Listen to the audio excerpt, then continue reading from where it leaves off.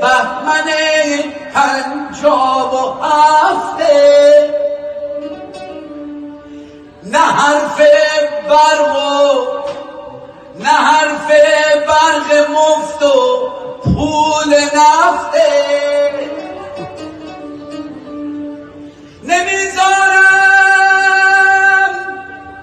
نمیذارم سر من هم بذارن کلاهی که سر بابام رفته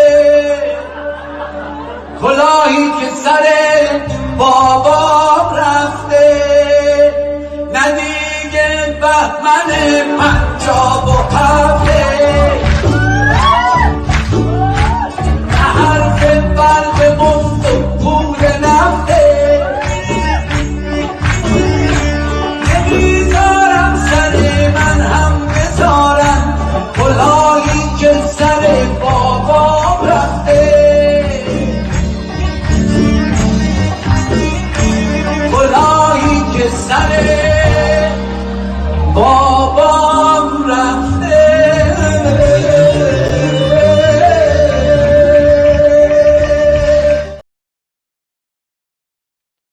به نام خرد ناخدای بشر، خرد رهگشای تو در خیر و شر، خرد ناخداوند هر با خداست، خرد هم خداوند و هم ناخداست.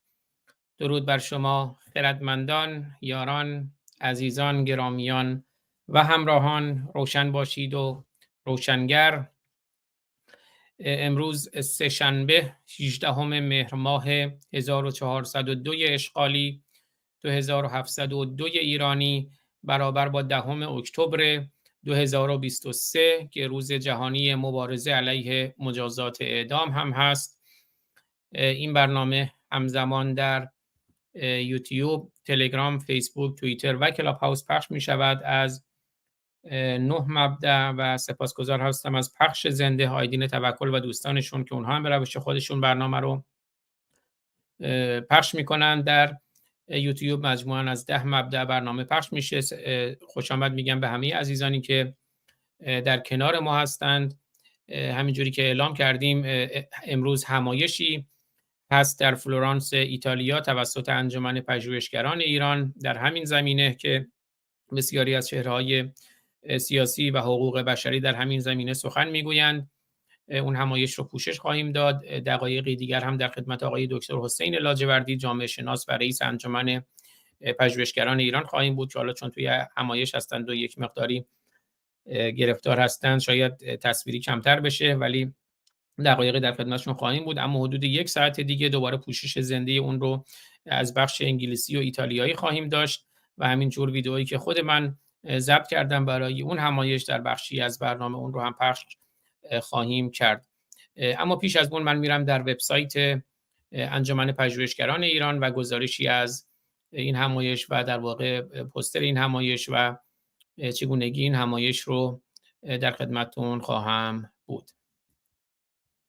خب این در تصویر میبینید وبسایت انجمن پژوهشگران ایران هست در 2 بخش فارسی و انگلیسی که در هر 2 بخش هم این همایش اطلاعاتش موجوده. من وارد بخش فارسی میشم فعلا و گزارشی از این همایش رو خواهیم داشت. همایش حق حیات و کیفر مرگ در ایران، نقش و مسئولیت جامعه بین المللی که امروز سه‌شنبه 10 اکتبر همین الان در حال برگزاری است. روز جهانی مبارزه علیه اعدام. روز 24 اسفند 1401 دفتر مقابله با مواد مخدر و جرم سازمان ملل متحد قراردادی 3 ساله تحت عنوان پروژه مشارکت کشوری با جمهوری اسلامی امضا کرد. در این 4مین نشست بین المللی انجمن پژوهشگران ایران به نقش و مسئولیت جامعه بین المللی در رابطه با چنین برنامه‌هایی در زمانی که حالا من اینو کامل بخونم، در زمانی که آمار افسار گسیخته اعدام و نقش فاحش حقوق بشر بیش از پیش از چشم جامعه بین المللی پنهان نیست میپردازد. 4 سوال کلیدی زیر با حضور متخصصان و صاحب نظران و دکتر جاوید رحمان گزارشگر ویژه سازمان ملل متحد بررسی خواهد شد.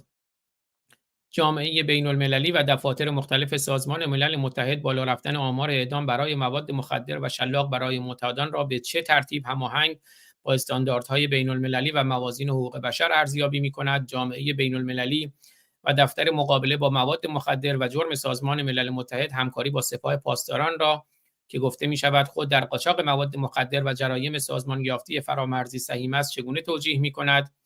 در ارزیابی جامعه بین‌المللی که بودجه چنین پروژه‌هایی را تأمین می‌کنند، جای قتل‌های حکومتی، ناپدید شدن‌ها، زندانی‌ها، مسموم کردن‌ها، دادگاه‌های ناعادلانه و فرمایشی و غیره که فقط در این یک سال گذشته جلوی چشم جهانیان در ایران اتفاق افتاده است، کجای این موازین و استانداردهای مورد قبول و توافق قرار دارند؟ با در نظر گرفتن همان موازین، استانداردهای بین‌المللی و وظیفه محافظت از مردم تحت ظلم و ستم، نقش و مسئولیت جامعه بین‌المللی و سازمان ملل متحد در قبال حکومتی که نه تنها آرامش و امنیت مردمش را فراهم نمی‌کند که آشکارا با اعمال خشونت و زور به سرکوب آنها می‌پردازد چیست؟ نشست اول که امروز از ساعت 9:30 تا 13 بود که تقریبا یک ساعت پیش، چون الان در فلورانس ایتالیا ساعت 14، یک ساعت پیش نشست اول پایان یافت و در اون نشست این موارد بود. آقای احمد رفعت خبرنگار از سازمان حقوق بشر ایران کنفرانس رو معرفی کردند. دکتر حسین لاجوردی رئیس انجمن پژوهشگران ایران افتتاحیه کنفرانس رو سخنرانی کردند. پروفسور محمود امیری مقدم ارائه گزارش سالانه سازمان حقوق بشر ایران رو داشتند و سخنرانان به ترتیب الفبا خانم دکتر نرگس اسکندری شهردار فرانکفورت آلمان پیامی به کنفرانس داشتند. خانم فهیمه ایلغمی اگر درست بخونم از حزب مشروطه ایران لیبرال دموکرات مقاله‌ای داشتند. دکتر فریدون رحمانی دانشیار و مدیر برنامه مطالعات حقوق بشر و برابری اجتماعی دانشگاه یورک در کانادا مقاله حق حیات و کیفر مرگ رو داشتند. خانم منی سیلاوی اگر درست بخونم دبیر کل حزب تضامن اهواز مقاله داشتند در مورد حق حیات و کیفر مرگ. خانم روحی شفیعی نویسنده مترجم مدافع حقوق زنان مقاله حق حیات و ناموس را داشتند، واژه ناموس در کروشه در گیومه. خانم نیلوفر صمیمی حق حیات و کیفر مرگ در ایران مسئولیت جامعه بین‌المللی مقاله ایشون بود. آقای خالد عزیزی سخنگوی حزب دموکرات کردستان ایران مقاله حق حیات و کیفر مرگ. آقای کاکو علیار عضو کمیته رهبری حزب کمولی کردستان ایران حق حیات و کیفر مرگ. آقای مهدی نخل احمدی حق حیات و کیفر مرگ از بلوچستان. آقای فاضل ولیان سازمان حقوق بشری هانا مقاله داشتند و همینجور پرزنتیشن به صورت ویدئویی خود من اونجا پخش شد. آزاد فارسانی قتل‌های سازمان یافته حکومتی که حالا اون ویدئو رو پخش میکنم، حدود نیم ساعت هست که 10 دقیقه از اون ویدئو در این همایش پخش شد. آقای یزدان شهدایی از سخنگویان پیمان همکاری شورای مدیریت گذار، پیمان همکاری که متشکل است از شورای مدیریت گذار، حزب مشروطه ایران لیبرال دموکرات، شورای ملی تصمیم، جمعیت سوسیال دموکراسی برای ایران، انجمن اتحاد برای آغازی نو، جنبش وحدت ملی ایران، حق حیات و کیفر مرگ فیلم، پیام‌هایی از ایران داشتیم. مهندس کوروش زعیم سخنگوی شورای ششم جبهه ملی ایران، خانم دکتر گیتی پورفاضل حقوقدان کنشگر حقوق بشر و زندانی سیاسی و خانم نرگس منصوری کنشگر حقوق بشر زندانی سیاسی و امضا کننده بیانیه موسوم به 14 تن. نشست دوم که از حدود یک ساعت دیگه شروع میشه به مدت 3 ساعت که میبینید رئیس شورای استانی توسکانی این بخش انگلیسی و ایتالیایی هست. رئیس شورای استانی توسکانی آنتونی ماتزیو، رئیس شورای شهر فلورانس لوکا میلانی، سورینو ساکاردی، حالا ببخشید دیگه اگه من اشتباه میخونم، تستیمو نیانزه، آقای وینچزو ویتا وکیل مجلس نماینده آرتیکل 21 رونمایی از درخت یاد بود. پروفسور جاوید رحمان سخنرانی میکنن، گزارشگر ویژه سازمان ملل متحد در مورد حق حیات و کیفر مرگ در ایران سخن میگن.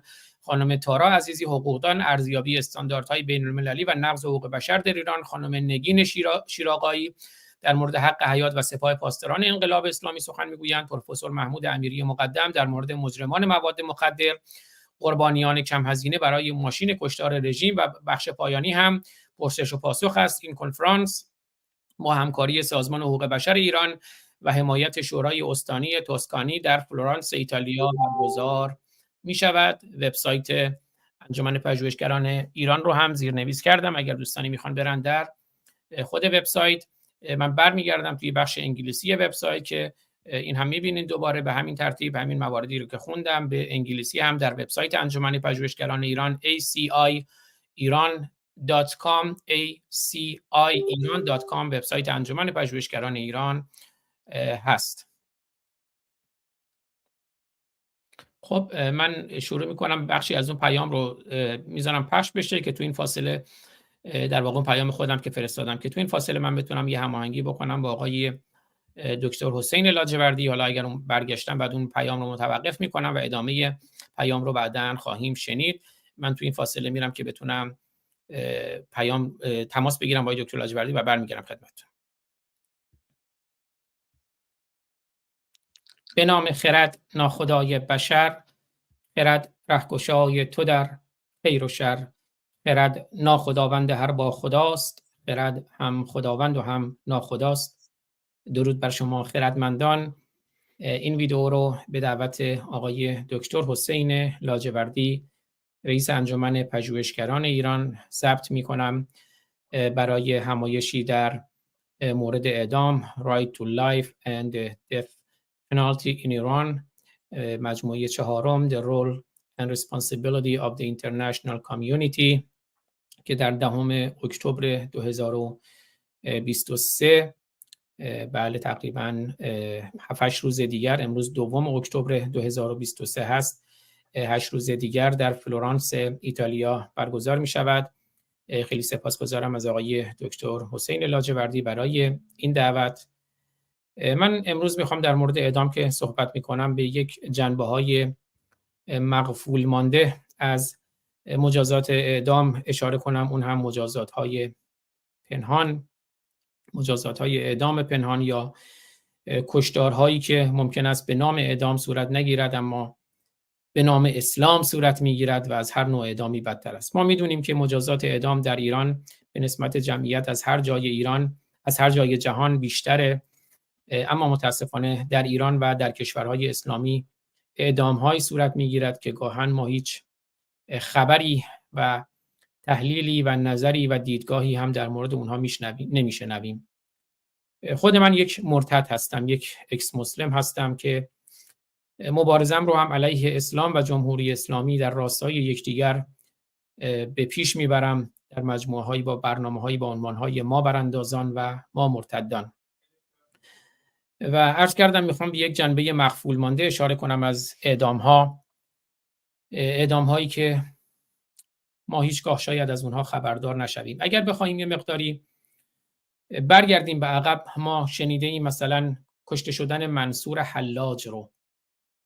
منصور حلاج کشته می شود به خاطر اینکه مسلمان نبود، مرتد بود، به خاطر اینکه گفت انسان حق است و خدا الله دروغ است و ناحق است، حقیقت نیست. اما چنان که لوی ماسینیون مستشرق فرانسوی در کتاب قوس زندگی منصور حلاج میگوید، منصور حلاج رو طبق آیه 33 سوره مائده کشتند. آیه 33 سوره مائده که میگوید انما جزاء الذین یحاربون الله و رسوله و یسعون فی الارض فسادا ان یقتلوا او یصلبوا او تقطع ایدیهم و ارجلهم من خلاف او ینفوا من الارض ذلک لهم خزی فی الدنیا و لهم فی الاخره عذاب عظیم. اون کسانی که به محاربه و جنگ با خدا و رسول او برخاستند، جزای اونها اینه که اونها رو زجر کش کنیم، دست و پای اونها رو خلاف جهت یکدیگر ببرید و اونها رو به دار بیاویزید و اونها رو نفی بلد کنید، یعنی مثلا بندازین روی تخت پاره‌ای و بندازین وسط دریا و اقیانوس تا بمیرند. بعد میگه این خزی و خواری و خفت اونها در این دنیاست و آخرت هم شکنجه دردناک، عذاب علیم در انتظار اونهاست. خب چند سال پیش ما شاهد بودیم که مثلا در اوج قضایای آبان در ایران که حدود 5000 نفر رو کشته بودند، یکی از مترجمان قرآن که در کابینه رجایی نخست وزیر ایران هم بوده میاد در تلویزیون جمهوری اسلامی و میگه ما اگر طبق این آیه 10,000 نفر رو هم بکشیم زیاده روی نکردیم. این آیه قرآنه. اما مسئله همینه که در طول تاریخ طبق این آیات انسان کشته شده و جالبه که محمد بخاری در کتاب صحیح بخاری میگه المحاربت هو الکفر بالله. یعنی محاربه همون کفر به الله، یعنی هر کسی صرفا مسلمان نباشد اون محاربه و به هر حال همون طبق آیات قرآن میگه یا مسلمان میشوید یا گردن زده میشوید. فضربوا فوق الاعناق فضرب الرقاب، میگه گردن اونها رو از پشت بزنید طبق آیات خود قرآن. اینها یک واقعیتی. عرض کردم حالا یه تصاویری رو هم من بذارم اینجا دوستان همزمان ببینن. مثلا این تصویر جواد روحی است و این نکته رو بگم چون خب به هر حال من چون تخصص خودم و تحصیلات خودم در زمینه الهیات هست و یه مقداری فقه رو میشناسم، یک مقداری الهیات رو میشناسم.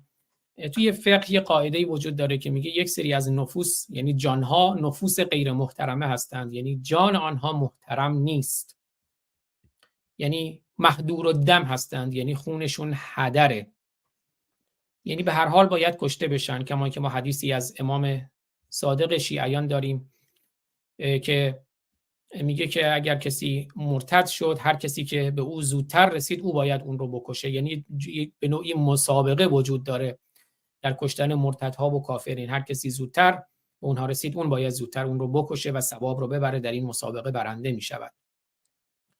و این گونه است که ما میبینیم از صدر اسلام تا کنون کسانی که مرتد میشوند رو میکشند و مهم هم نیست دیگه، پیگیری هم نمیشود که چگونه کشته میشوند. مثال حلاج رو عرض کردم. بعد ما جواد روحی رو داریم که خب برای جواد روحی میان 3 بار حکم اعدام میدهند به خاطر اینکه اون رو در تظاهرات‌های میگیرن، بعد میرن گویا در گوشی اون عکس‌های پیدا میکنند یا فیلم‌های پیدا میکنند که قرآن رو سوزانده، مجازات ارتداد و محاربه به اون میدهند، 3 بار اعدام میکنند. بعد میان میگن نه این حکم در دیوان عالی کشور نقض شده، که عجیب بود، معمولا چنین حکم‌های نقض نمی‌شود اما نقض میشه و بعد چون نمیخواستن تبعات قانونیش رو بپذیرن و بعد او رو در زندان میکشن، جواد روحی رو، و بعد بحث‌های دیگری رو مطرح میکنند که اساساً پیگیری نشود، دروغ‌ها و شانتاژهایی که ما میشناسیم از جمهوری اسلامی. یا یوسف مهراد رو داریم که در این تصویر میبینید و صدرالله فاضلی زاره که همین چند ماه پیش دوباره اعدام شدند به خاطر اینکه قرآن را سوزانده بودند این 2 عزیز ما. اما من میخوام یک نمونه دیگری هم مثال بزنم از همینها. شاعری در اصفهان، مهدی نیکبخت بیتوی اصفهانی، اتفاقا چند سال پیش گاردین اومد اولین گزارش رو در مورد اون پخش میکنه به خاطر سبک زندگی او و اینکه دفنوازی بوده، نوازنده بوده، که ببینیم ویدئویی از او ابتدا. سنتی و روشن فکر موندم تو کف فکراتون، موندم تو کف فکراتون. اگزیستانسیالیستی شد، اگزیستانسیالیستی شد از دیالوگتون افلاطون، از دیالوگتون افلاطون. من فلسفه خوندم بانو تو مسجد دانشگاهتون، من فلسفه خوندم بانو تو مسجد دانشگاهتون. هر شب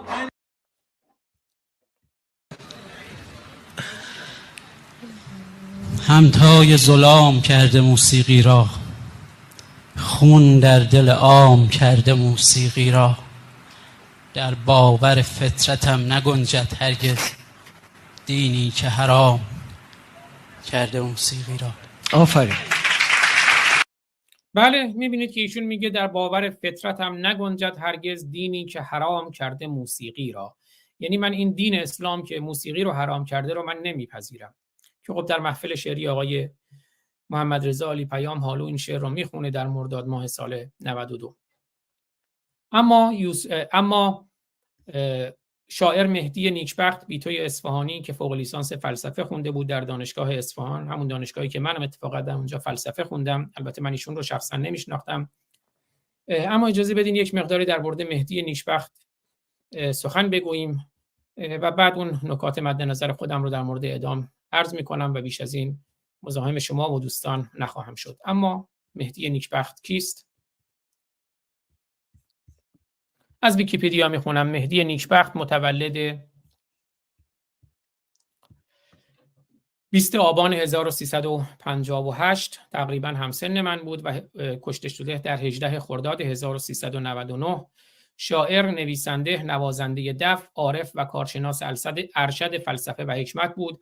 مجموعه اشعار او در کتابی با عنوان ولایت فیلسوف منتشر شده است که خود این عنوان کتاب خیلی با بحث ولایت فقیه و بعد ولایت فیلسوف خب میتونه تقابل‌های جدی داشته باشه که حالا نمیخوایم وارد جزئیات بشیم. وی 18 خرداد 1399 در اصفهان به قتل رسید. در 1 سالگی بینایی یکی از چشمانش را از دست داد. او کارشناسی ارشد فلسفه و حکمت داشت و لقب مبارز خستگی ناپذیر دف را بر دوش می‌کشید. همچنین پایه‌گذار کلاس‌های فلسفه برای کودکان و مبتکر حافظ درمانی بود. به گفته مصطفی مهرائین، نویسنده و دوست 15 ساله نیکبخت، 15 سال با اون دوست بوده، بزرگترین خصلت مهدی نیکبخت بی‌آزاری بود. مردی رها، محبوب، به دور از خودبینی و همیشه در سفر که هیچ وقت دنبال مال دنیا نبود. فلسفه خوانده بود و هر بار که زنده رود باز میشد با نواختن دف به پیشواز آن میرفت. قتل او به گفته دادستان عمومی و انقلاب سمیرم در تاریخ 18 خرداد 1399 شمسی 1399 اشغالی ساعت 2:50 بامداد در پی وصول گزارشی مبنی بر وقوع یک فقر قتل عمدی، بازپرس دادسرای عمومی و انقلاب شهرستان سمیرم دستور تشکیل پرونده و انجام تحقیقات و تعقیب قاتل یا قاتلان احتمالی را صادر نمود. با حضور مأموران در محل وقوع جرم مشخص شد مقتول یک مرد حدود 40 ساله بوده که بر اثر اصابت ضربات متعدد چاقو به قتل رسیده است. بر اساس گزارش‌های آگاهی سر او از بدنش جدا و روی سینه‌اش قرار داده شده است. به گفته مأموران آگاهی، قاتل انگیزه قتل را اظهارات بدون پروای بیتو، شاعر بیتوی اصفهانی مهدی نیکبخت، در ارتباط با برخی مسائل مذهبی و اعتقادات شخصی او عنوان کرده است. مراسم خاکسپاری او در زادگاهش روستای کبجوان اصفهان برگزار شد. از نیکبخت مجموعه شعری تحت عنوان ولایت فیلسوف به جای مانده که در سال 78 منتشر شد. مجموعه شعر ولایت فیلسوف نسخه گمشده‌ای از حافظ ملا نصرالدین و کودک فیلسوف. اشعاری که حالا برخی از اشعار اون رو می‌بینید، وقتی دوستان رو نمیگیرم. یک گزارش کوتاهی هم ببینیم از یورونیوز فارسی که همون موقع دیده شد و بعد یه توییت و نکاتم رو عرض می‌کنم خدمت شما. حالا دوستان خودشون میرن جزا، ولی منظورم این که این مغفول مانده دیگه، اون پیگیری نمیشود. چرا؟ چون محدودالدم بود از نظر اینها. جزئیات تازه از قتل بیتو شاعر اصفهانی را چگونه سر بریدند. حالا من یه شعرش رو میخونم و دوستان خودشون این رو میخونن. از بس زیبا این خاتون راحت نیستم باهاتون، اگزیستانسیالیستی شد از دیالوگتون افلاطون، من فلسفه خوندم بانو تو مسجد دانشگاهتون. یعنی فلسفه در واقع من رو از اون مسجد برید، والا اون نگاهش هم به بانو خاتون خب یک نگاه کاملا ایرانی و غیر اسلامی است. دوستان خودش میتونن برن این گزارش رو بخونن که عملا اون رو در یک ابهام و رازآمیزی قرار میدن و که این مسئله اساساً پیگیری نشود. شبیه همون ابهام و رازآمیزی که برای منصور حلاج داریم که او را میکشند و در یک ابهام و رازآمیزی این قتل بر هر حال سربسته باقی میماند. اما ما میدانیم که به خاطر ارتداد است، به خاطر باورهای اسلامی نداشتن است.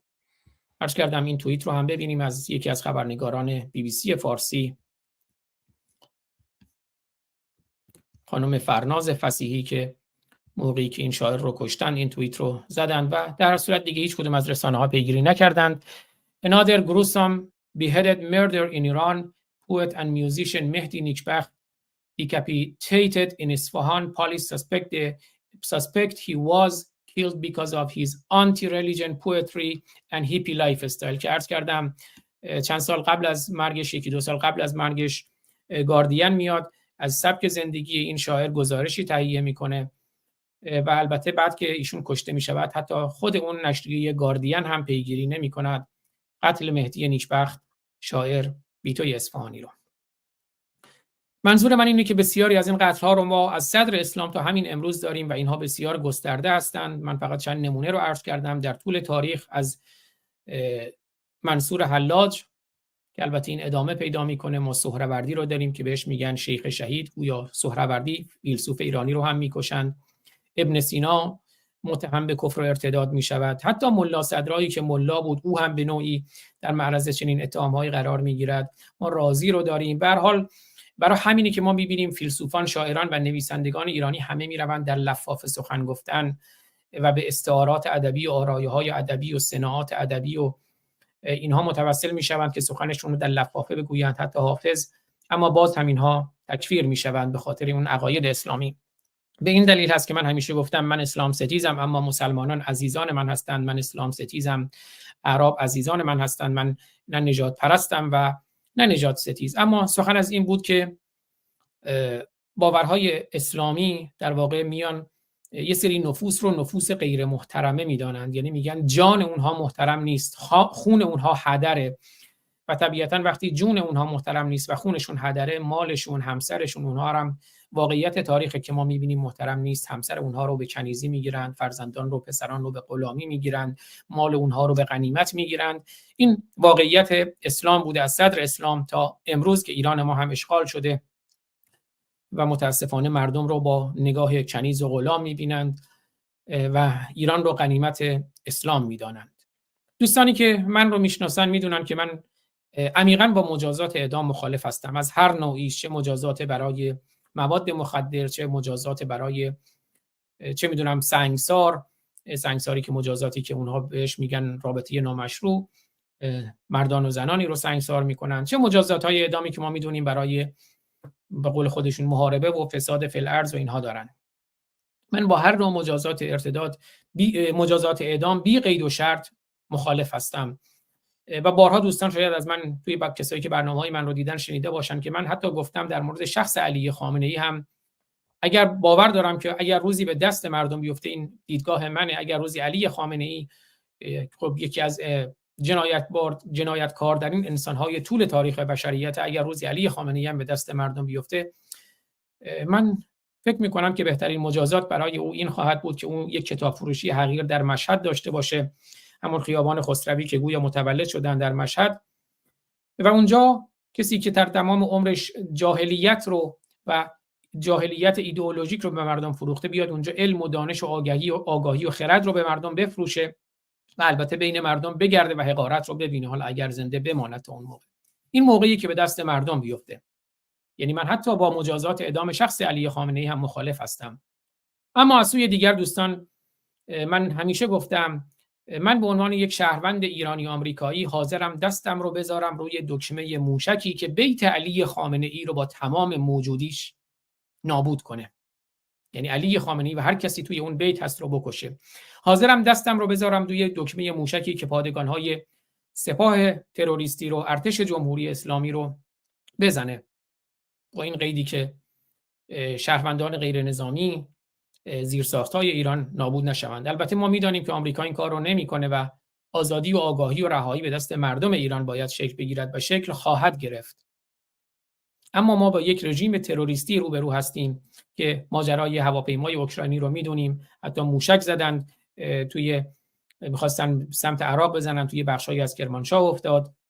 به هر حال ما می‌دونیم توی این 45 سال عمر جمهوری اسلامی به هر گونه‌ای که تونستند مردم رو کشتند، چه به لحاظ کشتن واقعی، چه به لحاظ کشتن جان، که مثلا کودک همسری طبق آمار خود جمهوری اسلامی، مرکز آمار ایران، آمار بسیار گسترده‌ای دارد که کودک همسری رو من نوعی قتل می‌دانم. بله، طبق گزارش مرکز آمار ایران در 6 سال گذشته حدود 184,000 ازدواج برای مرکز آمار گفته زنان، اما به باور من کودکان کمتر از 15 ساله ثبت شده است. یک بار دیگه میگم در 6 سال گذشته 184,000 ازدواج برای کودکان کمتر از 15 ساله ثبت شده. بر اساس گزارش مرکز آمار ایران سال گذشته 26,974 ازدواج برای کودکان کمتر از 15 سال و برای مردان کمتر از 15 سال، پسران کمتر از 15 سال نیز 15 ازدواج به ثبت رسید. همچنین در سال گذشته 779 طلاق برای زنان کودکان کمتر از 15 سال به ثبت رسیده است. به هر حال کودک همسری میراث پیامبر اسلام و 14 معصوم به بیان خودشون اسلام هست. این جانهایی که در طول تاریخ گرفته شده، چه به لحاظ جان فیزیکی، چه به لحاظ اعدام، چه به لحاظ کشتارهای اعلام نشده، چه به لحاظ کودک همسری که کشتن به باور من، چه به لحاظ قتل‌های ناموسی، اینها همه اعدامه، یعنی به عدم، به وادی عدم و نیستی نشاندن و کشاندنه. به هر روی من باور دارم که ما باید با اینها مبارزه کنیم. اولین گام در مسیر مبارزه هم از طریق آگاهی بخشی است و مبارزه و ستیز با اسلام. کتاب قرآن از کتاب نبرد من هیتلر بسیار کتاب تروریستی تره، حداقل کتاب نبرد من هیتلر رو مقدس نمیدونستند، هرچند یک کتاب کشتار بود. و قرآن رو مقدس میدونن. اما وقتی شما قرآن رو میخونید، که خود من برنامه‌ای دارم به عنوان تلاوت آیاتی از منجلاب قرآن، و میبینیم صراحتاً دستور کشتنه. به هر روی اون مجازات هایی که برای مواد مخدر هست، اونها مجازات های اعدام جای خود را داره، اما ما باید اون اعدام های واقعا مخفی و پنهان و کشتارهای اعلام نشده و پیگیری، کشتارهایی که چون میگن اونها محدور الدم هستن پیگیری نمیشوند، اونها رو هم مد نظر داشته باشیم که اینها کشتارهای اسلام رو و حکومت‌های اسلامی رو بسیار گسترده تر می‌کند و مردم ایران هم برای دفاع از خودشون چاره‌ای ندارن جز این که به خشونت متوسل شوند. یعنی عرض کردم من به عنوان یک شهروند ایرانی آمریکایی حاضرم دستم رو بذارم روی دکمه موشکی که بیت خامنه‌ای رو با تمام موجودیش نابود کنه. این کشتنه.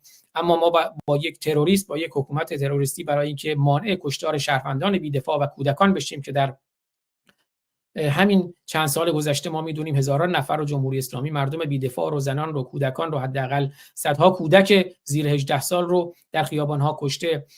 کودکانی که در سیستان و بلوچستان، در خوزستان، در چهارمحال و بختیاری خود ما، در اصفهان، در تهران، در جای جای ایران کشتن.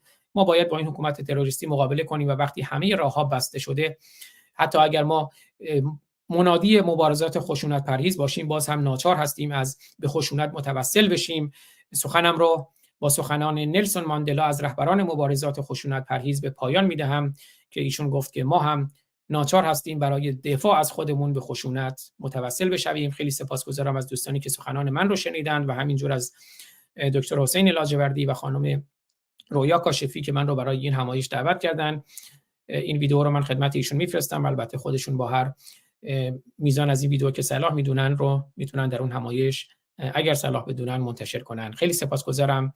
به امید آزادی، به امید آگاهی، به امید آزادی مردم جهان از دست هر نوع نگاه تروریستی و هر تروریستی و هر نوع نگاه ایدئولوژیکی که منجر به کشتن انسان ها می شود. تمام دغدغه ما درد و رنج انسان ها و تلاش برای کاستن از درد و رنج انسان هاست. انسان هایی که شامل خود مسلمانان می شود که به تعبیر ارنست رنان مسلمانان اولین قربانیان اسلام هستند و آزاد کردن مسلمان از زنجیر اسلام بهترین خدمتی است که انسان می تواند به او بکند، چون به باور ارنست رنان اسلام سنگین‌ترین زنجیری است که بشر به دوش کشیده است. خیلی سپاسگزارم. روشن باشید و روشنگر. دوستتون دارم. میبوسمتون. تا درودی دیگر. بدرود. You said today in your United Nations speech it was strange that the victims of a crime against humanity were being told what procedures were proper to rid themselves of that crime. What did you mean by that? Well, we are told, for example, that we must lift sanctions. We must call off the armed struggle. We consider this approach to be totally incorrect because the methods which are used by an oppressor, the methods of political action used by the oppressed are determined by the oppressor. In South Africa, the methods which the people are using to oppose apartheid and racial discrimination are determined by the government. Where the government talks peacefully, wants to solve problems by peaceful means, talks to the oppressed, it would be very difficult for them to turn to violence. But when the government bans political organizations, bans political activities, paralyzes individuals by imposing bans on them, and intensifies oppression, and carries on a brutal suppression of all political activities, what do you expect us to do? We must resort to violence in order to defend ourselves. But many people, especially in the West, seem to be blinded to this reality, that we ought not to have embarked on violence. We ought not to continue with violence when we are negotiating. We know better because we are the people who are responsible for this negotiating process. And we should be telling the world what methods of action should be abandoned and at what time. It is not for the international community to try to lecture to us as to what methods of action we should use.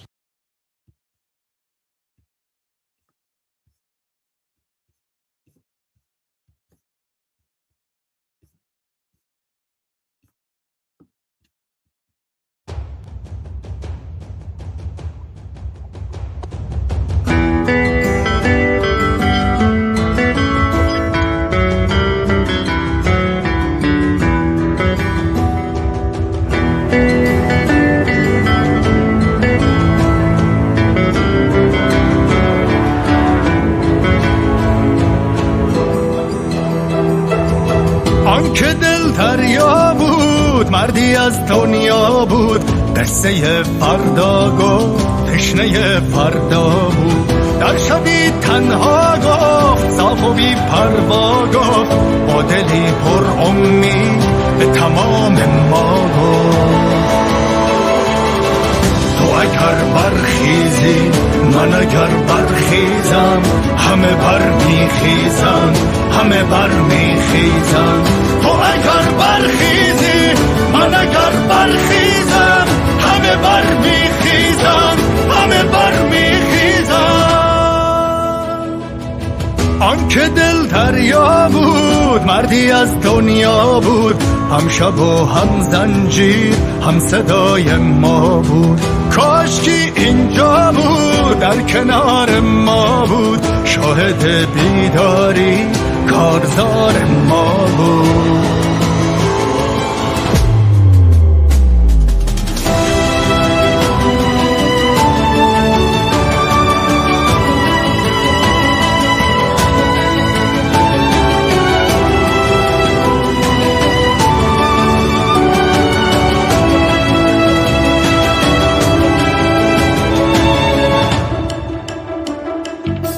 ما که خود سوخت جان باخته ایم، شعله بر جان شب انداخته ایم.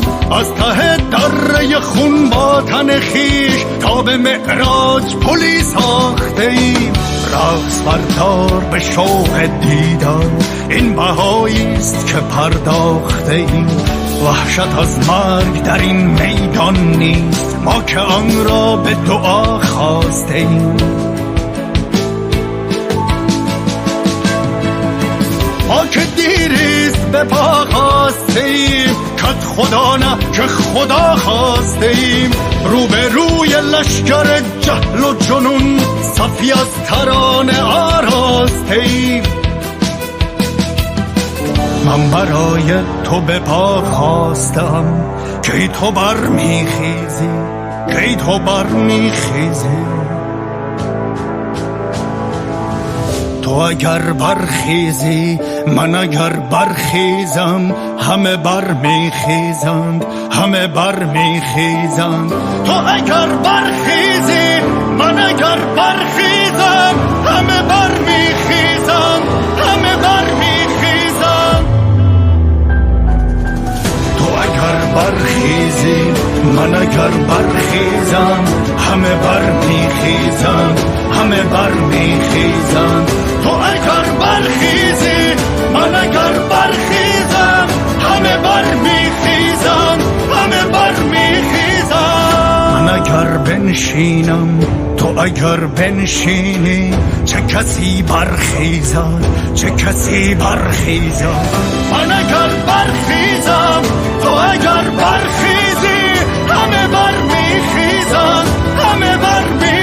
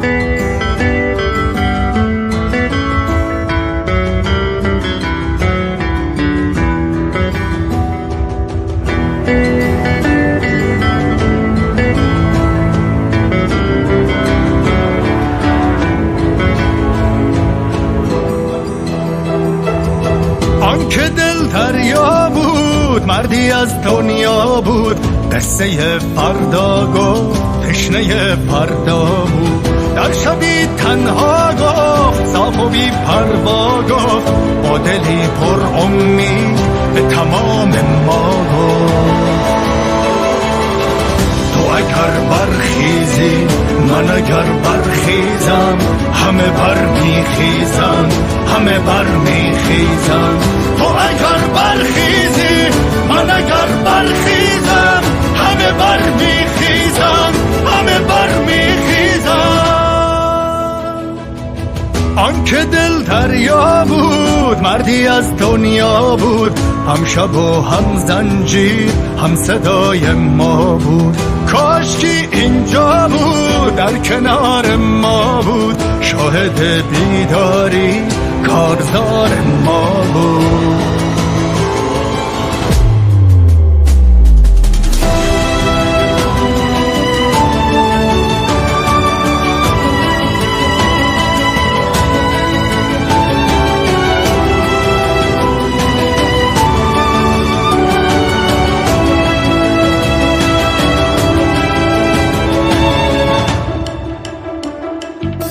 ما که خود سوخت جان باخته ایم، شعله بر جان شب انداخته ایم.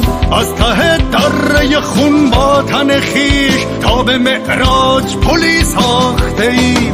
رقص بردار به شوق دیدار، این بهاییست که پرداخته ایم. وحشت از مرگ در این میدان نیست، ما که آن را به دعا خواسته ایم. ما که دیریست به پا خواسته ایم، کت خدا نه که خدا خواسته ایم. رو به روی لشکر جهل و جنون، صفی از ترانه آراسته ایم. من برای تو به پا خواستم، کی تو برمیخیزی، کی تو برمیخیزی. تو اگر برخیزی من اگر برخیزم، همه برمیخیزند، همه برمیخیزند. تو اگر برخیزی من اگر برخیزم، همه برمیخیزند، همه برمیخیزند. تو اگر برخیزی من اگر برخیزم، همه برمیخیزند، همه برمیخیزند. تو اگر برخیزی من اگر برخیزم، همه برمیخیزند، همه برمیخیزند. من اگر بنشینم تو اگر بنشینی، چه کسی برخیزد، چه کسی برخیزد. من اگر برخیزم تو اگر برخیزی، همه برمیخیزند، همه برمیخیزند.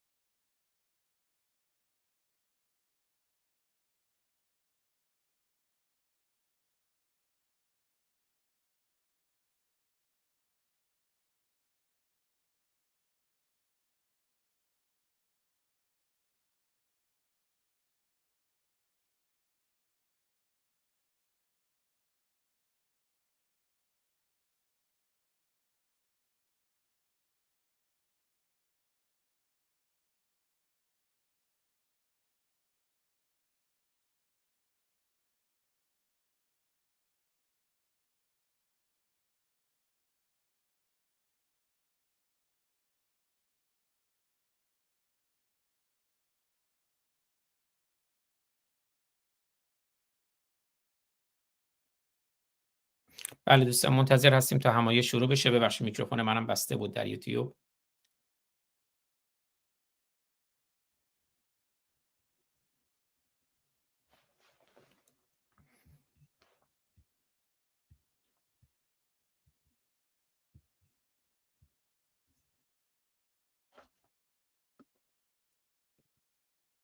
اجازه بدین من فکر میکنم بازم باید یک آهنگ دیگه پخش کنم.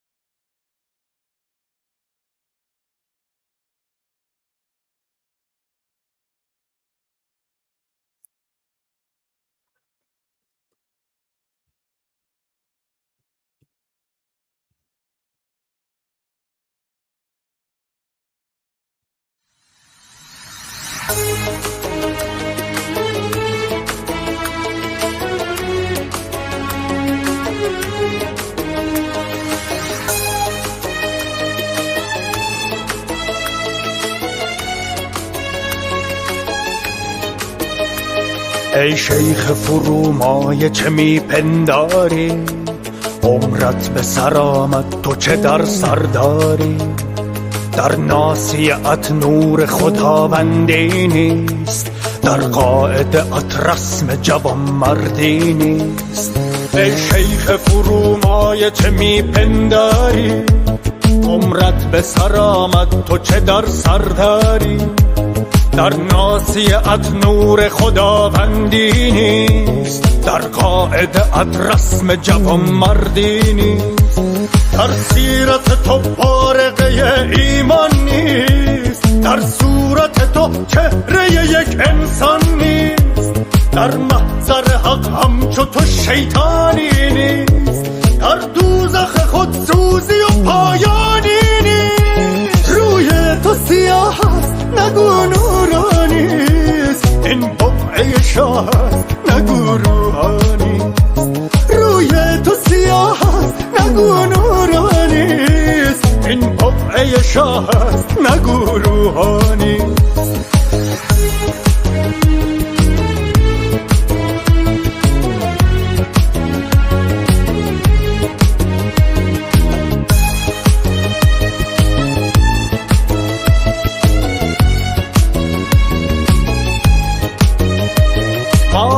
سر بریده می ترسانی، با دست کجت هرمله می رقصانی. با راز سپاه شمر می ترسانی، با دست کجت هرمله می رقصانی. از مرگ مترسان که مرا باکی نیست، همچون تو دگر نطفه ناپاکی نیست.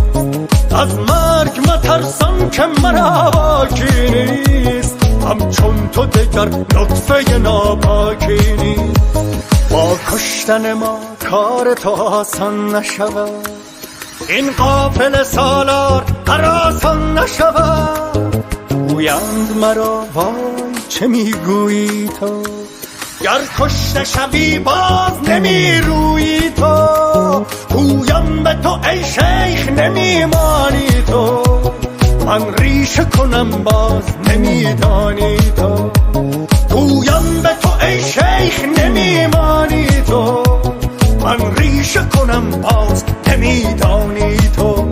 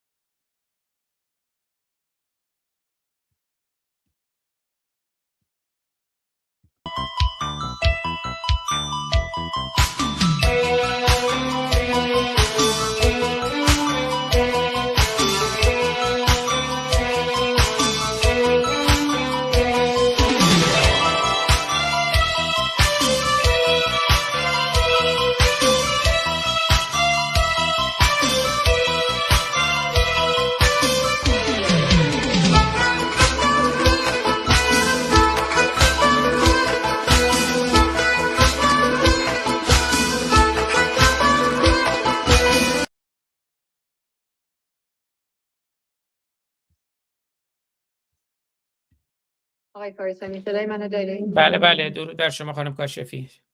من صدای آقای فارسانی میخواستم خواهش کنم موقعی که جلسه ما شروع میشه شما ویدیوتون رو ببندید در صورت امکان، من همین برای الان اینکه کلش میکنه با پخش ما توی سالن. الان ما به جز شما هیچ چیز دیگه ای تو سالن نداریم. ببخشید، من الان بستم، اگه نیازی هست من رو هم نمیدونم یه جوری میتونید که من ویدیو رو بستم. نمیدونم چه جوری بتونیم این کار رو بکنیم که من سخنرانام دیده بشن، چون شما که حرف میزنین این سخنران رو میاره جلو. فکر میکنم شما باید پین کنید روی زوم خودتون، اون رو پین کنید. من الان ویدیو رو بستم. اوکی، ما 3-4 دقیقه دیگه شروع میکنیم. بله. اگه مشکلی بود من کلا خارج میشم، ولی بعد نمیدونم چجوری پوشش بدیم. نهایتا دیگه حالا ما این پوشش اولیه رو دادیم، چون نمیخوام مشکلی تو سالن به وجود بیاد به خاطر من. فقط مهم اینه که من سخنرانم دیده بشه. شما سوپر فیلمتون رو پخش کردم. ببخشید. اگه نیازی بود که من رو کلا خارج کنید دیگه. من حالا فکر میکنم یه پوشش اولیه دادیم. خواستم بگیری صحبتم چند دقیقه بکنم. آره. به هر حال من نمیدونم بچه دیگه بتونین پخش بکنین، ولی این تنها مسئله منه که الان ویدیوی شما سوار به همه چیزای دیگه است که ما داریم. زورش زیاده. حسین میگه زورتون زیاده. من فکر میکنم پین شده اونجا، یه جوری باید اون ویدئوی خودتون رو در واقع پین کنید. اما میخواین یه گزارشی تو این چند دقیقه که قراره تا شروع بشه، اگر آقای دکتر یا خود شما خانم کاشفی یه گزارشی به ما بدین که بعد حالا دیگه من اگر خارجم شدم گزارش شما رو شنیده باشیم، سپاسگزار میشم. حسین الان با شما صحبت کنه. میخوایی یه لحظه امتحان کنیم، شما انجمن رو میوت کنیم با این صحبت کنیم. انجمن رو میوت کنیم. الان من میتونم با این صحبت کنم و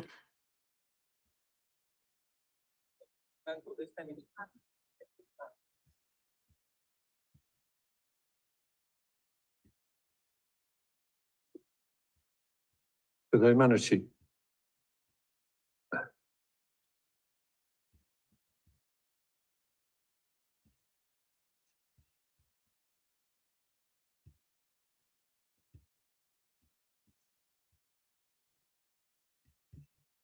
آقای فارسانی؟ برای که من صدای شما رو دارم، سپاسگزارم. آقای دکتر صدای من رو دارید؟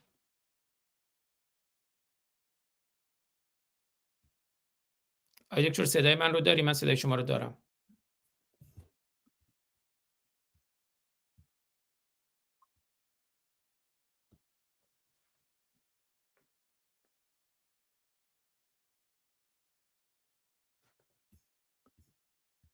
آقای دکتر صدای من رو دارید؟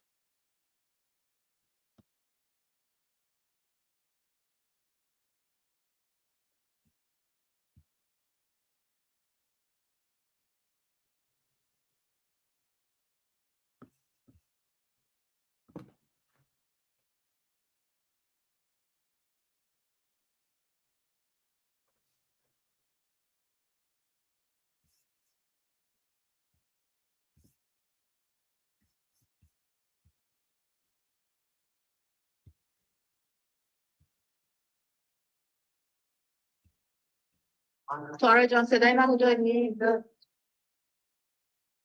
Sorry.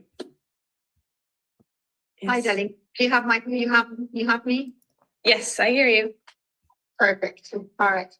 We have an issue with our sound here. Hopefully I can resolve it soon. We're still waiting for our Italian hosts to arrive. Being Italian, they're late. Right. So waiting a few minutes for them to arrive. But my sound has been muted for broadcast. Hopefully it will work. We'll be with you shortly. Great. Thank you. Okay. I'm going to mute myself now.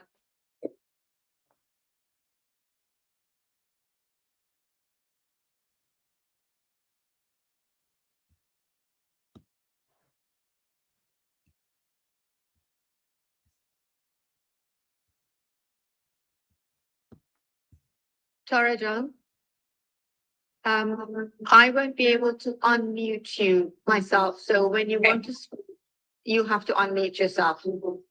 Great. Because it affects our soundboard. So you have to unmute yourself. Thank you. I'll remember that. Thank you. I'm muting myself now.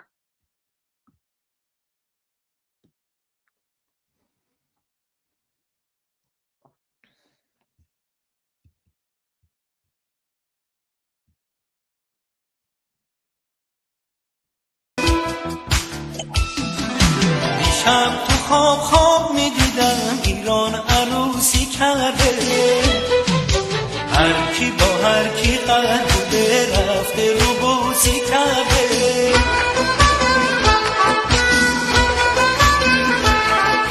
به به چه خواب خوبی، شمالی و جنوبی با هم یه سفره داشتیم، چه اتحاد خوبی.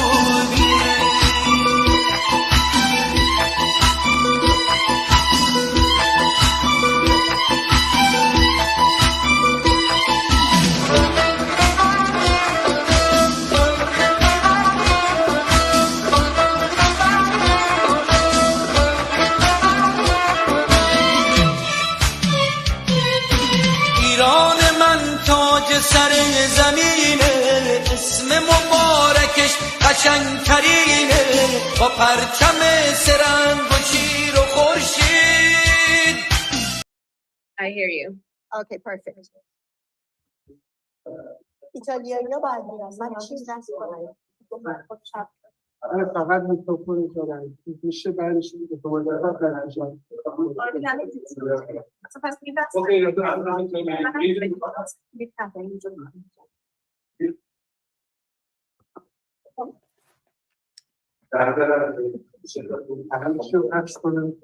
الان هیچ. الان منتظریم ایتالیایی ها بیان شروع کنیم.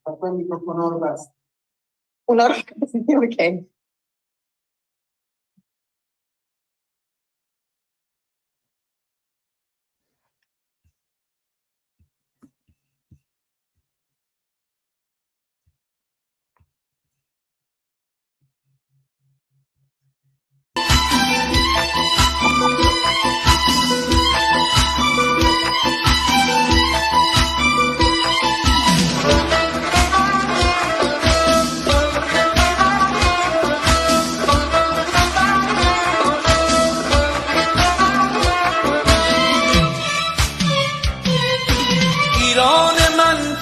سر زمینه اسم مبارکش قشنگترینه، با پرچم سرنگ و شیر و خورشید، بین سرای دنیا سرترینه.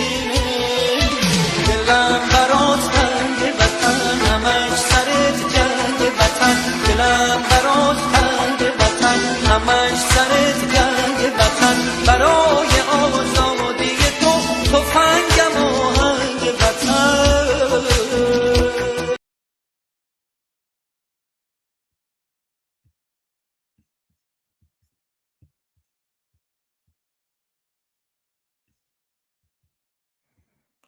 ببخشید دیگه دوستان، چون برنامه رو منتظر هستیم همایش شروع بشه، بخش انگلیسی و ایتالیاییش، و این همزمان هم هست. خب از زوم و یوتیوب و اینها پوزش میخوام.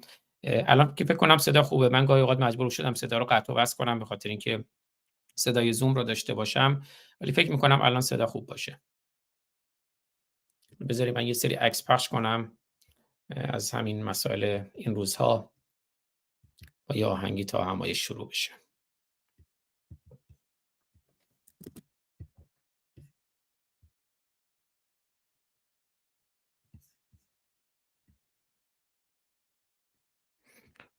منتظر مهمان‌های ایتالیایی همایش هستیم که خوندم در ابتدای برنامه چه کسانی میان، از وبسایت هم نشون دادم. مرسی قاسم جان، از شما سپاسگزارم. از میلاد جان سپاسگزارم. خب فکر میکنم تا همایش شروع بشه یه چند عکس و آهنگ گوش بدیم، بد نباشه.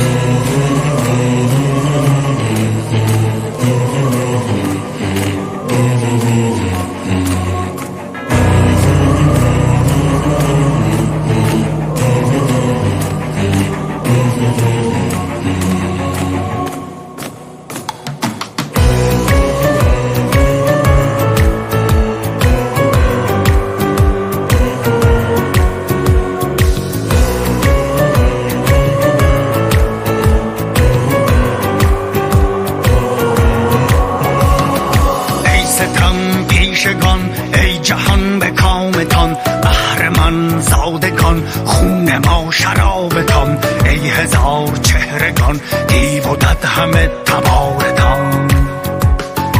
رسم اجدادتان رسم شوم بردگی، دین و آیینتان دین مرگ و کهنگی، جمله افکارتان غرق در فساد و هرزگی.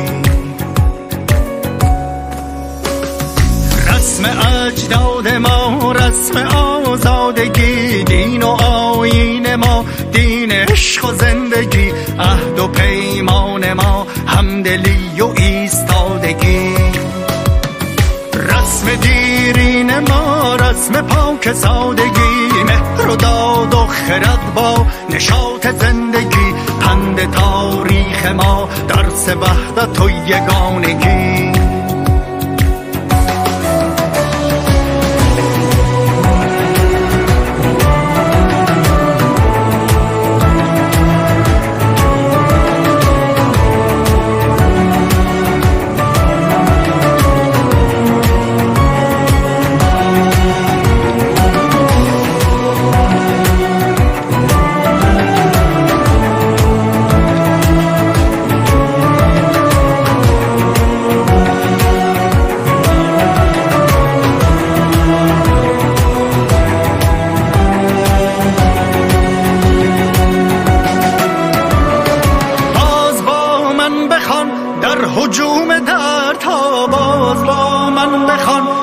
حصار بند ها باز با من بخوان، در حجامت ترانه ها باز با من برقص، زیر تیغ اخما باز با من برقص، با وجود زخم ها باز با من برقص، در ضیافت گلوله ها باز با من بمان، در صف قیام ها باز با من بمان، در غیاب نام ها باز با من بمان، در نبرد با نظام ها باز هم نعره کن، در سکوت دشت ها باز هم خنده کن، در حضور عشق ها باز هم جلوه کن، در میان برق چشم ها باز اندیشه کن، در زوال عقل ها باز هم ریشه کن، در خزان برگ ها باز هم غنچه کن، در هراس و ترس شاخه ها باز خورشید شو، در محاق سایه ها باز امید شو، در فغان ناله ها باز شور عشق شو، در مزار سرد سینه ها.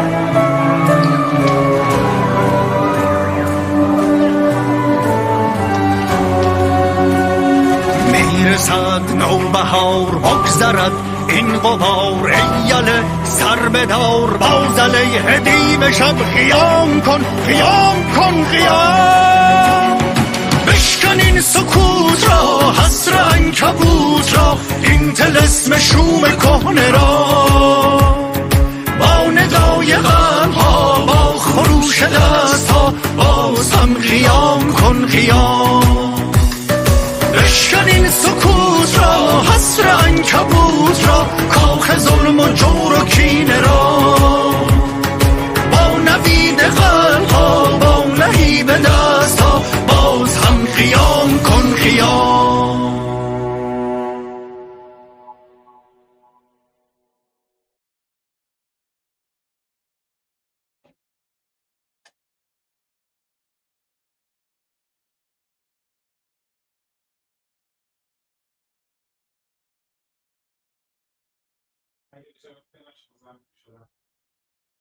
میگن یه سوال آیا امکان داره توی زوم همین الان تشریف دارید که چند دقیقه طرفدار پولی همین واسه که همون من فرض کنم به گزارش از همایش شما بود.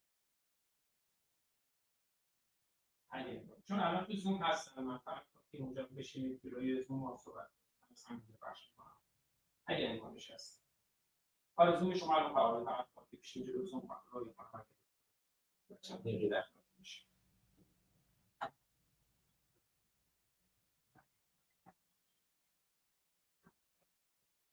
بله دکتر. بسیار عالی. همین تلفن هم اگه در بتونید صحبت کنید من میتونم صداتون رو بزنم. اوکی پس بذارید من بذارم به بلندگو.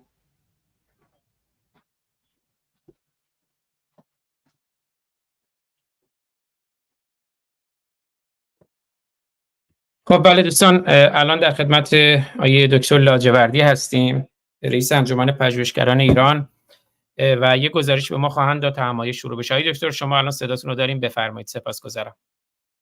سلام و درود دارم برای همه بینندگان و شنوندگان شما، چه هایی که الان آن هستن و میشنون و میبینن، چه اونهایی که بعداً خواهم دید. این کنفرانسی که در فلورانس ایتالیا ما داریم برگزار میکنیم، قسمت دومش تا چند دقیقه دیگه آنلاین خواهد بود. امیدوارم آقای فارسانی بتونن که قسمت‌هایش رو پخش بکنن. البته قسمت دوم به انگلیسی و ایتالیاییه، ولی این چهارمین کنفرانس بین‌المللی لغو اعدام که ما در اینجا داریم انجامش میدیم. کنفرانس‌های قبلی آخرینش در UCLA کالیفرنیا بود، کتابش هم چاپ شده و به هر حال این تلاشیه که ما 20 چند سال از عمر 31 ساله انجمن پژوهشگران ایرانی که به مسئله اعدام اختصاص پیدا کرده و تلاشمون بر اینه که اگر که 150 و چند کشور اعدام رو لغو کردن، ما این قتل حکومتی، این قتل وحشیانه‌ای که دارن جمهوری اسلامی رو مردم ما داره انجام میده به یه شکلی تحت توجهات جامعه بین‌المللی قرار بگیره. در اینجا گزارشگر ویژه سازمان ملل در رابطه با مسائل ایران حضور داره، چند نفر از مقامات ایتالیایی حضور دارن، 5-6 تا نشریه در مورد این کنفرانس خبر دادن، رادیوهای خبر دادن و به هر حال الان رئیس استان یعنی همون استاندار منتظرش هستن برای آغاز جلسه بعدی و استقبال خوبی شده. امیدوار به این هستیم که این امکان به وجود بیاد که اثری بگذاره روی مسائل جمهوری اسلامی. ولی این کنفرانس 2 هدف رو دنبال میکنه. هدف اول این اعدام هایی که یا قتل هایی که جمهوری اسلامی در 1 سال گذشته در رابطه با مهسا ژینات و دختر کردستان، دختر ایران، دختر امروز، دختر جهان انجام داده، حتما همه بینندگان شنوندگان شما در جریان کامل هستند. به قول خودشون 600 نفر کشته شدن که بیشتر تعداد بیشمار مصدوم همه اینها هست. این یک قسمتی که بررسی بشه. یک قسمت دومی هست که توی امروز باز از طرف همین گزارشگر ویژه سازمان ملل متحد پیشنهاد شده. سازمان ملل یک پروژه‌ای رو برای جلوگیری از اعدام و گسترش مواد مخدر در اختیار ایران، البته نه ایران، در اختیار سپاه پاسداران گذاشته که با حمایت اروپا. رئیس مالی این پروژه هم الان آلمانه و دارن پول‌هایی رو، حمایت‌هایی رو از جمهوری اسلامی میکنن و به امید این که این پروژه قادر باشه از تعداد اعدام‌ها و گسترش مواد مخدر جلوگیری میکنه. غافل از اینی که همین در 1 سال گذشته که این پروژه اختصاص داده شده و کلی پول به ایران داده شده، می‌بینیم که تعداد اعدامی‌های مواد مخدر بیشتر، تعداد گسترش مواد مخدر وحشتناک. ولی از اونجایی که همه میدونن این پول مستقیما به دست سپاه میرسه و تعدادی رو اعدام میکنن که به نام مواد مخدر، یعنی آدم‌های سیاسی رو به این ترتیب اعدام میکنن و عنوانش میذارن که این معتاد بوده یا قاچاقچی بوده یا هر چیز دیگه. این هاست مسائلی که چندین مقاله به کنفرانس ارائه شده. الان پخش مستقیم هست که این کسانی که در پنل حضور دارن در رابطه با اون تحقیقات خودشون رو ارائه میکنن و ما امیدوار به این هستیم که این قسمت که تموم بشه، اگرچه لایو پخش میشه با لطف آقای فارسانی، امیدوارم که مقداری پخش بشه، در وبسایت انجمن ذخیره میشه و قابل دیدار هست. و از طرف دیگه ما سعی بر این خواهیم کردش که بلافاصله مثل کنفرانس قبلی دانشگاه UCLA کتابش رو هم چاپ کنیم و در اختیار بگذاریم. یکی از کسانی که متاسفانه حضور نداشت ولی حضورش واقعا در کنفرانس ملموس بود، خود آقای آزاد فارسانی است که با ویدیوی نیم ساعته ما چند دقیقه رو پخش کردیم در حال نگاه خاص خودشون رو به قطعهای حکومتی و مسائل مذهبی اینها برخورد کردن که امیدوارم باز مورد توجه باشه و بتونن ببینن. در خدمت شما فارسانی. خیلی سپاسگزارم از شما دکتر. Questa sezione sarà prima in italiano, poi il professor David Rahman, rappresentante delle Nazioni Unite per il monitoraggio della situazione dei diritti umani in Iran, parlerà in inglese. Prima rappresentanti del Consiglio regionale, Consiglio comunale, Severino Saccarti che ha collaborato, direttore della rivista Testimonianze, e Vincenzo Vita che se treno non ritarda più di quanto ha ritardato, che in rappresentanza dell'articolo 21 prenderanno la parola e parleranno ovviamente in italiano. Io ripeto, perché non c'è stato questa mattina, che scelta di Firenze non è casuale.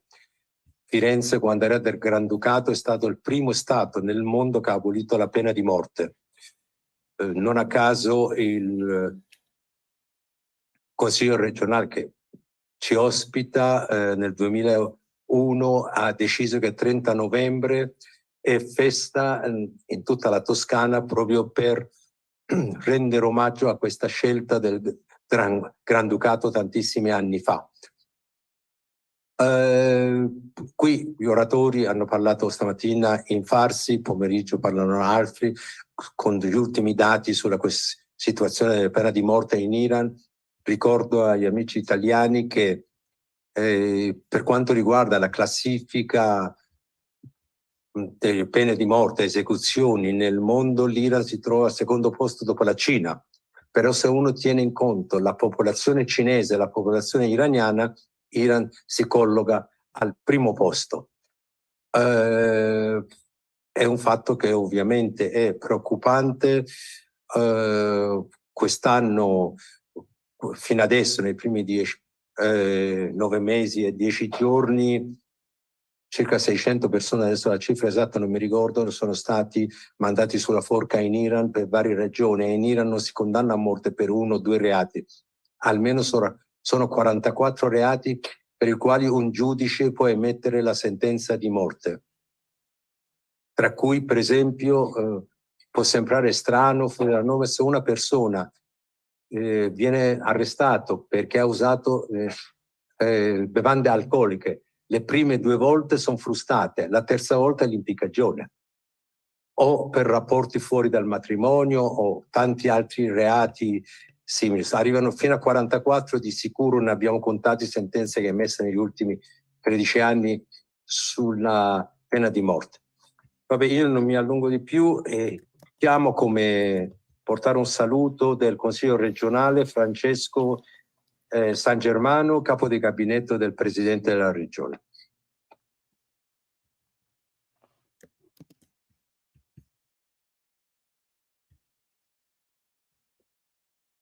Come in inglese, giusto?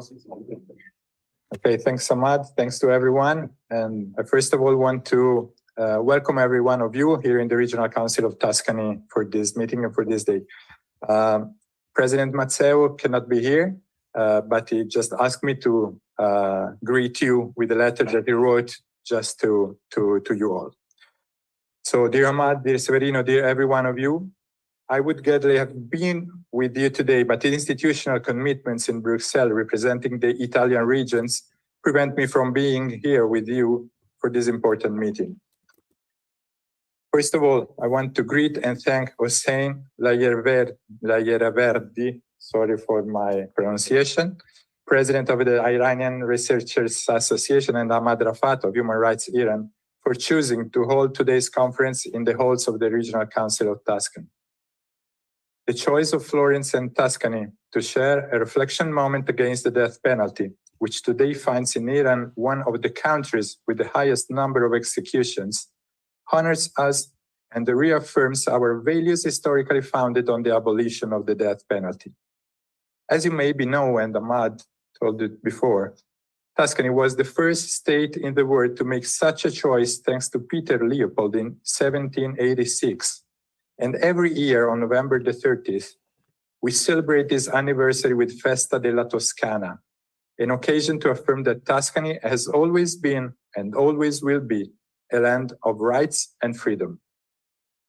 We follow with apprehension and support the struggle against the regime by Iranian civil society, sparked by the cruel and unjustified death of young Mahsa Amini.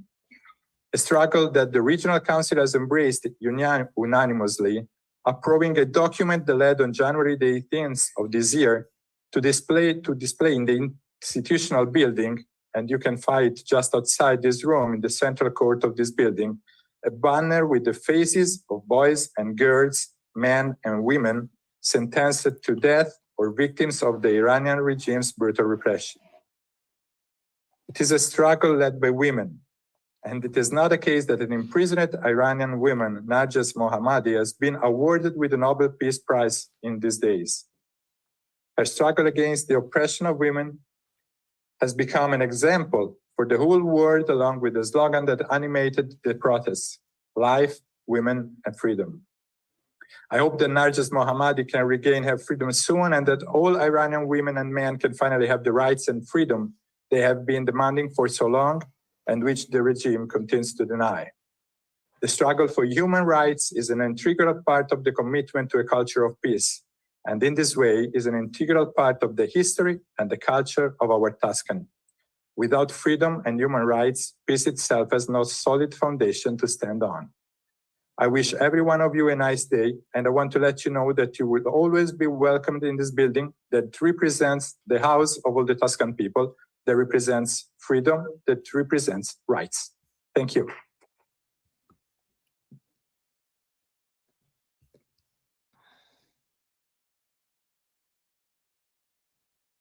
Ringraziamo San Germano, ma soprattutto l'intero Consiglio della Regione Toscana e il suo Presidente per averci offerto questa ospitalità. Adesso chiamerei qui sul podio a Luca Milani, che è a capo del Consiglio della cittadina di Firenze.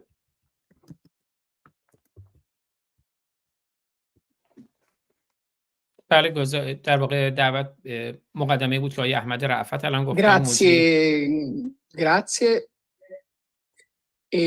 Porto i saluti del Consiglio Comunale di Firenze a questo convegno. Voglio ringraziare gli intervenuti, voi presenti, la Regione Toscana per questa opportunità e la rivista Testimonianze, perché è importante la collaborazione con questa rivista, il cui fondatore ha fatto della centralità dei diritti umani e della valorizzazione, direi, dell'uomo l'elemento centrale della propria vocazione.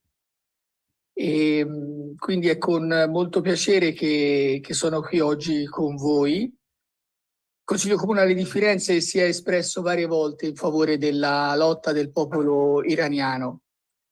E lo abbiamo fatto anche con delle onorificenze che sono state date in questi anni a Nasrin Sotoudeh nel 2020 e più recentemente attraverso l'onorificenza della cittadinanza onoraria a Tomasz Saleh. Questo per testimoniare la vicinanza che sentiamo rispetto ad un'oppressione forte e le immagini che avete qui di queste donne, di questi giovani uomini, sono una ferita perché per fortuna in questa parte del mondo non siamo più abituati a vedere questo comportamento, perché appunto da diversi secoli l'evoluzione della legislazione di questa parte del mondo non contempla più questo tipo di reazioni, e quindi è evidente che c'è una discriminazione totale. E allora, ritornando alla rivista Testimonianze, a padre Balducci, dobbiamo essere consapevoli e andare tutti alla ricerca dell'uomo planetario, cioè dell'uomo e della capacità dell'essere umano di essere tale ed essere considerato tale in tutte le parti del mondo.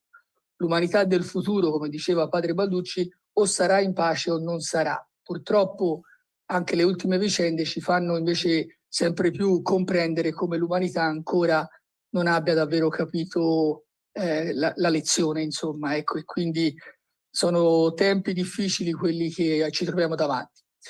Insomma, l'Iran è coinvolto in prima battuta anche nelle ultime vicende, e questo è un elemento ulteriore di grossa e profonda riflessione che dobbiamo fare. Quindi grazie, buon convegno.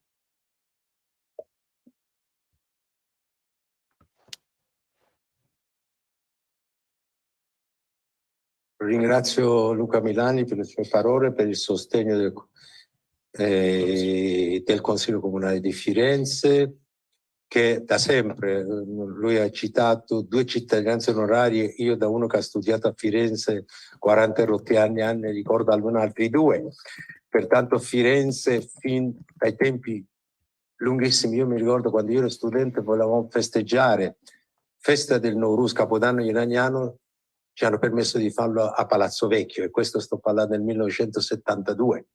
Nel senso, Comune di Firenze, il Consiglio Comunale di Firenze da sempre sta al fianco degli iraniani. No, lo so, hanno fatto pure di recente questo, però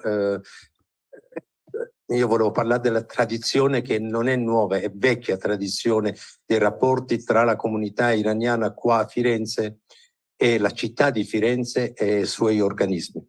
Adesso inviterei sul podio onorevole Vincenzo Vita, deputato per diverse legislazioni, ma oggi è qua in rappresentanza di un'associazione, articolo 21, che raggruppa tutti coloro per cui è importante difendere la libertà di opinione, di stampa, di cui io pure modestamente ne faccio parte. Vincenzo.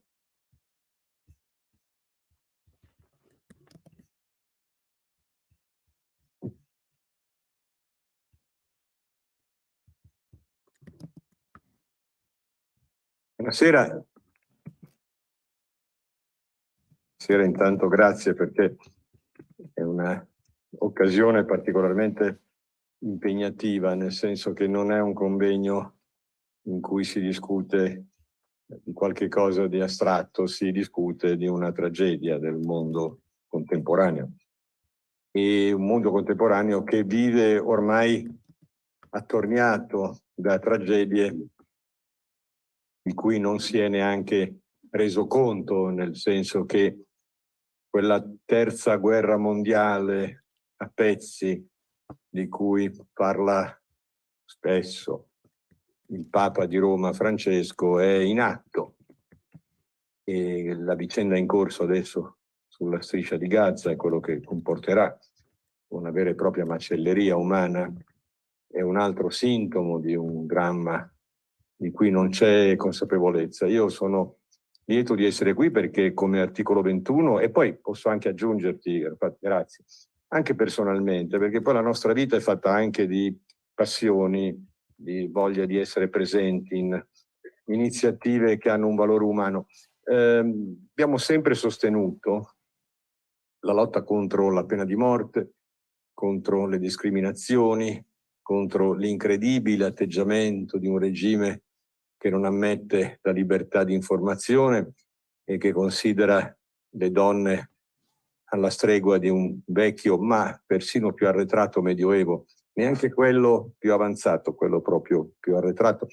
E dunque abbiamo tante volte manifestato, anche recentemente, sollecitato un'attenzione del mondo dell'informazione per raccontare di più quello che avviene in Iran, perché i mass media, non tutti, per fortuna ci sono delle eccezioni anche impegnative, tendono ad assecondare la geopolitica dominante e quindi esistono delle parti del mappamondo che sono più illuminate perché si ritiene che siano quelle più interne ai desideri, agli interessi dei grandi paesi che hanno in mano le leve del comando nel mondo. L'Italia è parte di uno schieramento, come voi sapete. Tra l'altro è parte di quello schieramento non con l'autonomia però di giudizio e di valori di cui parlò tanti anni fa una persona che tutti rimpiangiamo, Enrico Berlinguer, che disse: noi stiamo sotto l'ombrello della NATO ma con una nostra autonomia e l'Europa deve essere il soggetto di riferimento. Adesso invece in Italia la maggioranza e anche una rilevante parte dell'opposizione considera la NATO persino un valore in sé. Ecco, ma l'altro punto però che si intreccia a questo è che ci si occupa della parte del mondo che più ha a che fare con i propri interessi. Intere zone non sono nemmeno oggetto di dibattito, di approfondimento, sono una sorta di unicum, una strisciata, si parla così. E non si sa, per esempio in Italia, mi permetterete, ma io credo di non sbagliare, non si sa pressoché nulla di cos'è l'Iran. No. L'Iran è stato conosciuto un po' in Italia quando vi fu il passaggio dal regime dello Shah a Khomeini. E allora ricordo che io mi metto tra i cattivi, era tanti anni fa, insomma. Ben più, meno anziano, ben più giovane.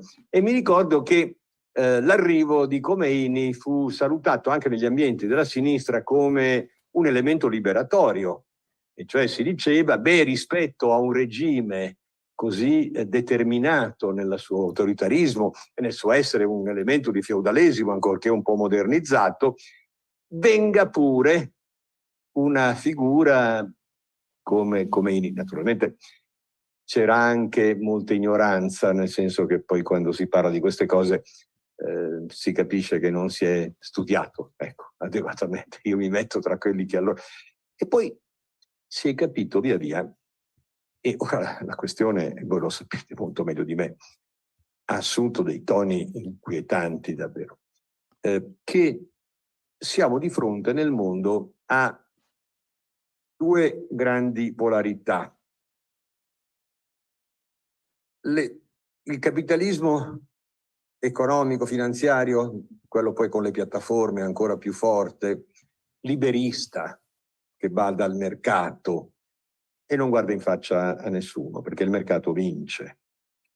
E poi dall'altra parte, ma con la condiscendenza di quell'altro polo, vivono stati teocratici che non hanno niente a che fare con l'evoluzione dei sistemi democratici, che ci siamo tutti quanti illusi tra l'Ottocento e il Novecento, famoso Novecento, secolo breve, che fossero l'elemento determinante anche dell'evoluzione del mondo. Per esempio, mentre venivo qua, con questo vizietto che io non riesco a cancellare, di fare 8 cose insieme, era fatto, stavo scrivendo un pezzetto che esce domani, faccio un po' di autopubblicità, ho una rubrica il mercoledì sul manifesto, sui media, e stavo scrivendo sul testo europeo, European Freedom Act, in cui c'è però un passaggio che nessuno aveva davvero sottolineato, per cui nei momenti di problematiche, diciamo così, di sicurezza, si possono introdurre nei telefonini degli smartphone dei giornalisti di spyware, in modo che tutto sia controllato. C'è un elemento quindi di pericolosa come dire, involuzione anche nei sistemi democratici. Non è vero che tutto è scontato, niente affatto. La storia non è vero che non può avere dei ritorni in modo diverso. E dunque, tornando al tema, e poi vi lascio, occuparci quindi dell'Iran deve essere una sorta di imperativo categorico per noi, perché attorno alla questione dell'Iran, correggetemi se dico male, ma qualche cosina ho letto, anche grazie a te, si gioca una partita di fondo, cioè un paese che ha grandi opportunità sotto il profilo economico e tecnologico e che è in un punto cruciale, lo vediamo adesso con la vicenda medio orientale, nello scacchiere geopolitico, ha invece dentro di sé questa sorta di anima teocratica, reazionaria, capace persino di uccidere all'alba via via tante persone senza motivo, senza un processo, quindi con una sorta di fascistizzazione poi della sua attività, che rischio che le democrature, come vengono chiamate oggi, le democrazie che sono anche un po' autoritarie, è un brutto termine, un vizio che oggi corrono. Noi siamo con voi e grazie per questo convegno. Cosa vuol dire essere con voi? Vuol dire non solo manifestare, ma cercare di far emergere sulla comunicazione, nella comunicazione, nei rapporti anche politico e culturali, un'idea più precisa di quello che succede e dare quindi il senso che non siamo davanti a una delle tante questioni, è una questione di primissimo rilievo, perché è in gioco il senso stesso dell'umanità. Io vedo queste cose e mi sento male, perché vuol dire che c'è appunto alla faccia delle tante chiacchiere sulla democrazia nel mondo, c'è questa roba. Noi dobbiamo essere attivisti dei diritti umani, sapendo che questa non è una forma di attivismo generico, ma è una componente anche di una nuova politica. E qui chiudo davvero. Una politica di questa stagione del mondo non può essere più quella che abbiamo conosciuto nel Novecento, ma non è solo perché non ci sono più le forme di partito come le abbiamo conosciute, ma perché le tematiche da affrontare oggi si incrociano molto più da vicino con l'essenza dell'umanità. Cioè oggi politica vuol dire un nuovo umanesimo, un nuovo senso di comunità. E quell'internazionalismo che mi ha fatto sfilare da ragazzo, l'internazionalismo, allora si pensava al Vietnam, e oggi l'internazionalismo vuol dire considerare voi miei fratelli e sorelle. Noi siamo nella stessa comunità e se perdete voi perdiamo anche noi. E se continua quella roba indescrivibile, siamo noi stessi condannati alla morte interiore e non saremo in grado di vivere tranquilli. Io mi chiedo scusa se la mia presenza qui è un po' così saltuaria, ma ci tenevo perché è importante questa iniziativa e daremo seguito, poi con Rafat abbiamo un contatto pressoché quotidiano, daremo seguito anche alle nostre attività comuni. Grazie. Grazie Vincenzo. L'ultimo intervento, poi farò un riassunto di interventi in italiano. Qualcuno sì? Lui sì. No. Molti sono di Firenze, cioè sono iraniani di Firenze. La parola a Severino Saccardi. Severino Saccardi è un personaggio a Firenze. È stato membro del Consiglio regionale, dirige una rivista che si occupa dell'umanismo, dell'umanità, dell'essere umano, come ha ricordato pure Luca Milani, oltre al fatto che con gli iraniani da sempre Severino, quando è chiamato, risponde, non manca mai all'appello. E forse come la comunità iraniana gli dobbiamo molto a Severino perché ci ha sempre aiutati. Adesso, oltre al fatto che è amico mio, poi adesso chiamo Severino per parlare, poi farò un riassunto degli interventi che sono stati fatti in italiano e in inglese. Io saluto tutti voi e ringrazio il Consiglio regionale per questa opportunità e per le parole che sono state dette. Io credo che il modo migliore per incominciare a parlare di questo grande tema sia far riferimento a un film. È un film iraniano che in italiano ha il titolo Il nome non esiste, il male non esiste, di Mohammad Rasuluf, che è un film, potremmo dire, di carattere milaniano. Sapete Don Milani, no? L'obbedienza non è più una virtù. Quest'anno è il centenario di Milani, anche il Consiglio regionale gli dedicherà una seduta. Questo film, che è un film apparentemente complesso, 4 storie che in realtà sono l'articolazione di una sola storia, ha al centro una persona e una vicenda. C'è un soldato semplice a cui viene chiesto, ordinato dai superiori, di togliere lo sgabello sotto i piedi di un condannato a morte. E il soldato semplice dice: io in coscienza quella cosa non la posso fare.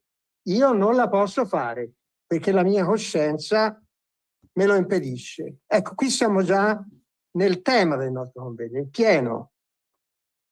Quando Ahmad ci siamo visti quest'estate e mi ha fatto la proposta di questo convegno, e abbiamo pensato appunto, e mi ha riferito la richiesta degli amici ricercatori iraniani di farla a Firenze, e mi è sembrato, io sono d'accordo con quello che diceva anche Francesco prima, naturalmente, che è una scelta importante, perché Firenze e la Toscana sono luoghi simbolo.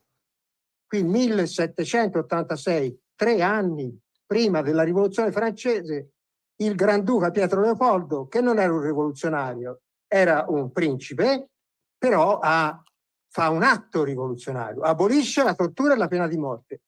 Oggi noi siamo in una situazione in cui ancora tanti paesi al mondo stanno aspettando Pietro Leopoldo. Stanno aspettando ancora Pietro Leopoldo. E l'Iran è tra questi. L'Iran, come voi amici iraniani ci insegnate, è una realtà grande e complessa. Erede di una grande civiltà, ha una società civile matura, moderna e pronta per la democrazia, e un potere chiuso, dogmatico e autoritario. Io vedo quelle foto di condannati a morte. È una storia lunga quelle delle foto. Io ricordo già gli amici iraniani che studiavano a Firenze ai tempi dello Shah, anche allora c'erano le foto. Questa lunga strisciata di foto di persone uccise dal potere. Ora l'Iran è in rivolta dopo l'episodio, dopo la morte di Mahsa Amini, e le donne sono alla testa di questa rivolta, di questo regime, contro questo regime teocratico, anche se la definizione è un po' curiosa. Una di queste mattine, una trasmissione di radio protestante che fa delle belle trasmissioni culturali, il conduttore mi diceva: ma Dio che c'entra? Dio non c'entra niente, naturalmente. E le donne danno un segno, perché non sopportano più l'oppressione del regime teocratico. E il premio Nobel a Narges Mohammadi è un grande segnale. Perché è un grande segnale? Non solo perché premia una donna coraggiosa, ma perché contiene un principio implicito.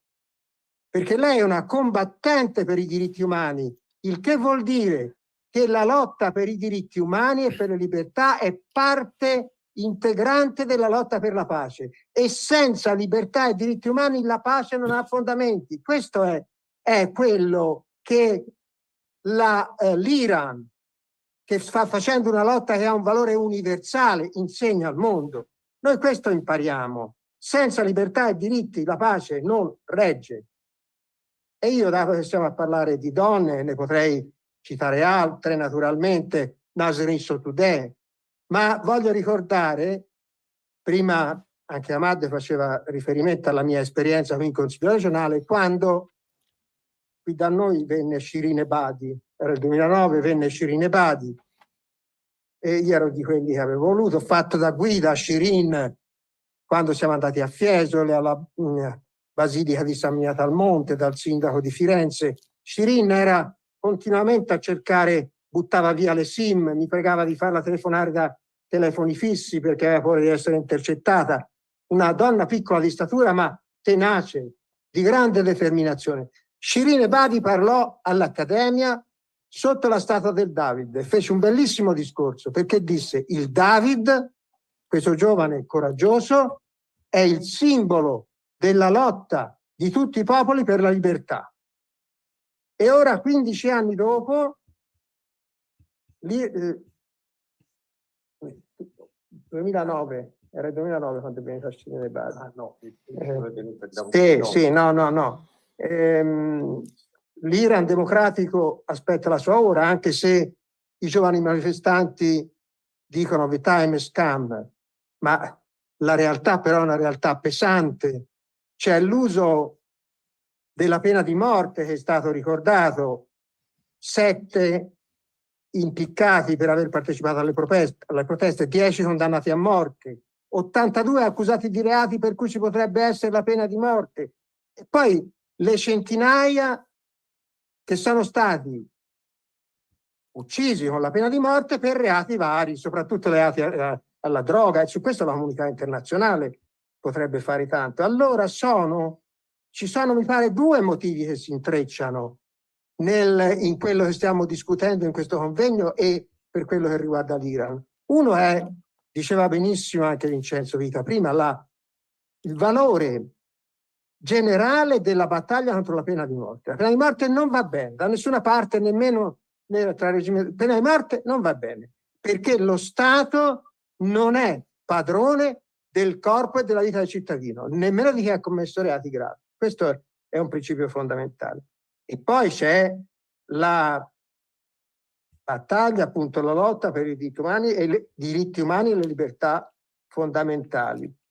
L'Iran è tenuto in ostaggio da 43 anni, 44 anni, in nome di una rivoluzione antiimperialista. Noi siamo antiimperialisti e quindi facciamo questo nell'interesse del popolo. Anche il premio a Narges Mohammadi è stato criticato in questo. È una decisione politica dell'Occidente, degli imperialisti, e con questo viene sempre avallato tutto. Ora ci sono anche, e veniva ricordato prima, vado a chiudere su questo, queste vicende tremende del Medio Oriente, quando anche siamo per la libertà e naturalmente l'autodeterminazione dei diritti del popolo palestinese, ma non si può non inorridire di fronte a quello che è successo. A quello che appunto è stato commesso, la caccia ai civili, i crimini di Hamas, i rapiti. L'Iran dice di essere solidali. Dice no, noi siamo estranei ma solidali. E quello fa ulteriormente riflettere. Papa Francesco ha detto: la guerra e il terrorismo non sono mai la soluzione ai problemi. Ecco, bisogna prestare orecchie attente a questo appello, a questo richiamo. E naturalmente io penso che anche da questo nostro piccolo incontro di Firenze, il piccolo ma importante, possa venire un appello in questo senso. Noi siamo per la pace, per una pace giusta, fondata sui diritti, l'autodeterminazione dei popoli e il rispetto delle libertà fondamentali. E speriamo che ci siano tanti uomini e donne, l'uomo planetario veniva richiamato prima, di tutto il mondo, che si mettano su questa strada per un cammino, per la costruzione di un mondo più libero, più giusto e tutto sommato più degno di essere vissuto. Vi ringrazio molto.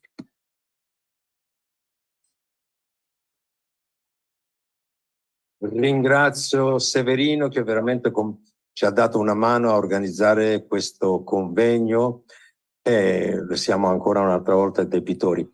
Io per gli amici iraniani che non sono residenti a Firenze o in Italia, che non capiscono, diciamo, gli interventi in italiano, non adesso perché il professor Javid Rahman c'ha un aereo, pertanto lo passo alla parte, dopo farò un riassunto, preso appunti, il riassunto di quello che hanno detto per i colleghi iraniani.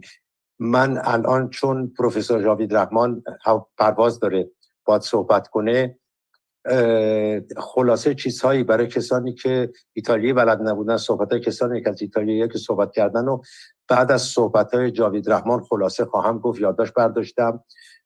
الانم جلسه رو میدم به خانم رویا کاشفی که مسئول حقوق بشر سازمان پژوهشگران ایران که جلسه انگلیسی رو میگردونن. Parola a Roya, a te per la sezione in inglese. Non mi sa. رویا خانم کاشفی، مدیریت گفتم مال شما، من استعفا میدم میرم. Thank you very much everyone. خیلی خلاصه به فارسی بگم چون وقت ما بسیار محدوده و آقای رحمان پرواز دارن و برای 1 رو به 5 سالن رو باید ترک بکنن. ما خیلی سریع جلسه رو به انگلیسی اداره میکنیم و به احتمال زیاد میتونیم بعد به فارسی ادامه بدیم. الان به صحبت‌های آقای رحمان گوش میدیم. So I'd like to thank everyone for being here. I'm very grateful for Professor Javid Rahman to be joining us, United Nations Special Rapporteur on the situation of human rights in Iran, who has the thankless task of chronicling what's happening to Iran and also navigating the maze of the United Nations restrictions and systems. We're all ears, sir. We know that what we're about to hear is the report that has just been presented to the General Assembly. So we're very honored that before it's being read at the Human Rights Council, we're hearing it here. So thank you very much for that. And with all that, Thank you.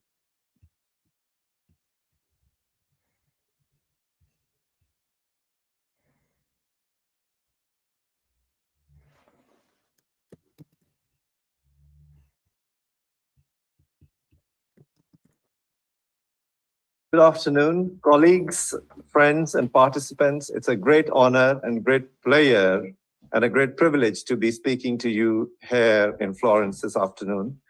I would like to begin by thanking the organizing team of this conference, in particular my good friend Roya and Mahmoud, for this generous invitation and for allowing me to speak to you today on the very important and critical subject under consideration. I speak to you in my capacity as the United Nations Special Rapporteur on the situation of human rights in the Islamic Republic of Iran. I shall begin my presentation by providing you with an overview of the position of international law as regards the rights or right to life and the application of death penalty. I shall then consider the violations of the right to life that are taking place in the Islamic Republic of Iran, perpetuated through arbitrary and unlawful imposition of the death penalty. And before providing my conclusions and recommendations, I shall be making brief observations on the specific issue of the application of the death penalty for drug-related offenses in Iran. I begin with my premise and my reaffirmation of the statement made by the United Nations Human Rights Committee in its general comment number 36, where the committee notes, and I quote the committee here, the committee says, the death penalty cannot be reconciled with full respect for the right to life, and abolition of the death penalty is both desirable and necessary for the enhancement of human dignity and progressive development of human rights. End of quotation. I fully concur and agree with the UN Human Rights Committee, and to my mind, this is the position which all of the international community, including all states and other relevant stakeholders, must fully endorse and accept. That ever since I took over the mandate as the UN Special Rapporteur on Iran in July 2018, one of my principal concerns has been the misuse of the death penalty in Iran. I have repeatedly and consistently expressed serious concerns of the laws and the application of the death penalty resulting in arbitrary deprivation of life. You may know or you may not know that there are currently over 80 offenses in Iranian law which carry the application of death penalty. And several of these so-called offenses cannot be categorized as offenses, let alone the most serious offenses, as stated in Article 6 of the International Covenant on Civil and Political Rights. And therefore, the death penalty designated as a punishment for these offenses violates international law and constitutes arbitrary deprivation of life.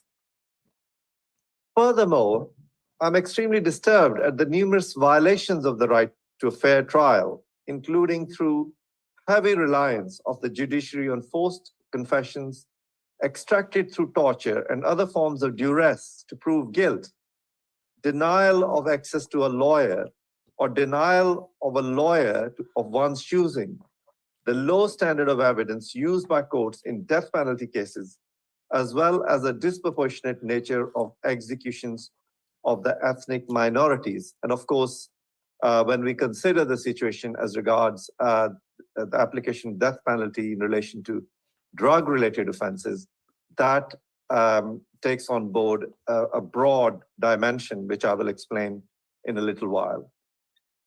The overarching and destructive role of Iran's revolutionary courts is particularly distressing. Despite a lack of a constitutional basis, Iran's revolutionary courts have continued to operate and sentence political activists, journalists, lawyers, and human rights defenders behind closed doors, with convictions in such cases influenced by intelligence bodies.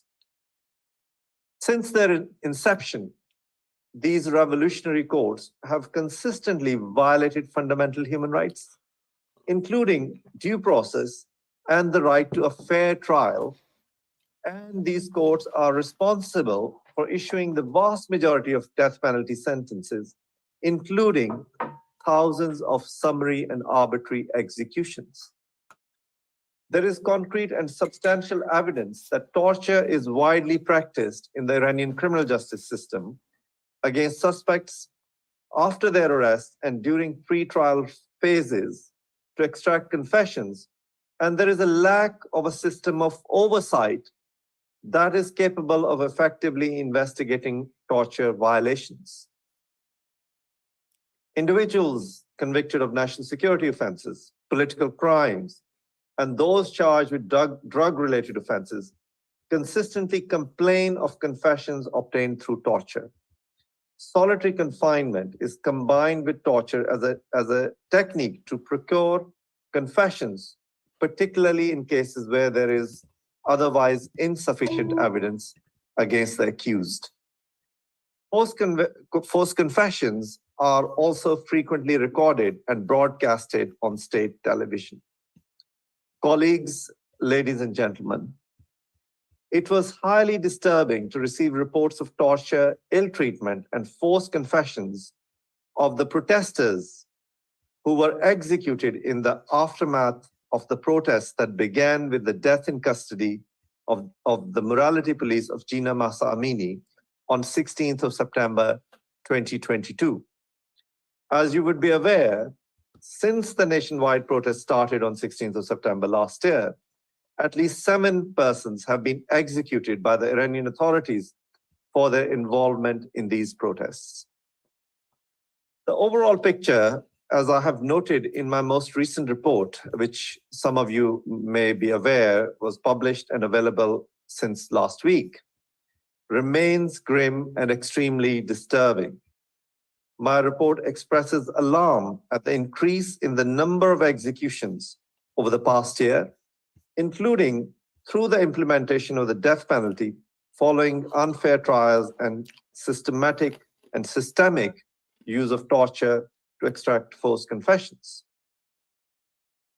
At least 582 persons were executed in 2022, which represents a significant increase when we compare it to 2021. And at least 15 executions were for Afsad Filad and Muharrabe offenses. In addition, at least 16 women were executed last year. As of today, I understand that at least 534 persons have been executed, which includes at least 10 women. The numbers of those executed from the ethnic minority communities remains disproportionately high, particularly for drug-related or security-related crimes. In 2022, over 147 of those executed belonged to the Baloch minority. Individuals from the Baloch minority continue to be executed, and this year has marked a considerable increase in the numbers of their executions compared to last year. Now, let me turn to the specific issue of executions for drug-related offenses. As stated by the Human Rights Committee, reflecting international law, crimes not resulting directly and intentionally in death, including drug-related offenses, can never serve as a basis within the framework of Article 6 of the International Covenant on Civil and Political Rights, to which Iran is a state party, as you would know, for the imposition of the death penalty. Therefore, those states, and I include Iran in that execute individuals on drug-related offenses continue to violate international law. Now, you would know that Iran has had a tumultuous relationship, particularly when it comes to drug-related executions.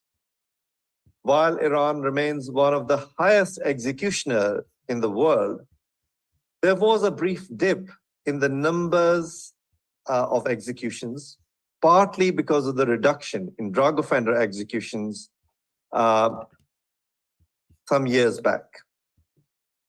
Following amendments to the anti-narcotics law, which came into force in November 2017, therefore, there was a marked reduction in drug-related executions between 2017 and 2020.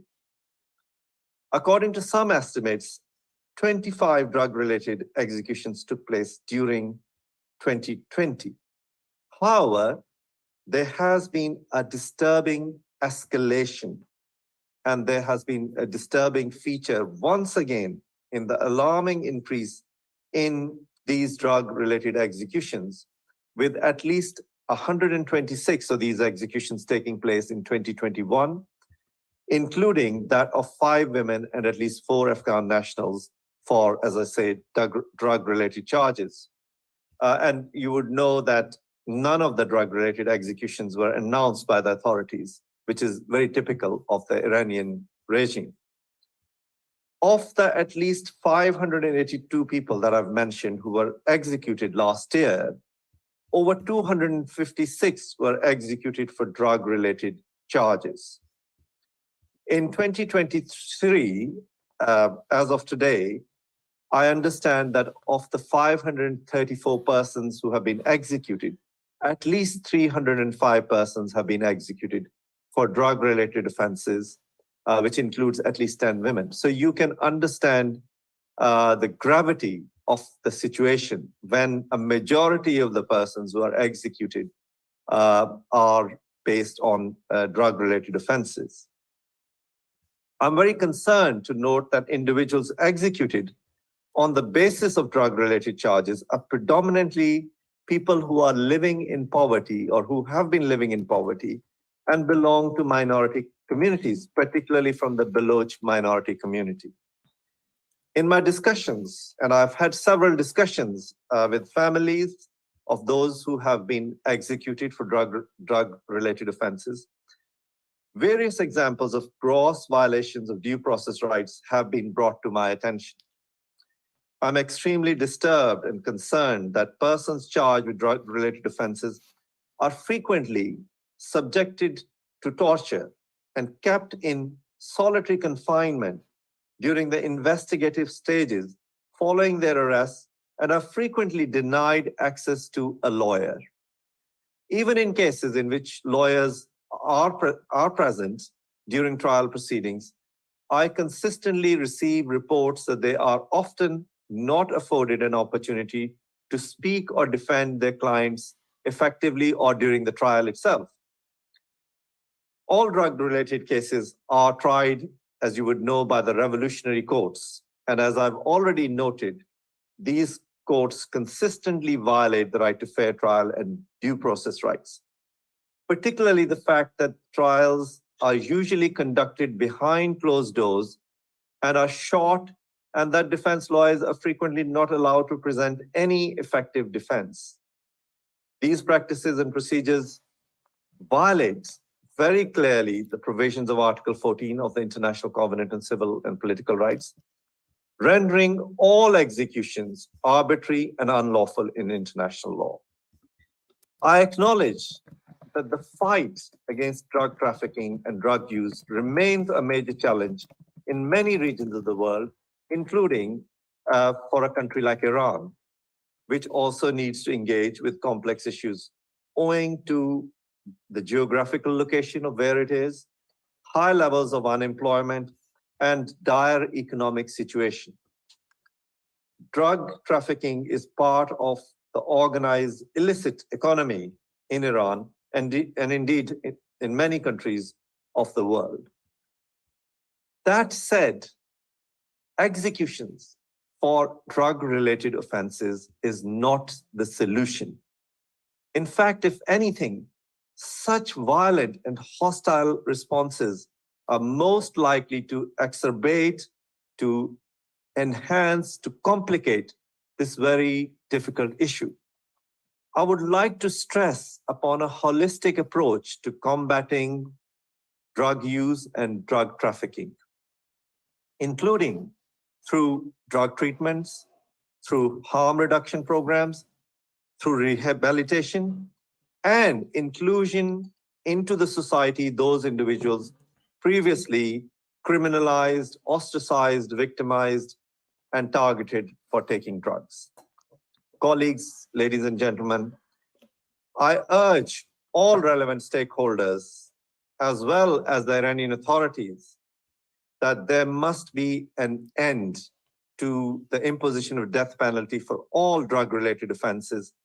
And I call upon the international community and the United Nations Office on Drugs and Crimes to carefully consider their engagement with the Islamic Republic of Iran on this issue.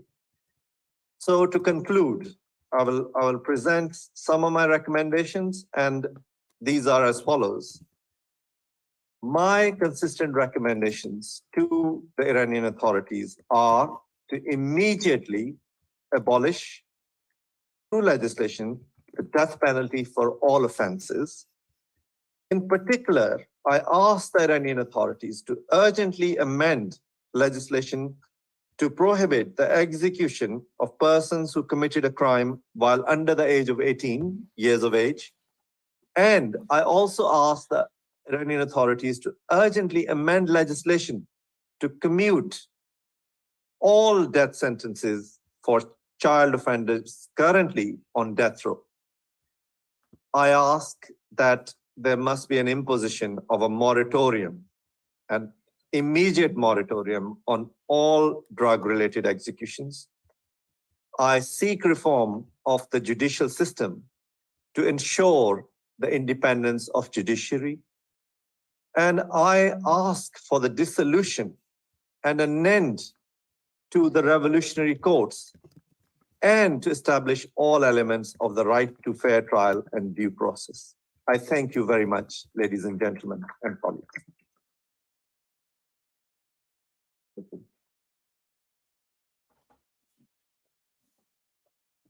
Thank you very much, Dr. Rahman. Before we move on to our next speaker, there's just a couple of points, if we have time, very quickly, that I'd like to point out.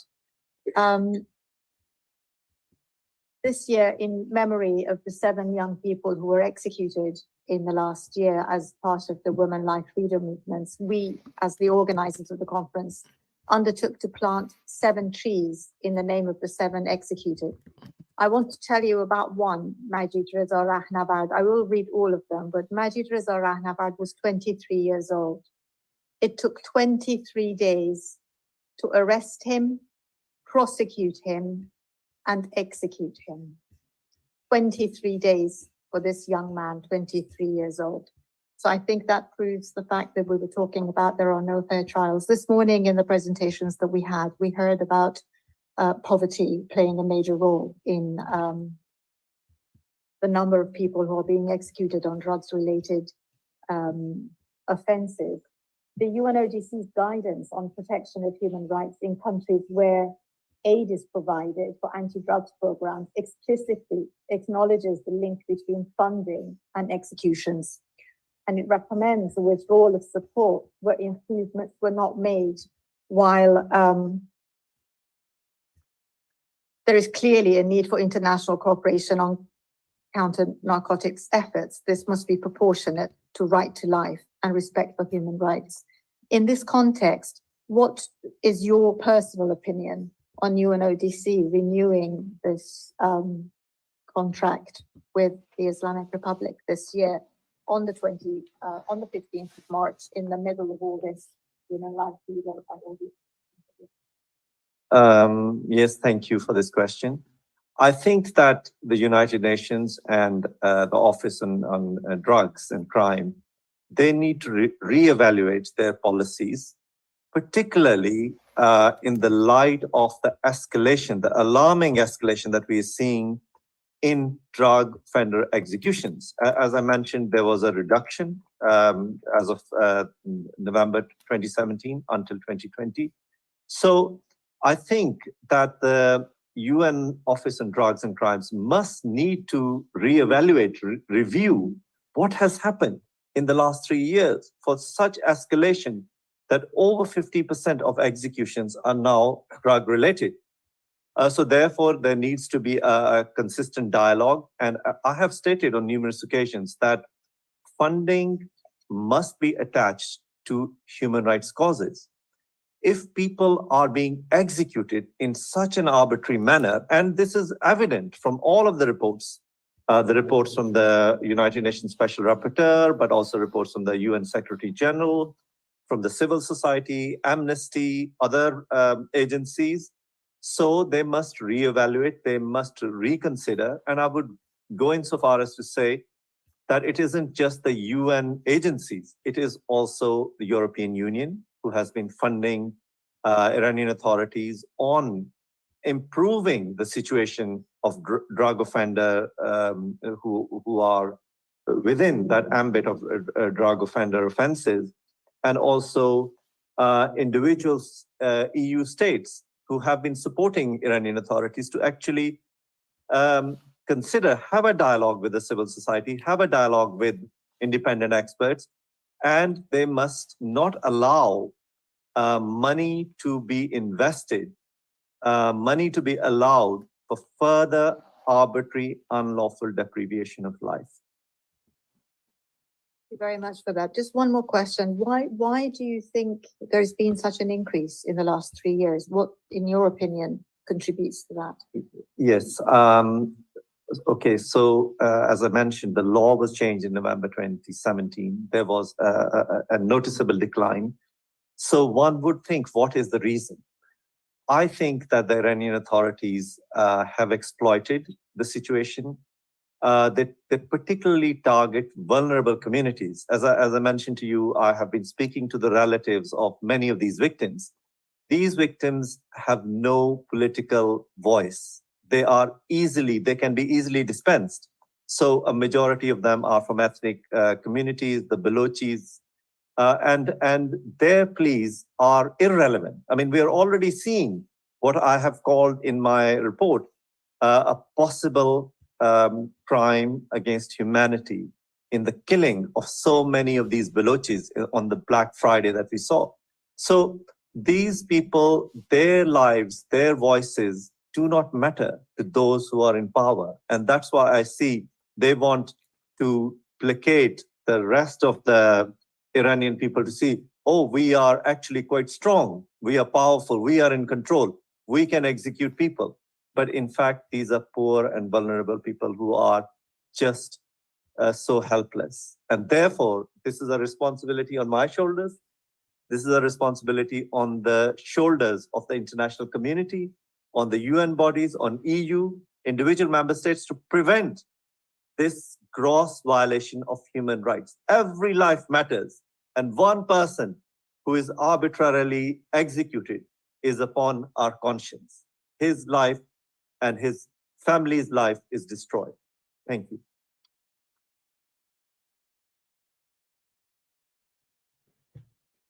Thank you. I'm sorry that you will not hear Mahmoud's presentation. He's actually addressing that very point about the low cost of executing people like these vulnerable people.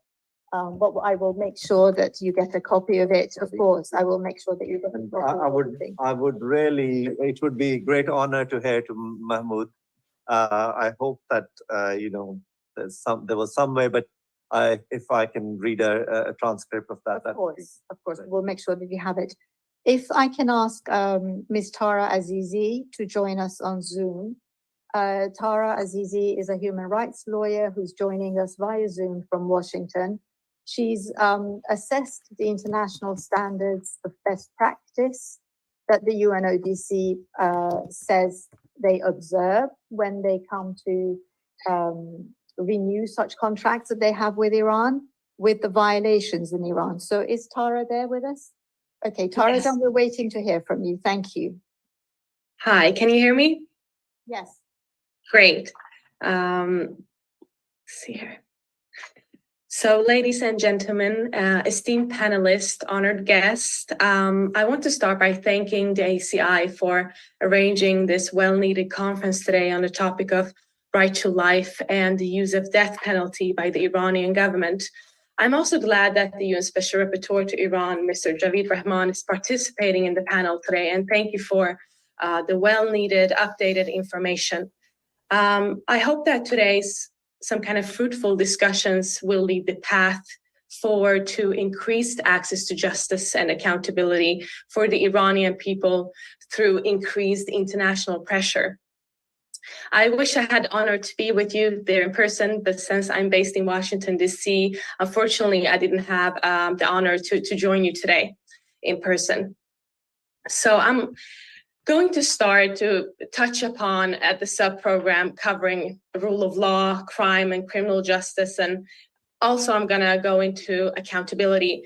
The program with the UNODC and Iran, I would say it's been several efforts by capacity building programs throughout the years with Iran about this subject. As many of you may know, there have been numerous individual evaluations of the outcome. And my ambition and time is not to do a comprehensive analysis of every outcome. Still, I'm going to focus on Iran's attitude towards the right to life, since that is urgent within this framework. When it comes to international best practices, one would encourage the review and improvement of domestic laws and regulations related to drug offenses. So this may include for a national state to ensure that legal processes are in accordance with international human rights standards and that penalties are proportionate to the crimes committed. As Mr. Javid also mentioned, the Iranian regime has a clear and well-documented history of denying the right to life by execution and a long history of human rights violations. I want to start by emphasizing that. They have been the leading executioner per capita for years. Criminal proceedings and the death penalty are still being weaponized by the Iranian government, as we've seen recently, to punish participants in protests and to strike fear into the population. And this is, of course, in violation of international human rights law. If we look at the domestic legislation in Iran and the judiciary, it still fails to meet minimum guarantees of fair trial and due processes required by international law. And despite the engagement between the UNODC and Iran and the several programs, this has still been an issue. So I want to emphasize that they still fail to meet minimum guarantees, such as, I'm going to mention it very briefly, application of vaguely worded criminal provisions, denial of access to lawyer and the right to present a defense, forced confessions obtained through torture and ill treatment, failure to respect the presumption of innocence, and denial of meaningful right to appeal against convictions. So the application of the death penalty goes beyond, as the Special Rapporteur also mentioned, the scope of the most serious crimes. So with that said, and while reviewing the evaluation of the UNODC and its program with Iran, and on the section of crime and criminal justice, I want to emphasize that there are no effective accountability mechanisms for victims to seek justice in Iran.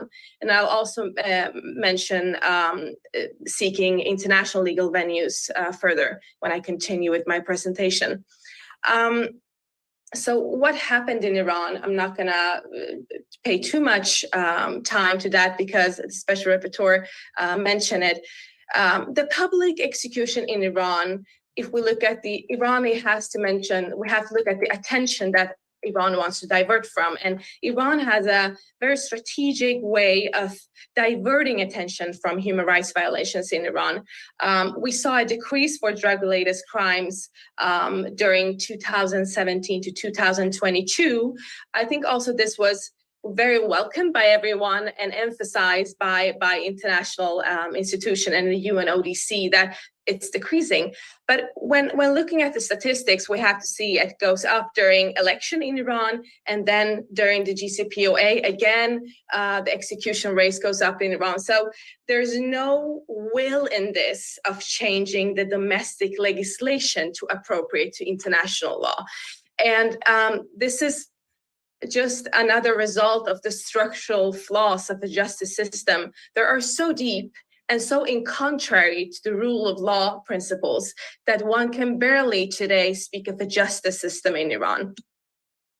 And as we've seen, since January 2023, at least 432 people were executions in Iran, and mostly for drug-related crimes. And this includes a disproportionate number of minorities.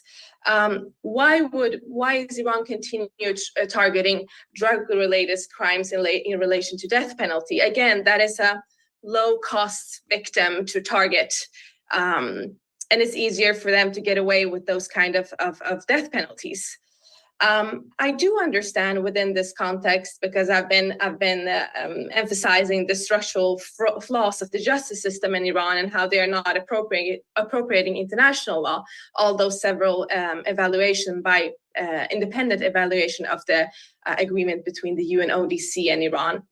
Drug control and crime prevention remain two important fields for which technical cooperation with Iran is in the interest of both the global community and Iran. That is something that the international community is focused on, and I understand that aspect.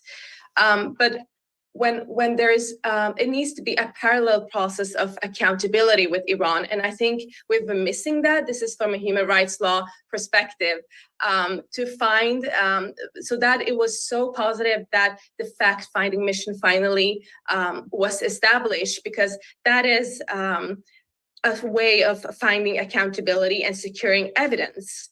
Although I would have seen the fact-finding mission on Iran to be expanded, to be wider, and also I hope an extension of the fact-finding mission. When it comes to Iran, we have to remember that Iran has incredible regional implications and global implications. What is the role of the international community and countries all over the world? I think we've seen recently that the international pressure do help. Due to the killing of Jina Mahsa Amini, 150 cities in Iran, we saw demonstrations. In all provinces of Iran, we saw demonstrations. What did the international community do? What did the global media do? And here I want to emphasize the importance of the profession of journalism. Without them, I would never receive the information about what's happening in Iran. We would have never had information to secure evidence about what's going on in Iran.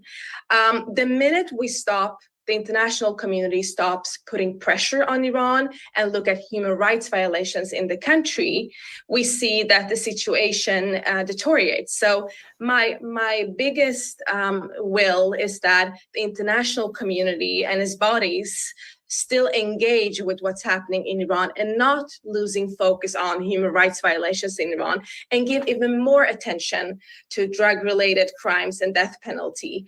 Because the minute, again, the attention is moving away from what's happening inside of Iran, that's when we see that the severe crackdown against its populations is increasing. And I just want to say, we're talking about public executions here. There's a lot of execution going in Iran that are not public. So just a parenthesis for the statistic. I want to mention a couple more things. I'm not going to take too much of your time. The UNODC, as the Special Rapporteur also mentioned, what I want to go in and emphasize, they should carefully consider the engagement with the Iranian government. And I do hope that they reevaluate, as you mentioned, but also that the international community can have parallel processes. Working and engaging with countries and have programs, that part is a part of the international community, I understand it. But at the same time, up until now, we didn't have any kind of accountability mechanism reviewing Iran. I'm, again, very glad that the fact-finding mission is established, but this has been going on in Iran since before the Jina Mahsa Amini movement. This is not something new, the severe crackdown on the right to life and death penalty in Iran. I really hope that European countries, the European Union, who are highly involved, I used to work in Europe with similar kind of projects, they're highly involved in funding a lot of projects, that they actually reevaluate and look over their soft language, I would say, in the evaluation, and how they actually perform with Iran. And also, I understand the lack of access to the country. Mr.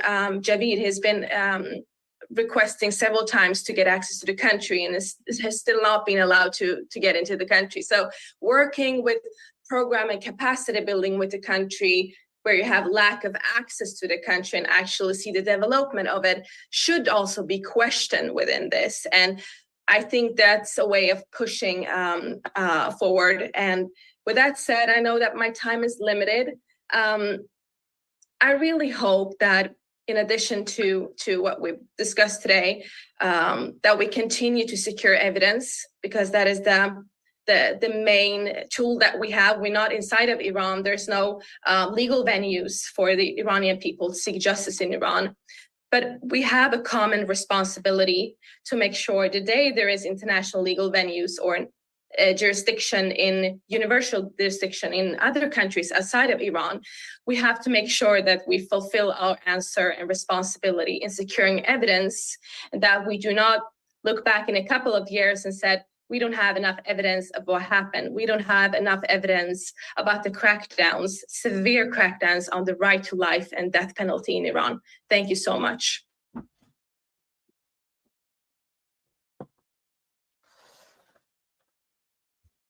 Thank you very much, Sarajan. Before I move to the next speaker, Negin Shiraghai, I just want to ask a quick question. We heard about universal jurisdiction that Tara's mentioned, and you used the amazing term of crimes against humanity when you talk about what happened in Baluchistan on that bloody Friday. What is this universal jurisdiction, and how does that affect this international role and responsibility that we are addressing here? I mean, calling it a crime against humanity engages the international community in some form from a legal standpoint. How do you think that can be developed, please? Thank you very much. Again, it's a very important question, because you see, if we have to have accountability, in the current environment, it's not possible to have accountability within the jurisdiction of the Islamic Republic of Iran. They will not have transparent trials. There'll be the people who are in charge are committing these gross atrocities. So we then have to turn to alternative mechanisms of accountability. And one of the key mechanisms is resorting to universal jurisdiction. So some of you may remember that there was a trial and a conviction of a chap called Hamid Nouri in Sweden. I think his conviction, his initial conviction was procured in 2021. And I immediately welcomed that conviction because Hamid Nouri has serious involvement in the mass executions of 1988. He was convicted of murder and other serious crimes in international law. And it was right for the courts in Sweden to indict him and to convict him for a crime that was not committed in Sweden, but it is a crime recognized in international law. It's a historic. So for international crimes, you're right, there is no limitation period. So these people could be tried at any time. So once we identify individuals who have committed gross atrocities, serious crimes in international law, crimes against humanity, genocide, torture, then universal jurisdiction should be applied in other courts, in other jurisdictions, as we saw in Sweden. But there are many countries who can do that. And that is one avenue of accountability. So I wholeheartedly welcomed Hamid Nouri's conviction. And I think that the international community should follow an established principle of international criminal law to use universal jurisdiction to hold these individuals who have committed serious crimes in international law accountable. Thank you. Thank you very much. I'm going to turn to Negin Shiraghai, who's an investigative journalist, and she's been documenting corruption amongst IRGC or Sepah Pasdaran Enqilab Islami, the Islamic Revolutionary Guard Corps. And with these international agreements, Sepah seems to be the party that is responsible for enforcing border control and drug smuggling offenses. So it's very important to then document how UNODC is going to engage with an organization that as we will hear, is in itself engaged in the drug smuggling, international drug smuggling. Thank you, Negin. Thank you, Royajan, and thank you to the other speakers. I'm gonna apologize ahead for my voice. I was supposed to sing for you guys, but I'm not gonna do it because I have a cold. But anyways, I'm gonna be much more shorter than I was supposed to be. But if you have more questions about the details of it, you can always ask me after this event. Can I just interrupt to say that we will have your presentation for publication in the book in full? Yeah. Okay, yeah, definitely. I'll give it to you. So the investigation Royajan was mentioning, it's called Kultena Podcast. So in 2020, I started independent podcast and dived into IRGC's inception. And then from there, I started going forward and understanding what's the pattern behind Iran's Revolutionary Guard and the corruption, a massive amount of corruption we are seeing in the country. And what I talk about today are the result of those investigations. So one of the first things that comes to mind, I'm not going to go to the details of how IRGC was created, but from the inception, it was one of the most corrupted organizations that can exist. There are documents from the parts of IRGC, the commanders at the time of Iran-Iraq war, that are explaining how money laundering are happening inside that organization, even though that organization has always been trying to say that they are the keepers of the morality inside and outside the country. One of the biggest things that happened during Iran-Iraq war is the creation of Quds Force, which is the a wing of IRGC, for some of you know it, but it's operating outside Iran. And a lot of things that you're hearing about IRGC being a terrorist group is in the hand of these groups. And what we are seeing mostly are happening because of Quds Force operations outside and inside Iran. One of the major things you need to understand about IRGC is from its inception to the day that we are living now, It started as a small group and then expanded really rapidly. And especially after Iran-Iraq war, it started to extend its hands in all different aspects of Iranian life, from businesses to judiciary to private sector and everything.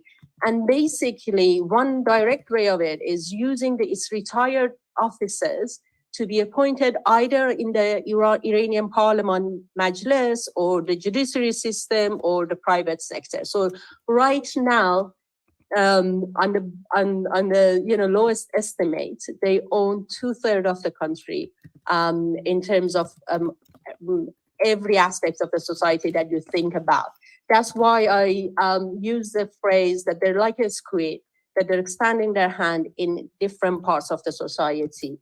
And even in private sector, if you are active in Iran after a while and you become big enough for them to feel like there is a benefit of owning your private sector, they would try to do that. One of the interesting is really, yeah, it doesn't show it properly, but anyways, one of the things that we realized is that there was a rumor always when we were growing up in Iran that Khomeini gave the Iranians Revolutionary Guard a green light to do the drug trafficking. We've been successful in finding the sources who were in the room that got the permission. And the permission goes as, it was meant to fund the Iranians through the war. And the phrase that they used to convince Khomeini at the time, the person who created the Islamic Republic, was that we're going to use this to destabilize Kuffar's country. So it's the other countries that exist. We're going to use these drugs to make their people, addict, and then this will destabilize those countries. And Khomeini mentions that he gives the green light in the terms that you're not going to allow one drop of it come to the inside of the country. This is around the same time that Qasem Soleimani is active in Iraq and trying to, in Iran-Iraq war is doing his bidding from Kerman in that. Later on, when the war ends, Qasem Soleimani, who later becomes the head of Quds Force and famous for his operations and brutality, he goes to Kerman, his hometown, and starts a massive campaign against the drug trafficking. Some of people who lived in Iran at that time would remember these pictures that of operations in Sistan, Baluchistan region and Kerman region, that they would arrest in their what they called ashrars, who were people who were doing drug trafficking. And there are a lot of executions happening at that time. And it's around the same time that another trend starts showing up inside the Iranian prisons. And that is that they start putting pressure on people who they arrested as a crime of execution, drug trafficking, and threaten them with execution. And by that, they start recruiting people for their own bidding. Around 20 years ago, I interviewed a young guy in my hometown, actually, that was arrested and was put on execution on death row, and then was beaten up inside the prison and was asked we will release you. If you come outside prison and start working for us and continue doing the job, we will allow you to continue your operation.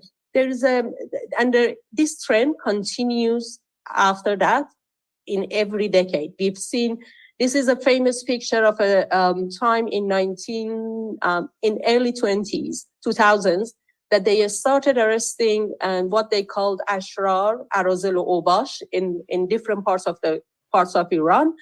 And they use that technique to recruit more and more criminal groups into their own operations. One of the big examples of that, a big name that can showcase to you how this operation and this strategy have worked during these years, is Naji Sharifi Zindashti. Naji Sharifi Zindashti was a drug trafficker and heroin trafficker in northwest of Iran. He was arrested in early 2000s, and he was put in jail on a death row. He fled the jail with the help of his friend, that we can say that he was either at the time by the Iranian governments or IRGC's bidding and, leading how to do that, or at some point he starts to collaborate with the Iranian regime. From there, when you look at the pattern, it's really obvious that he cannot do the things that he does without the collaboration with IRGC. He flee from northwest of Iran to Turkey and started creating his own criminal group and a big drug cartel in Turkey. He became really successful in that, and he became one of the biggest drug traffickers in Turkey. He's really famous in Turkey because of the arrest of his assets at one point. But until that point, he collaborated with the IRGC in terrorizing and actually murdering and assassinating Iranian descendants in Turkey. He also is really successful in gathering and money laundering a lot of assets for the IRGC and laundering it back. There is this picture that you see here is a picture from recent, so after his arrest in Turkey and in international, as a part of international drug trafficking, he goes back to Iran and become really successful part of the society and IRGC. He starts collaboration with Shamkhani, who is one of the biggest commanders in Iran. And right now there are estimates that he owns 20% of heroin trafficking inside Iran. He's been praised in different official gatherings by the IRGC, and he's been a prominent figure since he went back to Iran, a prominent figure in northwest of Iran. I also wanted to go really deep into how that corrupt system network of IRGC works in drug trafficking. I don't have time, but there's a fascinating report by 13 agencies by UN that goes deep into that details of this international network of drug trafficking that is led by Iranian Quds Force, as well as using Hezbollah in Lebanon as its money laundering machine. This network of drug trafficking is really active in Latin America and South America. They've been using the Venezuelan government as a mean of operation.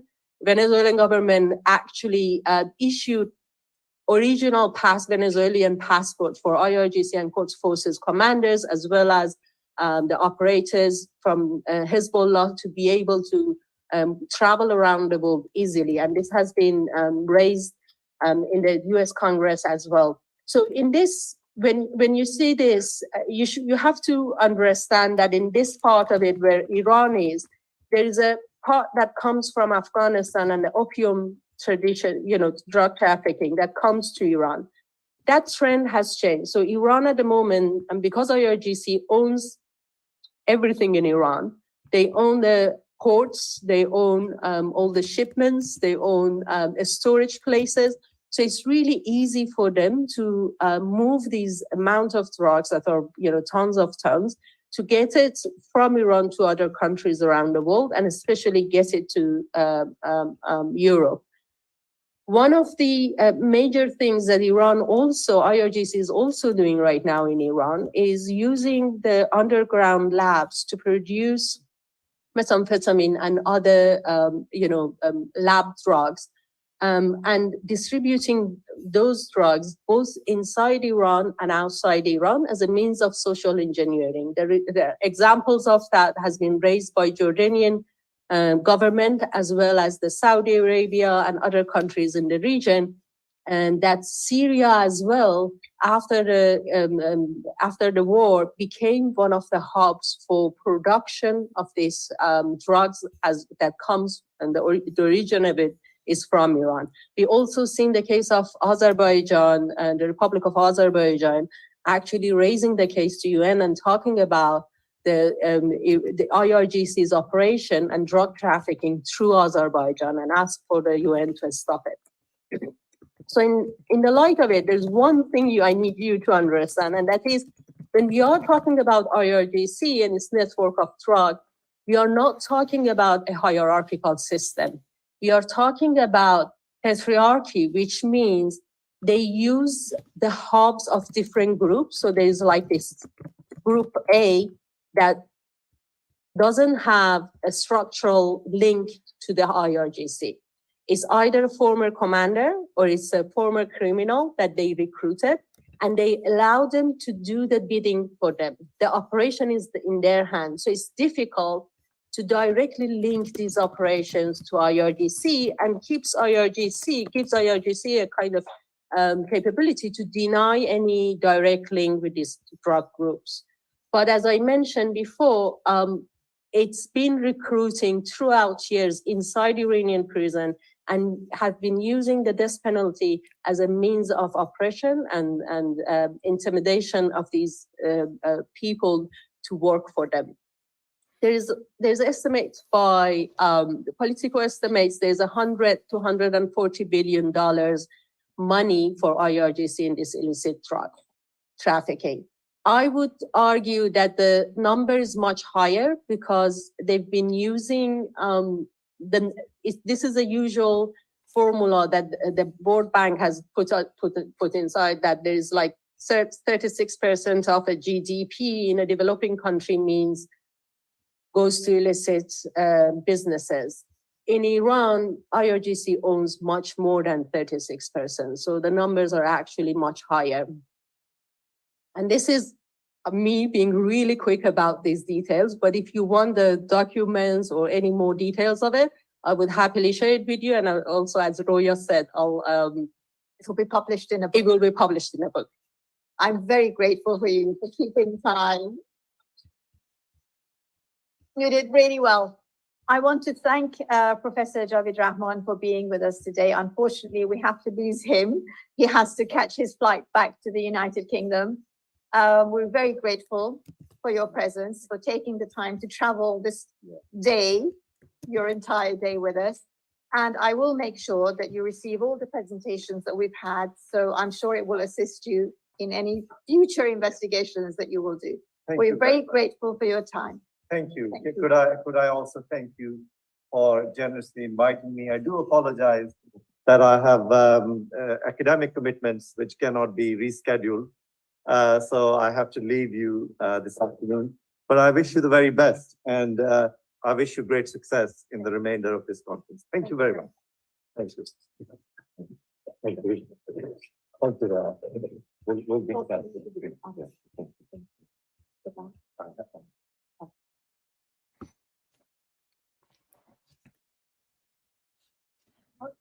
So we're going to, let's just go back.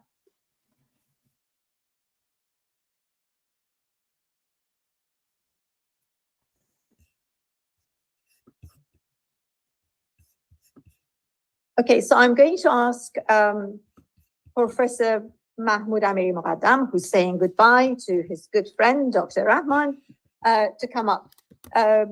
اگر که موافق باشید جلسه رو به فارسی ادامه بدیم یا بخواین به انگلیسی، هر جور که راحتیم. بریک بدیم. اوکی. 10 دقیقه ما تنفس اعلام میکنیم. بعد الان ساعت 10 دقیقه به 5 یا 4، من رو ساعت انگلیسم، 10 دقیقه به 5 هستش. برای ساعت 5 ما دوباره جلسه رو شروع میکنیم، به فارسی ادامه میدیم و از نگینم خواهش میکنم که یک خلاصه ای از صحبت‌هایی رو که کردش به فارسی هم داشته باشیم که اگه سوالی هستش از این کار بسیار جالبی که کرده ادامه بدیم. I'm going to ask for a 10-minute recess, please everyone, back here in 10 minutes, and we'll carry on discussing everything. We'll hear the presentation from Professor Amiri Muqaddam, and Negin Shiraghai will present a little bit of what she said in Farsi. We'll see you back here in 10 minutes. And Tarajan, if you can stay with us for question and answers, I'd be very grateful. Thank you. Thank you.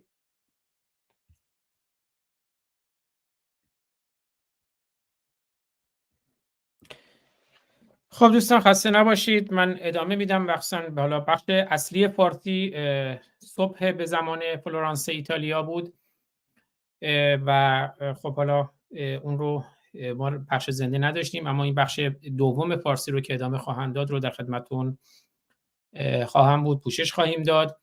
یک آهنگ بشنویم و برمیگردیم تو این فاصله. آهنگ گلدسته از شاهرخ عزیز، بنیانگذار روشنگران قادسیه و شرف هنر ایران. آهنگ گلدسته برای گلدسته های ایران. نام خدا خانه خرابش کردند، چون برگ خزان پا به رکابش کردند،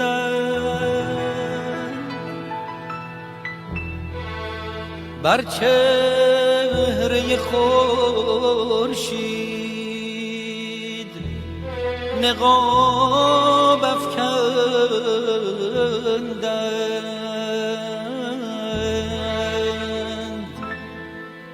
با تیغ برهنه در حجابش کردند. عزیزم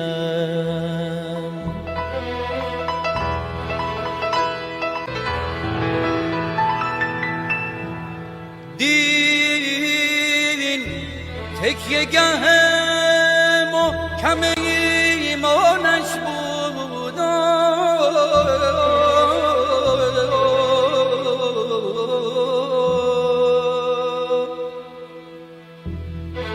نیلوفر خان روی آبش کردن،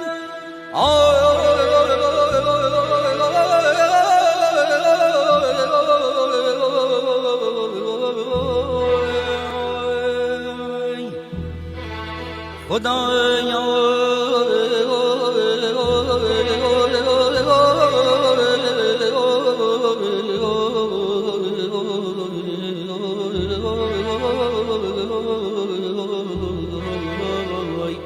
عزیزم. بله، درود به شرف هنر ایران. شاهرخ نازنین، بنیانگذار روشنگران قادسیه. یک تیکه ویدیو ببینیم از مهرداد عزیزاللهی. ما بارها صحبت کردیم از کودک سربازان، از کسانی که جمهوری اسلامی میکشد. جنایت‌های جنگی جمهوری اسلامی امروز هم ادامه داره، در غزه، در اسرائیل، در یمن، در افغانستان، در عراق. صدری و یسر لی امری واحلل عقدة من لسانی یفقهوا قولی. من مهرداد عزیزاللهی نظامی از اصفهان هستم که 14 سالمه به جبهه اومدم تا شاید بتونم در راه خدا کمک کنم و گناهانمون پاک بشه. الان که تو گروه تخریب هستی، ما چی کاری کردیم تو این مدت شما؟ تو این مدت البته ما هیچ کاری نکردیم. هر کاری که میشد اون خدا میکرد. ما فقط وسیله بودیم و همین حالا که ما داشتیم با موتور از خط میومدیم، یه خونپاره تقریبا 5 متری ما خورد، قشنگ برمزی که موجش ما رو تکون داد، ولی ما هیچ یک ترکش هم نخوردیم و ما فقط وسیله در این جبهه. خودمون هیچ کاری، ضعیفیم در مقابل این قدرت ها و اینا. فقط خداست که ما رو یاری میکنه. بله، کودکی که میگه اومدم گناهانم پاک بشه و ما فقط وسیله‌ای برای گوشت دم توپ، برای جنگ خمینی و صدام. بشنویم گوشی از شعر شیدای همدانی عزیز که در سکوت و سانسور خبری در زندان زاهدانه و هر لحظه جانش در خطره. غم مخور، تنها ترین شیدای ایران در قفس، شیرها هرگز نمی سازند با کفتارها. خاک پاک پرشیا بر بله، مشتی از این خاک پاک پرشیا. این خاک پاک پرشیا برتر است از 100,000 انبیا.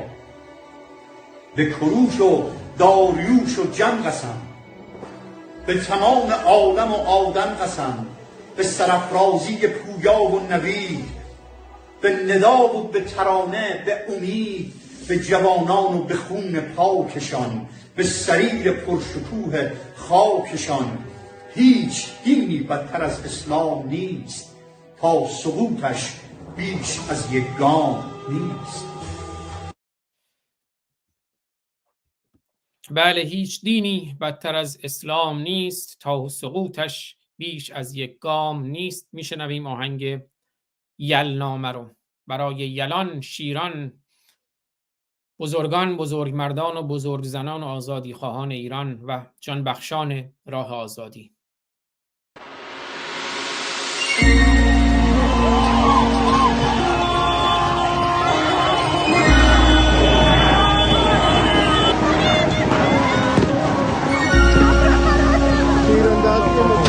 دوست ندارم دیگه کنن سر مزار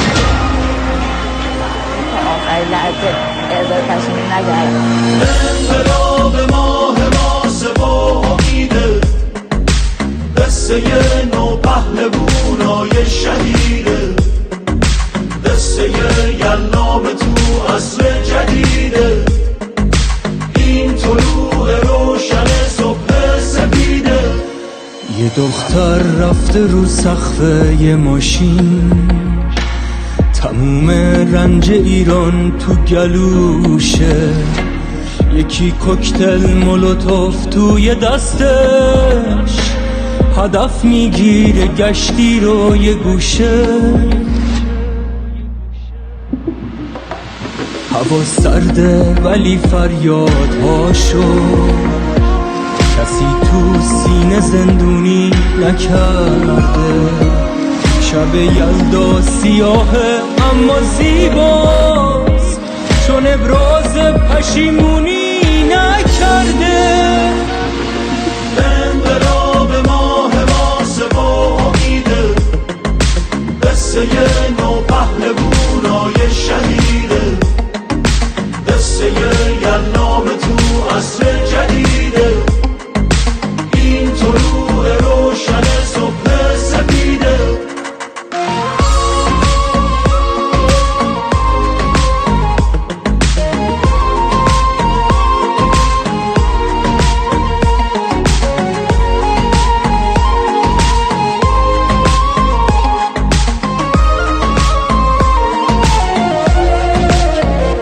یکی بازان راه شب رو صد کرد، سحر رو دید و خط سرخ و رد کرد، با یه گوشی پر از خون توی میدون، یکی قتل خودش رو مستند کرد.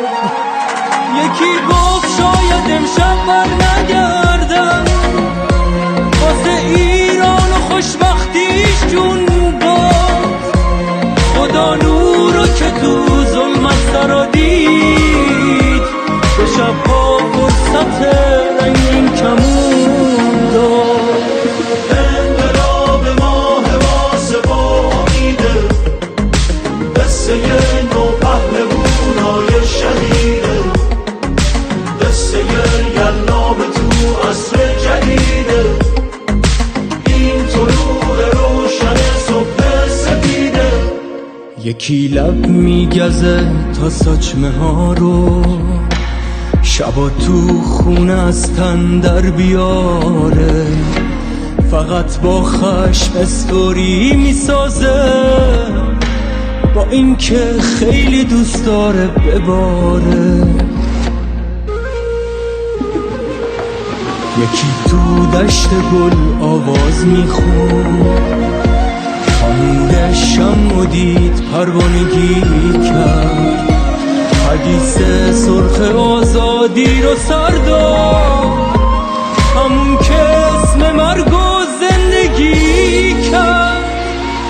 انقلاب ماه ماسه و امیده، قصه نو پهلوونای شهیده، قصه یلنام تو عصر جدیده، این طلوع روشن صبح سپیده.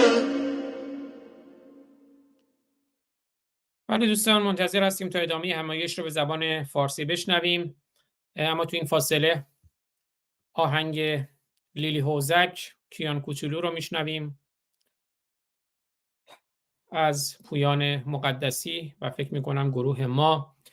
که بر اساس آهنگ علی کوچولو ساخته شده، آهنگ کیان کوچولو که از قرآن متنفر بود و ما هم به جای واژه شهید، به جای واژه نادرست شهید، از واژه جانبخشان راه آزادی استفاده می‌کنیم. جانبخشان راه آزادی.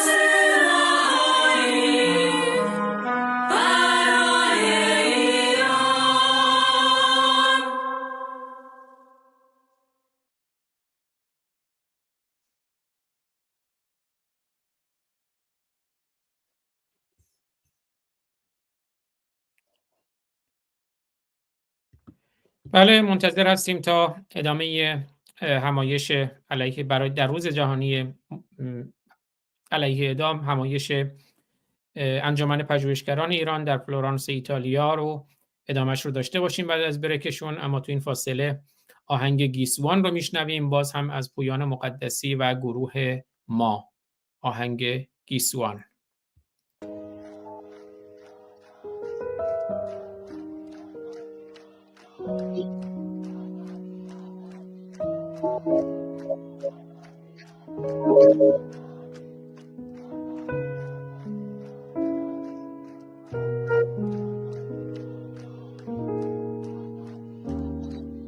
تا گیسوانتان را در باد شانه کردی، عطر خوش رهایی در شهر خسته پیچید، در کوچه در خیابان در ازدحام میدان بارید اشک امید بر گونه های ایران.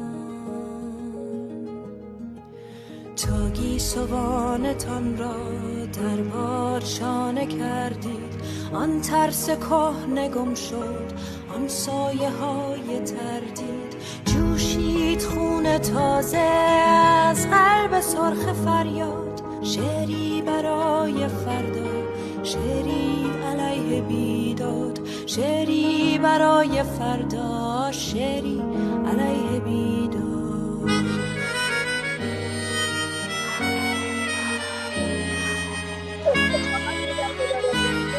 Everyone, thank you very much for being so prompt back. I'm going to ask Professor Amiri Mogaddam to please join us. We're going to carry on in English with, in respect of all our Italian colleagues and English speakers who have joined us for the afternoon. We're going to hear a presentation from Professor Mahmoud Amiri Mogaddam from Iran Human Rights Organization, and we will carry on in English. And then we will go to some question and answers from the audience. And if there is anything, please let me know.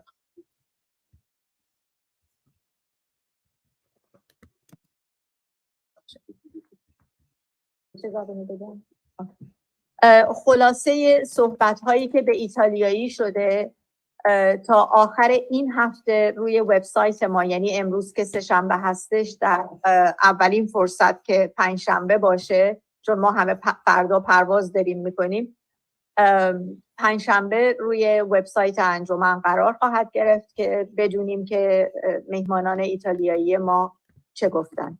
از آقای امیری مقدم خواهش میکنم که شروع بکنن. Thank you everyone. Mr. Rafat, thank you very much. We're going to start now. And thank you.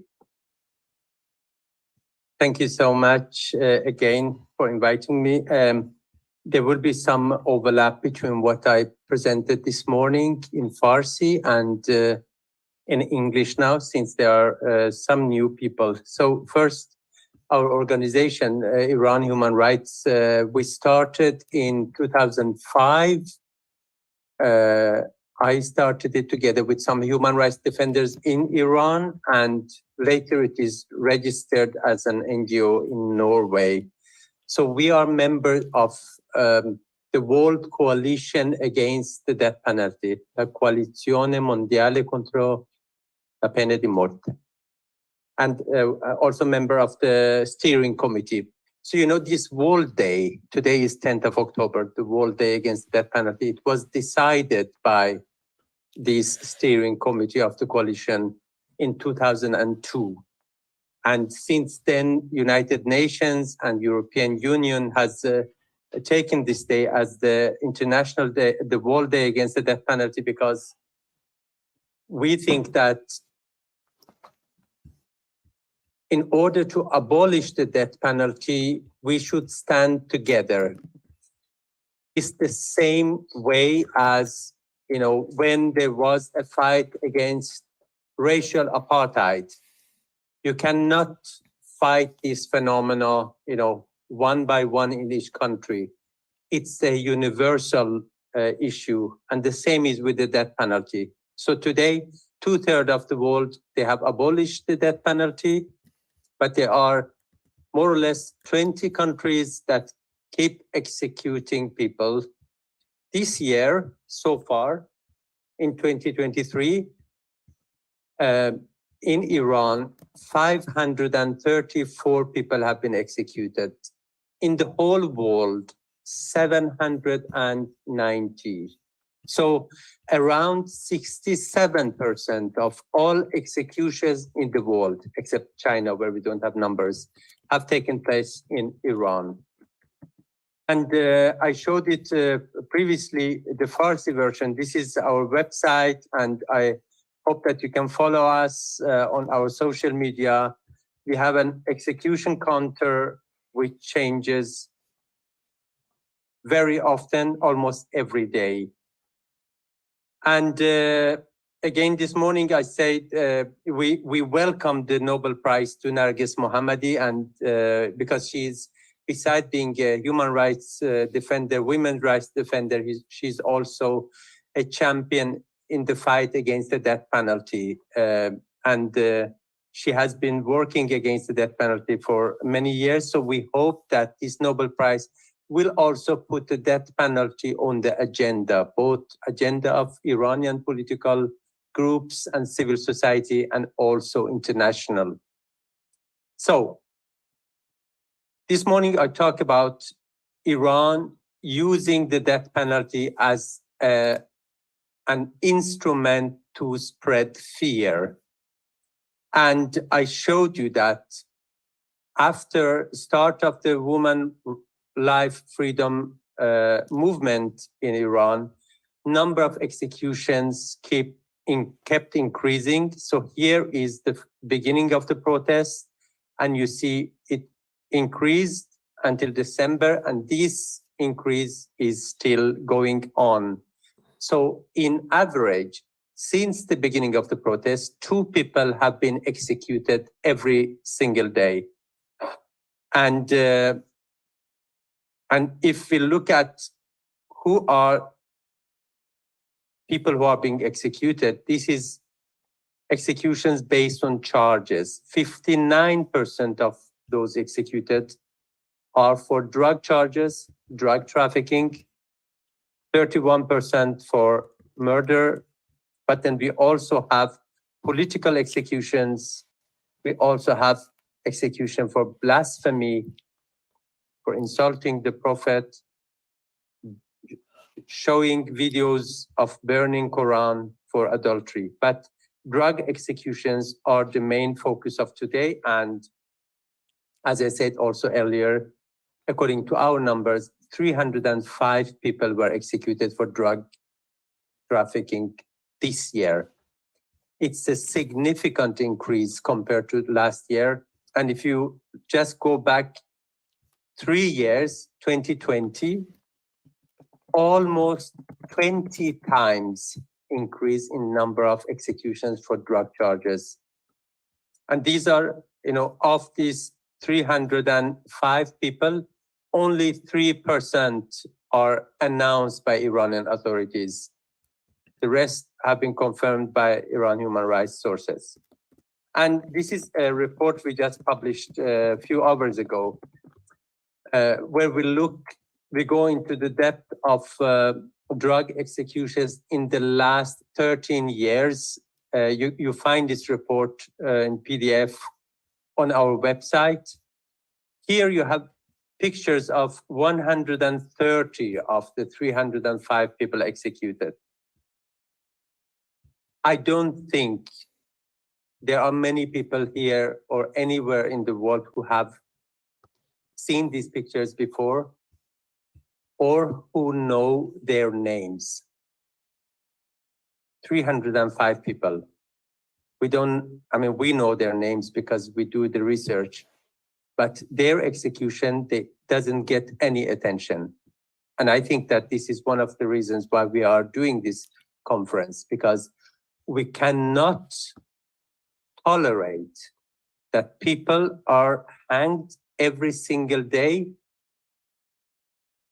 for drug charges, which according to international law is not among the most serious crimes. And as Dr. Rahman said, these people, they are sentenced to death by revolutionary courts without due process, without access to lawyer, but it's still going on. So we call these people the low-cost victims of the Iranian regime's execution machine or killing machine. Most of them, or basically all of them that we know, they belong to poor and marginalized group in the society. Between 30 and 40%, they are Baluch ethnic minorities. And in addition, Iranian regime uses their international cooperation with UNODC to legitimize the executions. So when you ask them in the international fora, they say that we are on the frontier of the international struggle against drug trafficking. But if you look at these 305 people who were executed this year, none of them were heads of narcotic cartels or leagues. In the best case, if they really have committed this offense, they are poor carriers of drugs. So when they are executed, the regime doesn't pay any political cost. So what is UNODC doing in Iran? Both Roya Kashefi and Javed Rahman, they mentioned UNODC. So there are several projects. So United Nations Office for Drugs and Crime, they have several projects. Some of them are focused on drug demand reduction and HIV control. Some are justice and corruption. I don't know what exactly they are doing based on what Nagin said about corruption and crime in Iran. But there is one part which is against trafficking and border control. In the past, several European countries have been funding this project. So the money of these projects used to come from Germany, France, Italy, United Kingdom, Ireland, Denmark, like all countries that are against the death penalty. So right now we don't know actually which countries. We think we know, but we are not going to reveal it yet. There are still some Western countries funding these projects. But what we find shocking is that despite this dramatic increase from 2020 to 2023, 20 times almost increase, there hasn't been any reaction from UNODC nor the funding countries. But situation was pretty similar for about 10 years ago or 12 years ago when we started our focus on drug charges. At that time, this is the former head of UNODC. Every year, he used to praise Iran for its efficient fight against drug trafficking. This is one of his usual ways of praising Iran, saying that no country in Iran, no country in the world can compete with Iran when it comes to the amount of narcotics discovered and seized. Now we know what they were doing with these narcotics, but Iran has been on top of the world when it comes to number of or how much drugs they seize. This is one of the reports from UNODC showing that how many tons of opium they have been seizing. And that was a sign of success for United Nations Office for Drugs and Crimes. But at the same time, hundreds of people were being executed, according to our numbers. They never mentioned. So this is a question that we put in front of actually the deputy of Mr. Fedotov, because he said that Iran is on top of the world when it comes seizing the drugs. And we say, have you ever thought how many people are executed for these drugs that they claim to have been seizing? And he didn't have any answer, but then he told us, we do what our funders ask us to do. So the countries that give UNODC the money, they decide which projects UNODC should work with.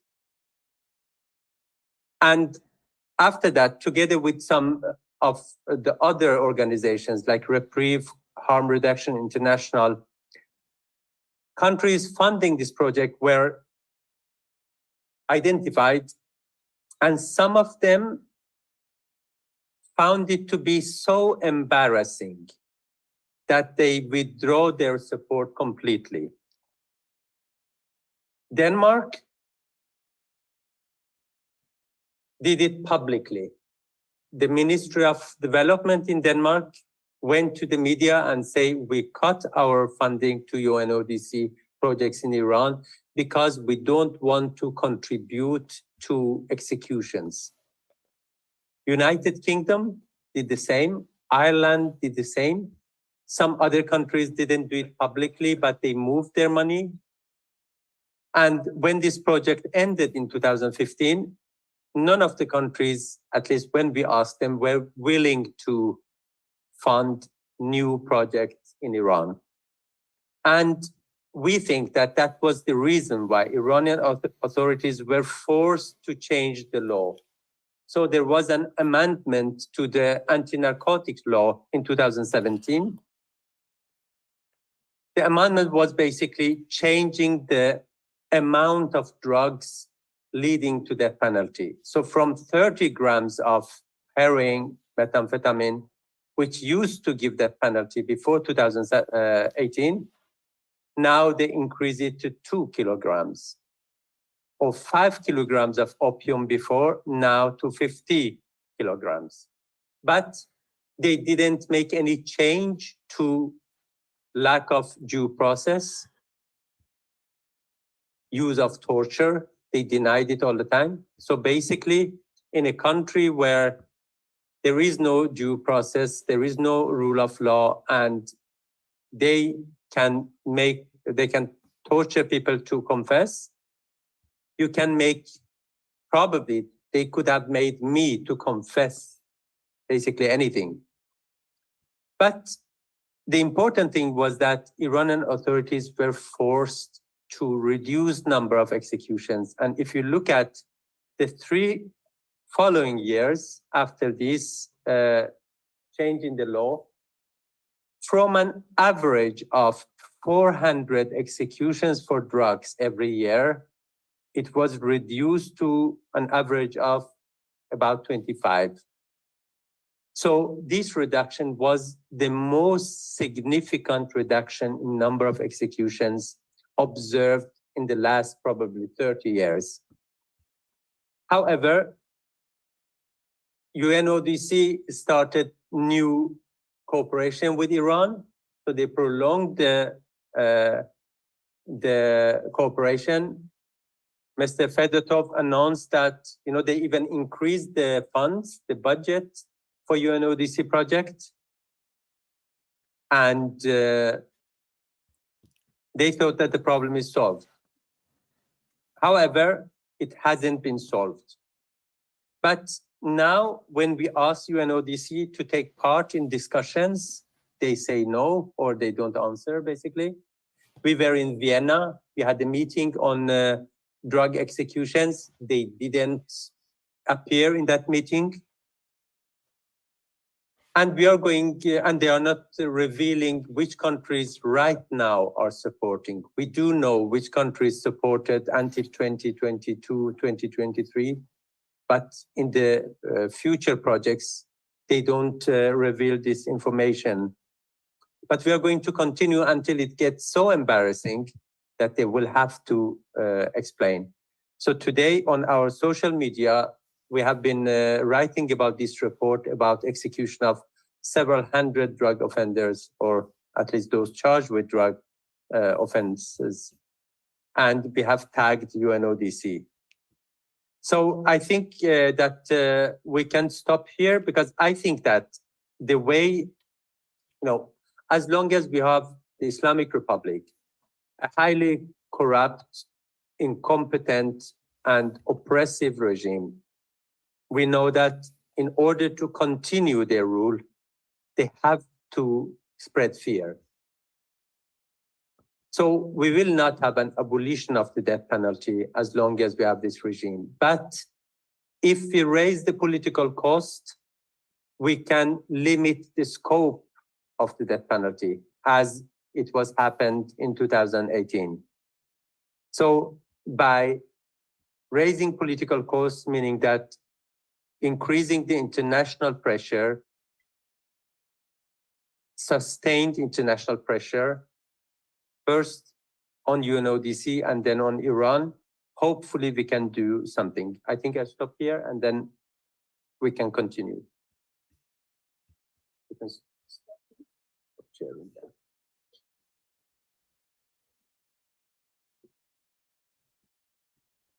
I'm very grateful for your presentation. Today, we have repeatedly heard about the low cost of executing people on drugs-related offenses, and that they come from the most deprived groups of people in Iran. I think, as you suggest, if we can raise the cost, we should. Whatever we need to do, we should do. I think it's a huge responsibility on our shoulders as Iranian civil society. And we have to use every means available to us to try and embarrass them.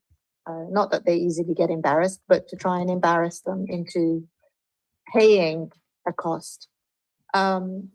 This last year, a campaign's been running as say their name. You see the names down here, say their names. So it's really important that we hear these 305 people's names who've been executed. They're human beings. And as Dr. Javid Rahman said, every life matters.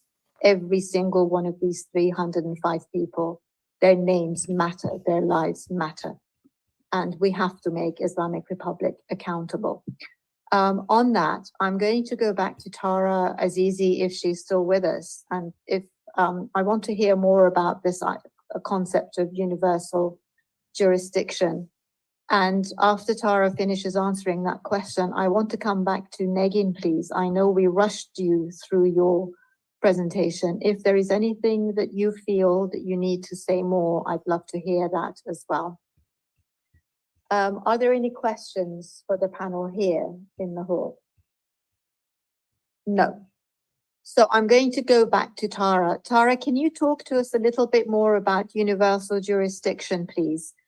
Briefly, because again, we are limited for time, but if we can hear about universal jurisdiction and how we can make the Islamic Republic accountable using international mechanisms available to us, with also what we've heard about this low cost of executing people from deprived minority groups. Thank you. Sure. Do you all hear me? Yes, we can hear you. Great. Thank you for that question. So I'm going to make it simple. When a state is not able to deliver justice within its legal system, we have to look elsewhere to find legal venues. So there are two options. One of the options, which is not likely, but I'm going to mention it, is the International Court, the ICC. So when a state is unwilling or unable to do so, to give justice to its citizens, the ICC can have jurisdiction. But unfortunately, Iran is not a member of that court, and the actual cases and the human rights violations are ongoing in Iran and not in another country where maybe we can find jurisdiction. So that option is not on the table. What is an option and what we should explore more deeply into when it comes to universal jurisdiction? Some crimes are so cruel. So let me just say the worst of the worst, such as crime against humanity, war crimes, and genocide. That is possible because so many countries in the world, over 100 countries, mostly in Europe and in Canada, they have universal jurisdiction implemented in the national legislation. So the first ever universal jurisdiction case was the trial against Nouri. He was convicted in Swedish district court. So we've seen a history of multiple Iranian officials traveling to European countries, such as Germany, to seek healthcare or visit. So whenever there's an information to the authorities, to the legal system in those democratic countries, universal jurisdiction is applied. I'm hopeful that the fact-finding mission, the information that we get from that mission, can be used in such case. So when we find universal jurisdiction, we have a base for those cases. So that is very welcomed. the thing is, they need to leave their country in order for the universal jurisdiction to be applied, such as in Sweden or Germany. There's another way of legal venue I'm going to say very briefly, and that is in the United States, where I am, where you can sue the Iranian government because, according to State Department, Iran is a state sponsor of terrorism. So you can use legal venues within US jurisdiction to sue the Iranian government, although they're not here, because US citizens who have been killed or tortured or have immediate family member, for instance, in Iran, who have been tortured or killed by the Iranian government can sue under US jurisdiction. That will be a symbolic outcome because it's a default judgment. The defendant is not in the country, in the US. I'm hopeful that this case, the first trial that we have, Hamid Nouri, can lead the path forward. And whenever we have more information, secured evidence, and in the future, maybe more perpetrators can be held accountable through international legal venues. Thank you. Thank you very much for that. It's good to know that there may be some form of accountability that we can rely on. All hard work for civil society and activists to be involved with. I'm going to pass the microphone on to Negin, please, if there's anything more. Yeah, I want to, since we are in Italy, I want to share one piece of information that I haven't shared before. Maybe there's a journalist here who wants to follow up on that. I think it's important to understand the long-lasting relationship between the Italian policymakers and Iranian, Islamic Republic government. There is, I know Rai TV has published some of the information about the corrupt relationship and exposed some of these relationships. But in regards to drug trafficking, I think it's worth looking into how the head of the Agency for Prevention of Drug Trafficking of Italy has been regularly having visits to Iran and have some conversations with a member of IRGC in regards to how to create a long-lasting relationships. I think one of the things that matters to know, I'm not going to go into the details because I don't want to libel myself at the moment, but it's important to understand the pattern that IRGC and Islamic Republic work on. It usually goes around the sanctions and its illicit operations by using the country's means and aims. So, for example, in the case of South Africa, what Islamic Republic have done is that there was a massive collaboration between Iran and Turkcell at the time to do the telecom system contract in Iran. Instead of giving it to Turkey, they gave it to MTN, which is a South African corporation. MTN, but they used that contract to get helicopter contracts and some imports of some helicopters to Iran to go around the sanctions, which didn't happen at the end, but they demanded that. They demanded South Africa to vote in favor of Iran's nuclear program in the IAEA's meeting. They also had a defense contract as a side contract to MTN contract. And this is the way they've been operating in different countries. So they go for one collaboration, it doesn't matter in which field it is, and they demand other things to give them that contract or do that collaboration. For Italian government, it's really important, or at least they say, the prevention of drug trafficking and in their collaboration with UNODCs. And there are some sources that are mentioning that these contracts and collaborations are not limited to this, and there are other elements in play. So I'll just leave it there. Thank you. In the investigations that we did prior to this conference, the mini Dublin group that's responsible financially includes Italy. Italy's contributing to this new contract that UNODC has signed, and Germany is the chair. So for those who don't know, this means that the embassies in Iran are responsible for distributing money and monitoring and evaluating. We did physically hand in invitations to UNODC Mr. Fedorov and also Ms. Ghadi, but we've had absolutely no response from them. I spoke to the EU liaison with UNODC and they had no comment to make about what is happening. But this doesn't mean that now that we've held the conference, this is going to be over. This is something that we will pursue.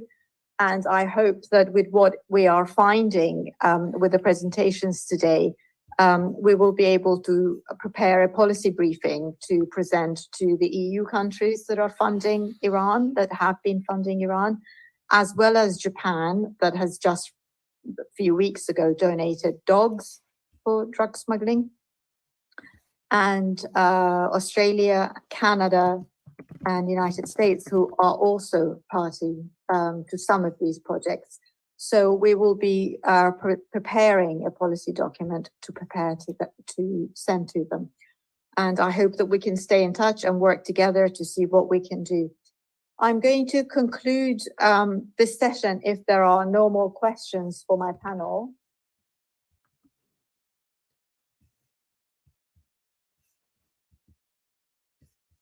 Oh, all right. Okay. I will also promise that everything that's been said in English will be translated to Italian and made available to our Italian colleagues who were here, who, because of our very tight schedule, we didn't have time to translate back from English to Italian and vice versa. So I apologize for that, but we will endeavor to correct that and provide translations of everything that's been said. In the spirit of saying their names, I just want to once again talk about this campaign that's been happening internationally about planting trees for every life lost under the hashtag of Grow for Freedom. And for this conference, we planted 7 trees, one for Majid Reza Rahnavard, for Mohammad Mehdi Karami, for Sayyid Mohammad Hosseini,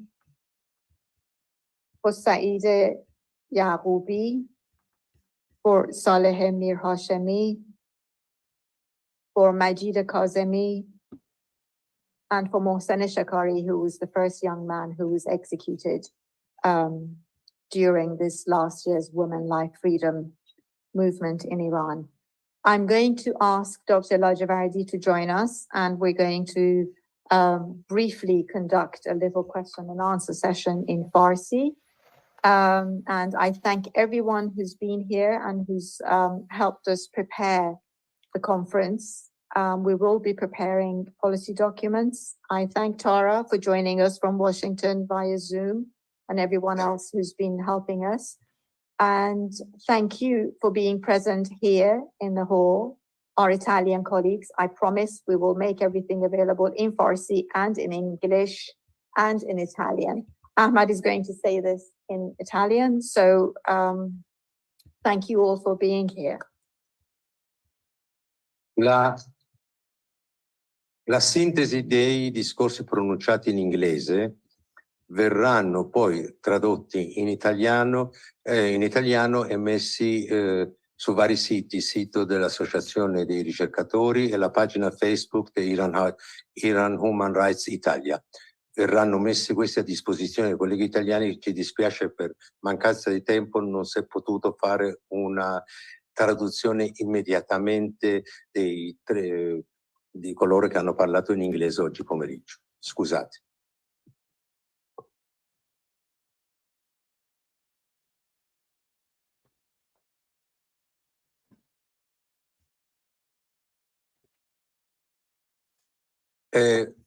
به فارسی ما به دوستان ایتالیایی گفتیم که بخش صحبت انگلیسی رو که اونها اگر انگلیسیشون خوب نبود نتونستن بفهمن، به زودی به زبون ایتالیایی در سایت انجمن پژوهشگران ایران و صفحه فیسبوک سازمان حقوق بشر ایران تو ایتالیا قرار خواهیم داد. یک کارزاری هم اینجا راه افتاد، کاشتن 7 درخت به نام این افراد: محسن شکاری، مجید کاظمی، صالح میرهاشمی، سعید یعقوبی، سید محمد حسینی، محمد مهدی کرمی و مجیدرضا رهنورد. Dico pure questo in italiano: verranno piantati 7 alberi in memoria di 7 oppositori che sono stati uccisi negli ultimi 12 mesi, che sono Majidreza Rahnavard, Mohammad Mehdi Karami, Sayyid Mohammad Hosseini, Saeed Yaqubi, Saleh Mir Hashemi, Majid Kazemi e Mohsen Shekari. We have truly said their names. Stay where you are. از آقای دکتر لاجوردی خواهش میکنم که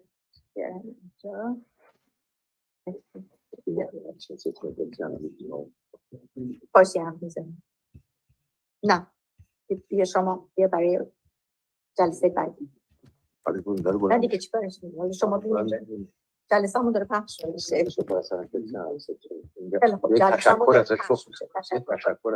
I want to before everyone leaves, I thanked Severino this morning. He wasn't here. When we opened the conference, I said a big thank you to Severino for all the help that he's done.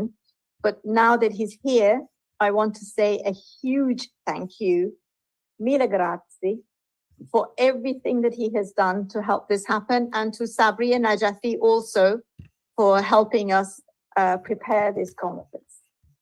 Io devo solo ripetere e poi verrà. No, dicevo solo, io devo solo ripetere quello che ho detto nel mio intervento, cioè che non è che sia un atto di generosità. La battaglia che sta facendo il popolo iraniano per la democrazia è una battaglia di portata universale e quindi è una battaglia che ci riguarda direttamente, e quindi la città di Firenze e la società civile della città di Firenze, come di cui fa parte anche la rivista, è a disposizione per continuare questo lavoro come sempre. Grazie.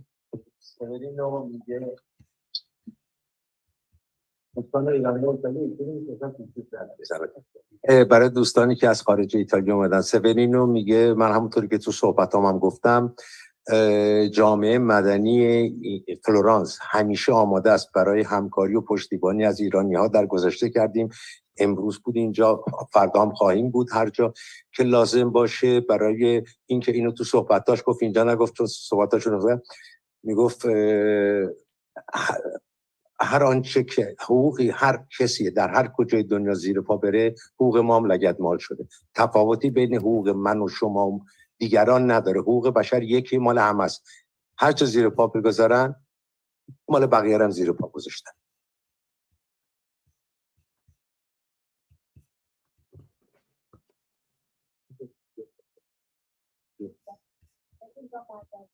من چی میشونم؟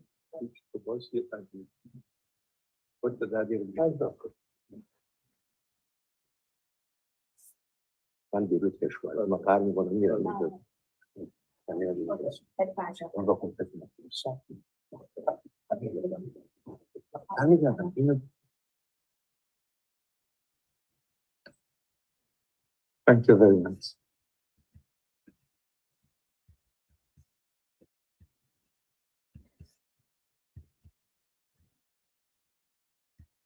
خانم نگین شیراقایی، بفرمایید که یه خلاصه ای از تحقیقتون رو به فارسی هم ارائه بکنید. آره، از کجا شروع توصیه میکنم اول از همه پادکست کوتنا رو گوش بدین. تو هر پلتفرم پادکستی که نگاه کنید هست. بسیار باحال. کوتنا KUTENA. کوتنا، من مازندرانی ام، فامیلیم هم هست نگین شیراقایی کوتنایی.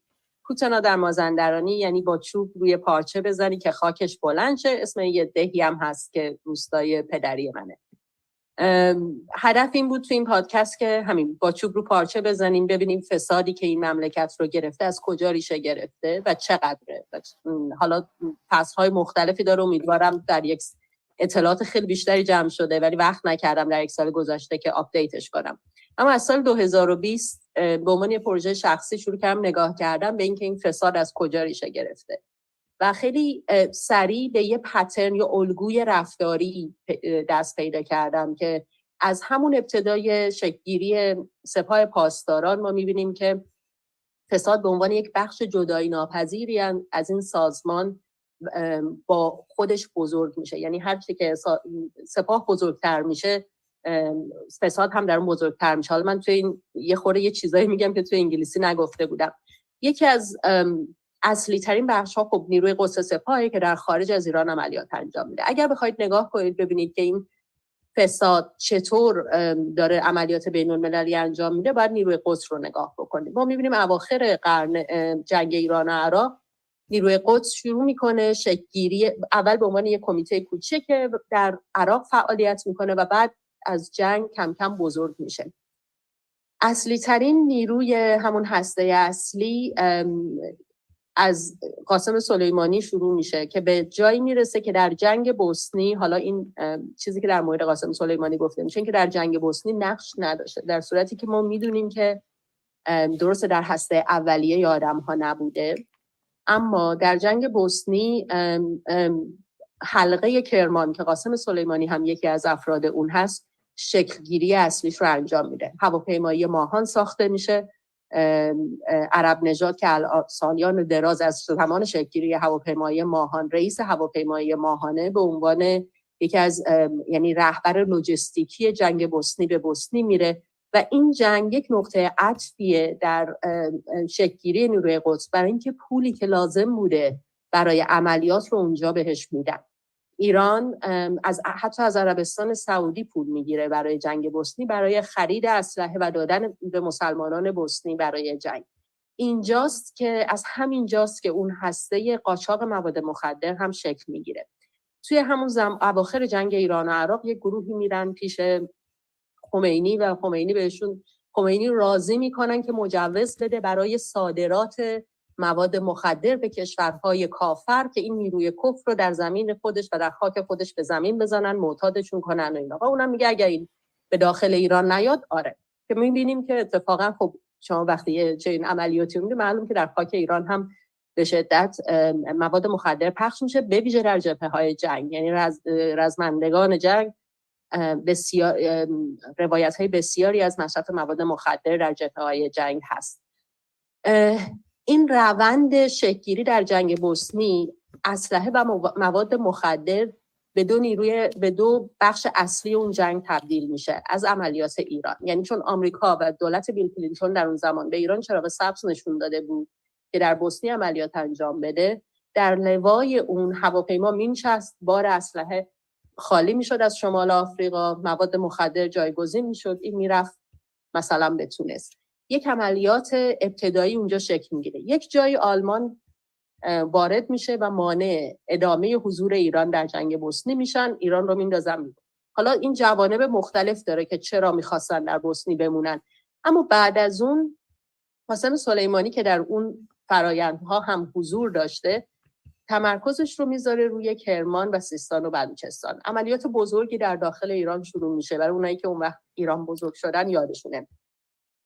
با این اسم که میخوایم جاده های ایران رو ایمن کنیم و عده بسیار زیادی در این روند دستگیر و اعدام میشن. چون همیشه بحث این بوده که این جاده ها و این فضای استانهای کرمان و سیستان و بلوچستان آلوده به قاچاقچیان مواد مخدر و ما باید این رو متوقف کنیم. همزمان با این در زندانهای ایران یک روندی شروع میشه که میزان اعدام ها میره بالا. من میگم مازندرانی هم در همون زندانهای مازندران من مواردی شنیدم که طرف رو بهش حکم اعدام میدادن و میگفتن اگر با ما همکاری کنی آزاد بشی بری بیرون میتونی ادامه بدی به کاری که داشتی میکردی، اون اپریشن بدی درصد ما رو میدی و انجام میدی. و از همونجا شروع به نیروگیری میکنن که نیروهای ما الان از دیسنترالایزد موومنت حرف میزنیم، میگیم وومن لایف فریدم دیسنترالایزد. نیروی قدس اون وقت این رو و سپاه این رو راه انداخته بودن. شروع میکنه به نیروگیری و یارگیری از بین گروه‌های خلافکار و درست کردن هاب‌های رهبری. این چه اتفاقی میفته؟ بهش این قدرت رو میده که بگه که هر وقت دستگیر شدن هیچ ربطی به ما که ندارن، این یا یه نیروی واسه خودش کار انجام میده. این دیسنترالایز قاچاق یک بخش بسیار مهمیه که اصلا فلسفه پشت همه نتورکیه که در همه جای دنیا میسازه. یعنی وقتی میره به ونزوئلا، باز هم داره از نیروهای قاچاقچی در ونزوئلا، کلمبیا، مکزیک استفاده میکنه که عملیاتش رو در اون کشورها انجام بدن و این مواد مخدر رو براش جابجا بکنن. یه نقشه نشون دادم، این پرونده کاساندرا رو توی پادکست یک کوتاه اشاره میکنم، خیلی جالبه، واقعا میتونید به روزها وقت بذارید و بخونید که چطور این عملیات پیچیده به کمک حزب الله در ونزوئلا تبدیل به یک هاب میکنن و شروع به یک شبکه پولشویی و قاچاق مواد مخدر بزرگی میکنن. اگه یادتون باشه یه جایی در ونزوئلا یه دعوایی میشه که 2 کشتی نفتی ایران قرار بود که برن و دستگیر میشن. اینا بعد که تهشون رو میگیری میبینی ربط داره به یک سری کشتی های دیگه‌ای که آمریکا در ساحل عاج دستگیر کرده، چون یکی از این هدای قاچاقچی‌های مواد مخدر حزب الله که وابسته به ایران بوده رو گرفتن.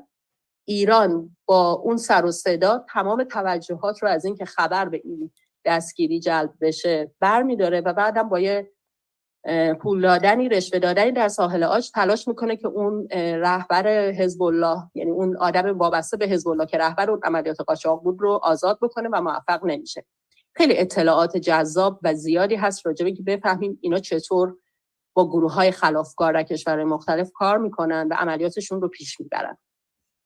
کاری که حالا شاید دوستان کرد اینجا بهتر بتونن توضیح بدن، در کردستان هم داره همین استفاده رو از بسیاری از نیروهای خلافکار میکنه، یا حتی در مواردی استفاده میکنه از شبکه‌های موجود در کردستان برای جابجایی اون چیزی که میخواد. همین کار رو در بلوچستان انجام میده و در بخش‌های مختلف. در مورد قطر مثلا، حتی در مورد امارات متحده عربی، حتی این موضوع وجود داره که یک جایی یک محموله از ایران نفت دور زدن نفتی رو در حقیقت خاندان سلطنتی به عهده میگیرن و میگن مال ماست اصلا، و اینکه یک عالمه پول داره رد و بدل میشه و توی این مناسبات برای افراد میارزه که حتی با دشمنشون دوستی کنن و با هم سر یک میز بنشینن.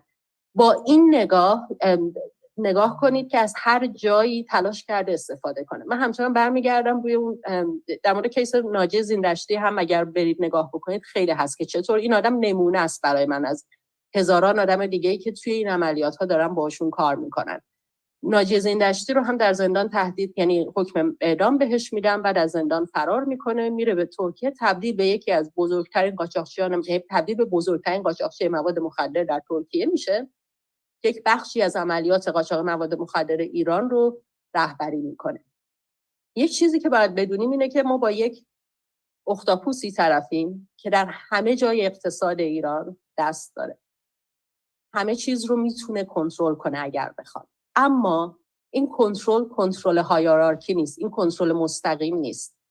یعنی این رو حالا برای میگم که برای ما به عنوان اکتیویست همیشه دنبال یک راهی میگردیم که چطور شرایط رو تغییر بدیم. به نظر من اون جایی که ما ضعف داشتیم تا الان این بوده که بیایم این شبکه ها رو شناسایی کنیم و پیامی بسازیم برای این افراد که دارن به یک نحوی با جمهوری اسلامی همکاری میکنن و به ویژه با سپاه، و سعی کنیم اونا رو از اون سمت به این سمت بیاریم. چون تا این منابع مالی که پولهای هنگفتی از جمهوری اسلامی و سپاه رو دارن جابجا میکنن خاموش نشن و قطع نکنن ارتباطاتشون رو با سپاه، جمهوری اسلامی سقوط نخواهد کرد. و به نظر من خیلی مهمه که این راه رو پیدا بکنیم. حالا این پیام چه هست که در عین حال با ساختارهای حقوق بشری یکسان باشه، اینطور نباشه که مثل بعضیا بیایم بگیم فرماندهان سپاه هم بیان به جنبش بپیوندن. سازوکار داره، اصول داره. شما باید یه سری اصول رو بپذیری که ما اومدن شما به این سمت رو قبول بکنیم. اما از من این جاییه که ما باید بیشتر راجبش حرف بزنیم به عنوان کامیونیتی و امیدوارم که به اون نقطه هم برسیم. ببخشید که حرف زدم.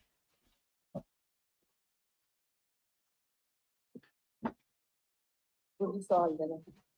بفرمایید.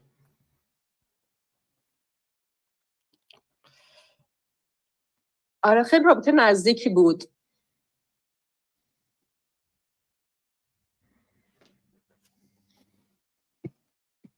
$180 کیلو مواد مخدر به نزدیکای تهران که رسید سپاه سلیمانی گرفت، اون هواپیما رو گرفت و از اونجا تا اونجا یادم هست به دبی بردن.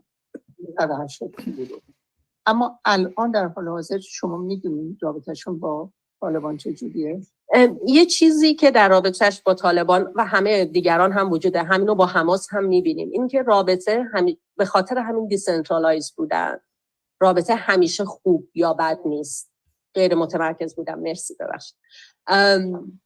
همیشه رابطه خوب یا بد نیست، همیشه یه بدبستونیه که میخواد دست بالا رو بگیره. درنچه مثلا وقتی سلیمانی اون هواپیما رو میشونه، بحث این میشه که اون طرف چی داره از طالبان میگیره. و الان هم اگر نگاه بکنیم، درسته که رابطه در ظاهر با طالبان خوب نیست، اما همچنان رفت و آمد نیروهای طالبان و فرماندهان طالبان به ایران گزارش میشه و همچنان این رابطه وجود داره. یه جایی احتمالاً چیزی میده و یه چیزی دیگه میگیره. سوال دیگه بفرمایید.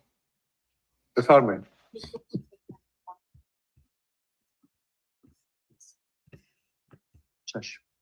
فقط میخواستم توضیح بدم در کردستان نه کردها بلکه خیلی نیروهای بزرگتری هستن به نام هشت شعبی و کتایب. اینها بزرگترین اهرم سپاه پاسداران یا IRGC در عراق و لبنان و سوریه هستن. اگه کردها مثلا، حالا من نمیدونم، مثلا یه رومر شایعه است، مثلا میگم پژاگ یا پیکاکا در مرز ترکیه و اون آرارات یه مقدار حرکت‌هایی رو برای جمهوری اسلامی میکنن. آیا هست نیست؟ من هیچ سندی ندارم. یا مثلا اتحادیه میهنی در سلیمانیه ممکنه مثلا بخشایی از اونها همراهی‌هایی رو داشته باشن. واقعا چی هست، چه جوری جزئیاتشو من واقعا نمیدونم، ولی مطمئناً در طول این تقریباً 16 سال که هشت شعبی درست شده یا بیشتر که کتایب بوده یا سازمان‌های دیگه، با جمهوری اسلامی نقش کامل داشتن. حتی داعش، شما در نظر بگیرید یک شهر شیعه نشین رو داعش مورد تجاوز قرار نداده. یک شهر، نه در سوریه و نه در عراق، در صورتی که مهمترین مراکز کردنشین، سنی نشین در منطقه انبار و حتی ایزدی‌ها رو مورد حمله قرار گرفته. دقیقاً 9 جون 2014 من در دانشگاه موسل بودم، کنفرانس داشتیم که روز اول و دوم که کنفرانس تموم شد، بعد از ظهرش به ما زنگ زدن که ساعت 2 ماشین میاد، تمام اساتید دانشگاه و اونایی که مهمونن باید بیان بیرون. خیلی جالبه. توی هتل شرایتون اونجا که سرهنگی رو که 4 ستاره خود از بغداد اومده بود، هر روزم توی هتل کنار ما میشست ویسکی میخورد، اون روز با لباس شخصی اومد بیرون. گفتم چی شده؟ گفت که وضع خوب نیست، باید بریم بیرون. یعنی شما لباستو در بیاری، لباس نظامی تو اسلحه‌تو میذاری، شهری رو با 400 میلیارد دلار، 2 میلیون جمعیت با تمام سلاح‌ها میذاری و میری بیرون. این مطمئناً برنامه‌ایه که آقای مالکی اون موقع خواسته از این نیروها برن بیرون، شهر رو در اختیار اونا بذارن. یک مسئله دیگه خیلی هم واقعاً کار شده، داعش تا 5 کیلومتری کاخ ریاست جمهوری بشار اسد رفت ولی برگشت. یعنی یک گلوله شلیک نکردن. همون جوری که طالبان یک گلوله علیهش، آقای رستم و نمیدونم کی و اینا، یک گلوله هم علیهشون چیز نکرد. اینا همه بندوبستایی بودن برای اینکه سیستم جمهوری اسلامی و این فوندامنتالیسم رو بتونن تداوم بدن. ببخشید. بسیار ممنونم. این بحث داعش رو گفتین و کتائب، هر دوی این گروه ها در قاچاق و پولشویی و قاچاق اسلحه به حماس در چیز نقش داشتن. یعنی یکی از راه‌های قاچاق اسلحه که می‌بینیم چطور الان در منتهی به این جنگ، از بعد از اینکه حماس دوباره با جمهوری اسلامی روابط خوب پیدا می‌کنن، سر جنگ سوریه اختلاف پیدا کردن، دنبال منابع مالی بودن، هیچ جا پیدا نکردن و بعد دوباره برمیگردن به سمت ایران حماس. از هر دوی اینها برای اون روش دور زدن در حقیقت محاصره غزه استفاده کردن و برای همون مراودات مالیه که این اتفاقی که میگیم نیفتاد. ممنونم. آقای رفعت بفرمایید.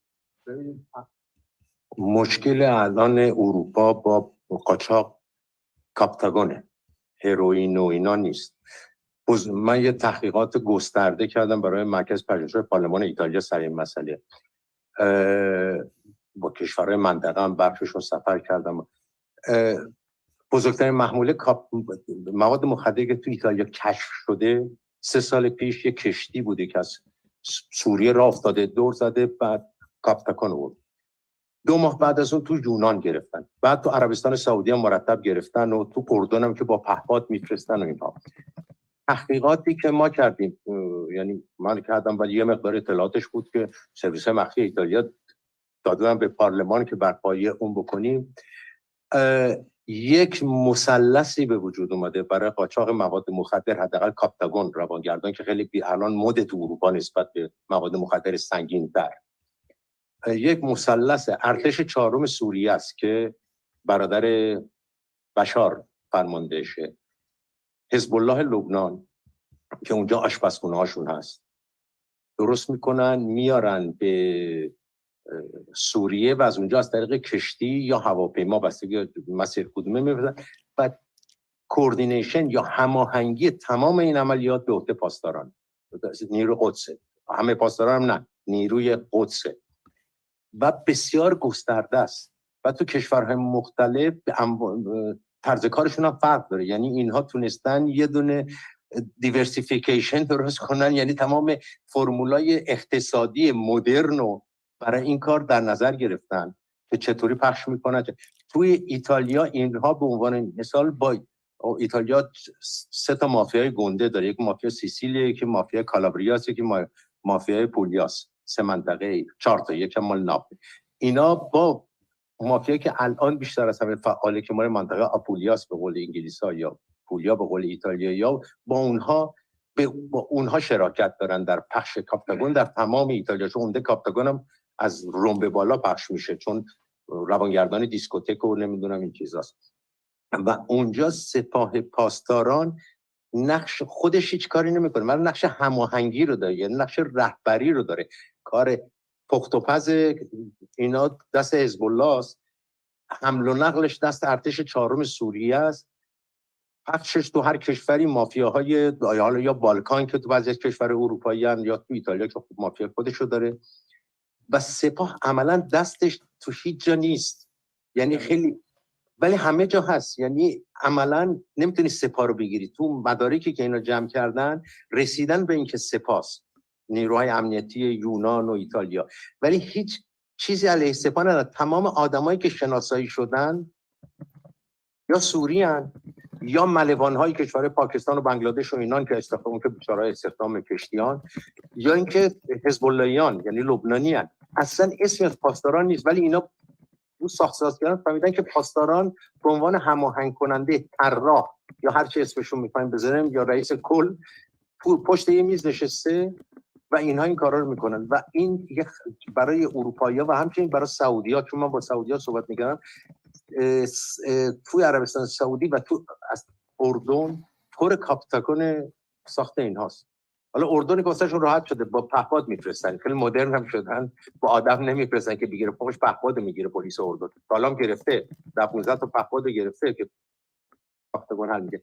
بنابراین اینها هم خیلی مدرن شدن، یعنی سپاه هم توی قاچاق خیلی مدرن شده که رد پای مستقیمی از خودش نذاره. کسایی که میگیرن هیچ وقت نمیتونی بیاد بگی آقا، یعنی مدرک دادگاه پسند نیست، میری تو دادگاه و دادگاه ایتالیا قراره 1 سال دیگه تشکیل شه، کشتی که گرفتن خدمه اینا. هیچ چیزی از سپاه نیست، ولی هر چی ردیابی کردن میرسه به اونجا. بنابراین بود خیلی مشکل‌تر کار روی نقش سپاه در مواد مخدر، چون قبلا که مواد مخدر زمینی میرفت و از افغانستان یعنی میامد ایران تصفیه میشد، حالا یا تو پاکستان یا افغانستان یا تو خود ایران و به صورت هروئین و تریاک و این ساده تر بود کشفش.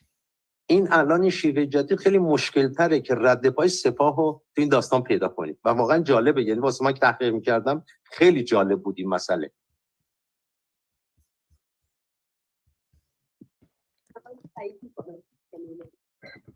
خب خیلی ممنون. باز اطلاعات جدیدتری. همینطوری که از نتیجه این چندین ساعت از صبح تا حالا میشه نتیجه گرفت، این جمهوری اسلامی همونطوری که خانم نگین خیابایی مطرح کردن یک اختاپوسه. اختاپوسی که به هر حال هر لحظه از یک طرف باز دوره دست و پای دیگرش رشد میکنه. ولی مسئله تموم نشده. به این معنا مسئله تموم نشده که این مجموعه تا زمانی برقراره که از حمایت‌های بین‌المللی برخوردار باشه. جمهوری اسلامی امروز از حمایت امریکا و اروپا برخورداره. چین و روسیه به جای خودشون محفوظ. روزی که این حمایت کم بشه یا برداشته بشه بس تغییر خواهد کرد. ولی من میخوام برگردم به مسئله اعدام. من صبح در عرایزم خدمتتون گفتم مسئله اعدام مسئله ایدئولوژیک نیست. هر یک نفری که اعدام میشه برای یک مجموعه بزرگی که امروز ما در اقصانقاط ایران اسمش رو ایران میگذاریم، در ایرانیان نقاط مختلف ایران که ساکن هستند، یک درده. این درد همگانی است. دردی است که ما سالهای درازی است باهاش مواجه هستیم. به این معنا تنها راهی که وجود داره اینه که یک برخورد همگانی به این قضیه بشه. اینی که من چه تفکر سیاسی دارم، اینی که من در کدوم قسمت ایران زندگی میکنم، اینی که من نمیدونم بهاییم یا یهودیم یا شیعم یا سنیم، اینی که من سلطنت طلب هستم و جمهوری خواه یا فدرال طلب، هیچ کدوم تفاوتی نمیکنه.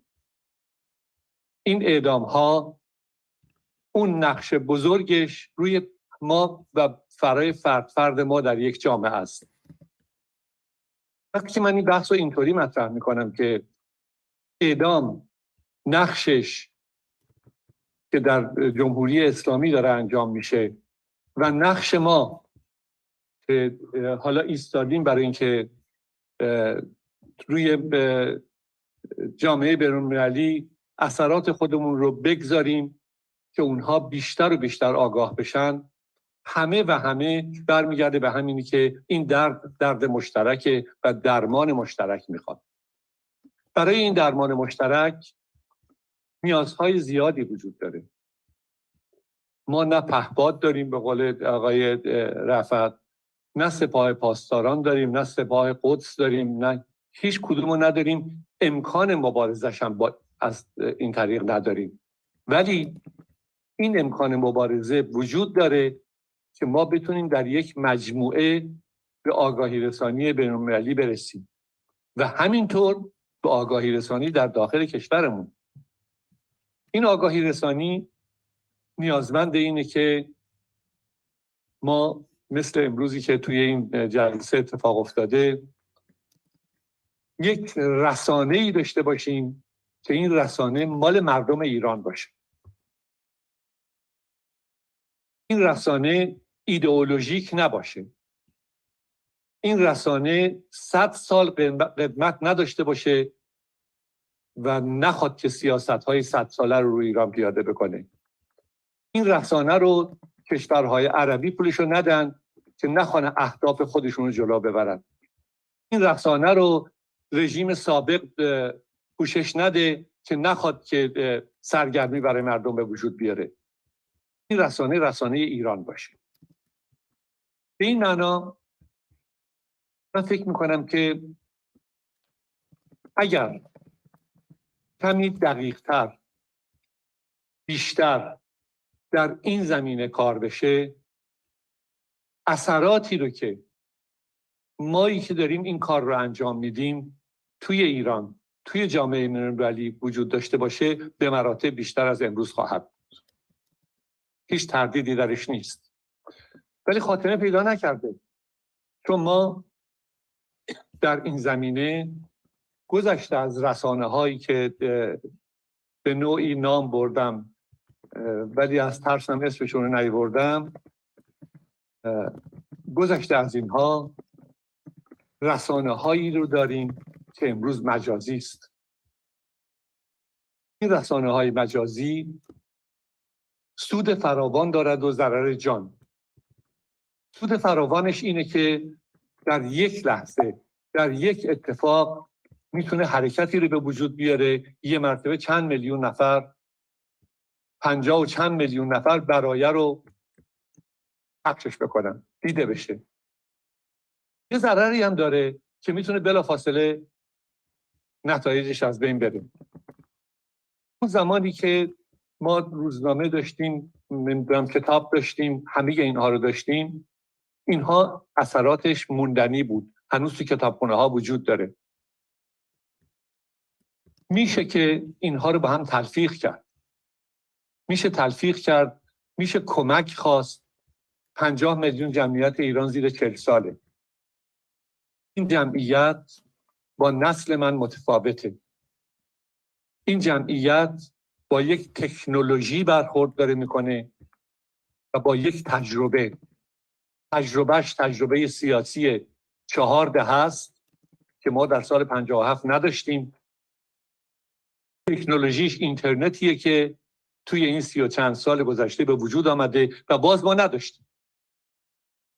در نتیجه اونها کمک موثری میتونن بکنن، هرچند که اون رسانه ها دنبال سیاست های خودشون باشن. اون سیاست ها از بین نمیره. سیاستی رو که ما چند سال پیش در یکی از این کنفرانس های اعدام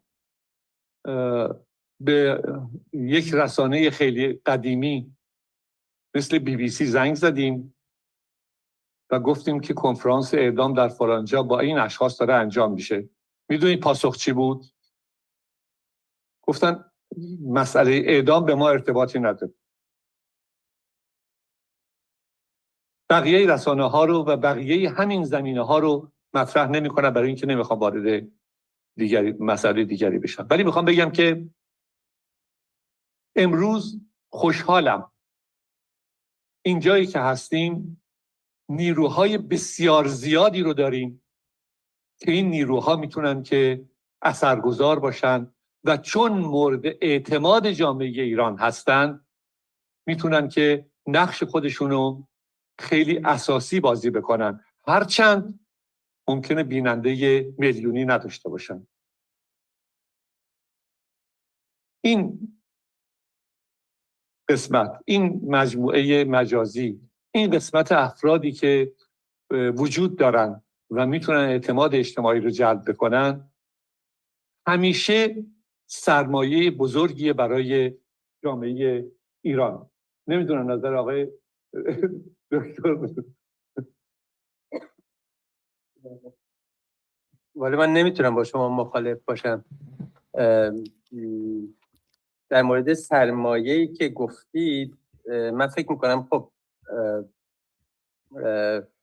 ما افراد زیادی رو داریم که واقعا سرمایه هستن.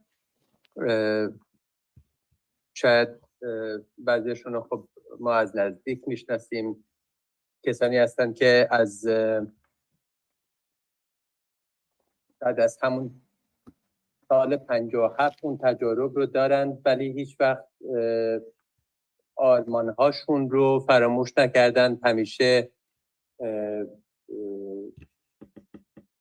در راستای حقوق بشر و اون چیزی که اعتقاد دارن بهش ایستادگی کردن و هنوز هم ادامه میدن بعد از 40 و چند سال و تعدادشون کمه ولی خب فکر میکنم که خیلی از ما رو، یعنی برای خیلی از ما الهام بخشن.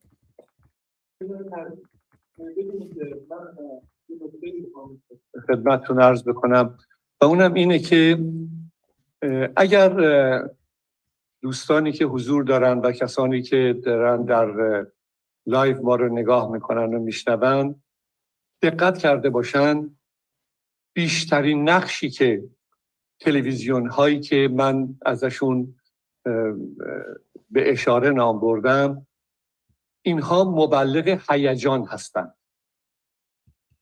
یعنی این که میان یک مسئله رو علم میکنن، یک مرتبه نمیدونم 10 تا تحلیلگر مخصوص به خودشون هم اینها رو تحلیل میکنن و توی جامعه هیجان به وجود میارن. من یه مقاله‌ای دارم تحت عنوان تاریخ هیجان ها توی جامعه ایران که ما از کجا به کجا رسیدیم. این هیجان ها باز زود خاموش میشه. اونجایی مطرحه که اینها بتونه اثرگذار باشه. اثرگذاریش همونطوری که دکتر امیر مقدم اشاره بهش میکنن نیاز به افرادی داره که تو جامعه جایگاه خودشون مشخص باشه، برای اینکه شما نگاه بکنید این چند سال گذشته ما شاهد این هستیم که 2 تا تلویزیون به وجود آمده. خیلی جالبه که بسیاری از کارمندان و تحلیلگران این تلویزیون های جدیدتر از تلویزیون مادر استفاده شده. یعنی از BBC اینترنشنال برده، از BBC من و تو برده. اون گفته حقوق من مثلا سالی 20,000 تا بدم، اون یکی گفته من سالی مثلا 45,000 تا میدم. اصلا هیچ تفاوتی نمیکنه کی چی گفته. بلافاصله این مجموعه از اینجا نقل به مکان کردن به اونجا. حالا اگر یه جایی گرونتر بده باز دوباره همون. این مسئله ایران حل نمیکنه. توجه میکنید؟ این نگم من مخالفم باشه. اجازه بدید موقعش. این مسئله ایران حل نمیکنه. مسئله ایران درسته که ممکنه یه عده‌ای بگن که همینی که این آگاهی به ما میرسه کافیه. این آگاهی هدفدار و سیاست داره. ولی برای اینکه وقتمون کمه بگم که ما دستمون خالی نیست. ما سرمایه دار هستیم.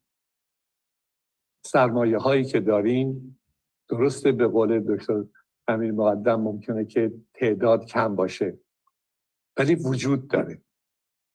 وجود داره و جایگاه خودش رو داره. از این تلویزیون به اون تلویزیون هم نپریده، از اینجا هم حقوق بیشتر رو دنبال نکرده. همه این کارها در زمره این مجموعه ما خبرنگارانی رو داریم که ایستادند، کیفیت‌های بسیار بسیار بالایی رو دارن، برخلاف خیلی از خبرنگارانی که هستند حالا با خصوصیات خاص خودشون زبون‌های مختلف میدونن، تاریخچه کاری دارن. به عنوان مثال ما خبرنگاری رو داریم که بیشتر از 20 سال تو جبهه‌های جنگ بوده. خبرنگاری رو داریم که بدون چشم داشت به این طرف و اون طرف کار خبرنگاری کرده، کار خبررسانی کرده. به نظر من اینها به عنوان سرمایه واقعی ما هستند.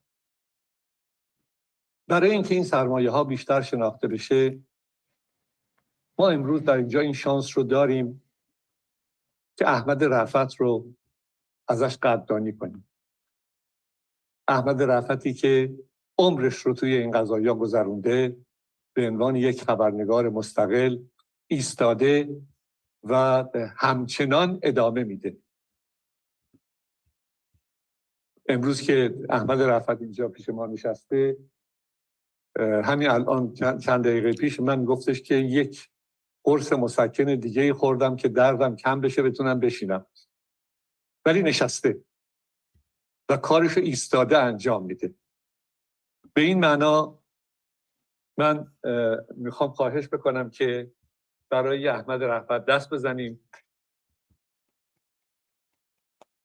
به عنوان قدردانی از احمد رفعت و سپاس از تمام زحماتی که تا حالا کشیده و ادامه میده، اجازه بده که ما ازش خواهش بکنیم به عنوان مشاور رسانه‌ای انجمن پژوهشگران ایران هم قبول بکنه و اون متن و تنظیم شدهش هم در لندن خدمتش خواهیم داد. بسیار ممنونم.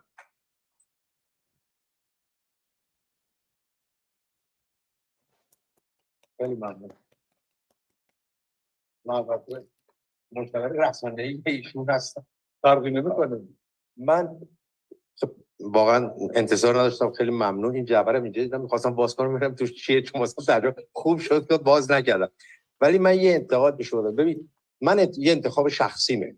من انتخاب کردم که در مورد حقوق بشر کار کنم از وقتی هم که از رسانه‌های ایتالیایی که توش کار کردم، رسانه اروپایی بازنشسته شدم، عمدتاً بیشتر در این زمینه کار میکنم و با بقیه رسانه‌ها هرچه دلم میخواد مینویسم، چون عضو تحریریه هیچ جا نیستم. ولی رسانه ما خیلی وقتا انتظار داریم، چه در داخل ایران چه در خارج، این فرق نمیکنه بین، که رسانه ها جای خالی احزاب سیاسی رو پر کنن. چون احزاب سیاسی درست حسابی نداریم، میگیم آقا چه روزنامه ها این کارو نمیکنن که کار روزنامه کارش اینه که یه کاری که تو ایتالیا که من کار کردم یا تو اسپانیا که 23 سال کار کردم، احزاب سیاسی یه کاری میکنن، روزنامه نگار حالا هر کی به دید خودش یه ذره این ورتر یه ذره اون ورتر اون اخبار رو پوشش میده یا حتی انتقاد میکنه یا ازش تندید میکنه، ولی کار رو حزب سیاسی میکنه نه روزنامه نگار. ما خیلی انتظار داریم که چون واقعا خالیه جای اونا که روزنامه نگارا جای اونا رو پر کنن، این کار بکنن. و خب این به نظر من اشتباهه. روزنامه یه بیزنسه. حالا ما اکثرا زبون فارسی روزنامه‌های دولتی ان تو ایران یا خارج هم اکثرا دولتی ان، چون روزنامه‌های مثلا دوچه ول مال صدا آلمان، بی بی سی مال اونه، صدا آمریکا مال اونه، وابستگی‌های دولتی دارن. ولی روزنامه نگاری، من که تو روزنامه‌های آزاد کار کردم، سرمایه بابای پول گذاشته، بعد پولش هم برگرده، بعد منفعت ببره، یعنی اصلا هدف اول اونه. من فروش نداشته باشه تعطیلش میکنه. من توی گروه اسپانیایی بودم 37 تا روزنامه و مجله داشت، هر کدوم بیشتر از 6 ماه ضرر میداد تعطیل میکرد، یکی دیگه نداد، میگفت این فرمول فروش نداره. بنابراین ما این مسئله رو باید داشته باشیم. اگه روزنامه نگاری آزاد بخوایم، روزنامه نگار آزاد مال سرمایه‌دار. تو سرمایه‌دار کاری به حزب و نظر دولت، کی سر دولت و کی سر دولت نیست. مخاطب داره، فروش میره میده به اون. بنابراین ما یه مقدار انتظارمون از روزنامه نگار ایرانی بیش از حده. یعنی انتظار داریم کارایی بکنه که تو بقیه دنیا روزنامه نگار انجام نمیده، کسای دیگه انجام میدن، مگه اینکه یکی انتخاب شخصی خودش بکنه. من انتخاب شخصی خودم کردم. من یه روز این آقایی که اون ته صف وایساده رو دیدم، تصمیم گرفتم با ایشون همکاری کنم، براشون برنامه تلویزیونی میسازم، نمیدونم فلان، ولی انتخاب شخصی منه. وظیفه روزنامه نگاریم نیست. انتخاب شخصی به عنوان احمد رفعت که حالا روزنامه نگار هم هست، ممکن اگه بقالم بودم با آقای امیر مقدم تو سازمان حقوق بشر ایران کار میکردم، ولی انتظار نداشتم که روزنامه نگارا همه فعال حقوق بشر باشن. نه، روزنامه نگار یه حرفت. و من میفهمم روزنامه نگار، من خودم موقعی برای روزنامه ایتالیایی کار میکردم، یکی بهم اوفر میداد بیشتر پول میداد، میرفتم بیاد اون رو درواسی شما، چون شغلمه. من برای ایتالیا کار میکردم، اسپانیا حقوقم 2 برابر کردم، گفتم 100% بیشتر میدونم، رفتم با اسپانیا شروع کردم کار کردم، زبان اسپانیایی رو یاد گرفتم به خاطر اینکه ولی خب مسئله اینه، یعنی یه حرفه است. یه پزشک اگر از یه بیمارستانی بیستون بره، کسی بهش نمیگه چرا رفتی اون یکی بیمارستان که حقوق 2 برابره. به روزنامه نگار فوری هم میگن چرا رفتی. خب روزنامه نگار شغله. ولی در صورت خیلی ممنون، خجالت بکشید. می‌کنم که شرایط حادی که ایران داره این توقعهای عجیب غریب رو به وجود میاره و تمام حرفایی که احمد رفعت الان زد از اون تعهدش و حرفه‌ای بودنش میاد و تخصصی برخورد کردنش به حرفت که عشقش هم هست و خبرنگاری جزئی از وجود احمد رفعت. من یه بحثی که با دوستان بی بی سی شخصی داشتم و اینها، یا با روزنامه‌های دیگه، ولی با بی بی سی بیشتر، اینه که بی‌طرفی. قربونت برم، شما روزنامه‌های جنگ جهانی دوم ایتالیا، فرانسه، آلمان، اینها رو ببینید. روزنامه‌نگارایی که با دولت‌های فاشیستی و نازیستی نبودن، هیچ کدوم بی‌طرف نبود. برای اینکه تو اون شرایط نمیتونی بی‌طرف باشی. من نمیتونم بی‌طرف باشم. من بس موقعی که همکاری می‌کردم با رادیو فردا اینا بارها با مرحوم گروهی و اینا می‌کردم. آقا من بی‌طرف نیستم. وقتی طرف یکی رو میگیره بی خودی میندازه تو زندان، من بگم جمهوری اسلامی به ایشون این اتهام زده ولی جمهوری اسلامی رد میکنه، میگه این اتهام نیست. معلومه رد میکنه. نمیشه بی‌طرف باشی. میتونی بگی که جمهوری اسلامی اینو میگه ولی نمیتونی لحن بی‌طرفانه اونو بنویسی، چون دیگه اون بی‌طرفی نیست، اون طرفه. رافائل آلبرتی یه شاعر معروف اسپانیایی که در زمان فرانکو ایتالیا زندگی میکرد یک بار گفت در کشورهای دیکتاتوری بی‌طرفی یعنی در کنار رژیم وایسادن. شوخی هم نداره. به هر حال خیلی ممنون. من یه چیز بگم فقط خیلی کوتاه. ببین آقای رفعت ما هیچ وقت بهش به عنوان روزنامه نگاه نکردیم، بلکه یک یعنی توی مجموعه سازمان حقوق بشر یک مدافع حقوق بشر که با تمام وجودش واقعا اعتقاد داره به اون کاری که انجام میده و برای ما همیشه یک افتخار بوده که همکار ایشون هستیم. این رو هم اضافه بکنم که بحثی که آقای رفعت انجام میدن قرار بر اینه که یک برنامه بشه و من هم یکی از شرکت کنندگانش باشم. حالا که ایشون دنبال میکنن، ولی برای اینکه این جایزه ما جنبه مادی هم داشته باشه، این کتاب کنفرانس قبلی ماست و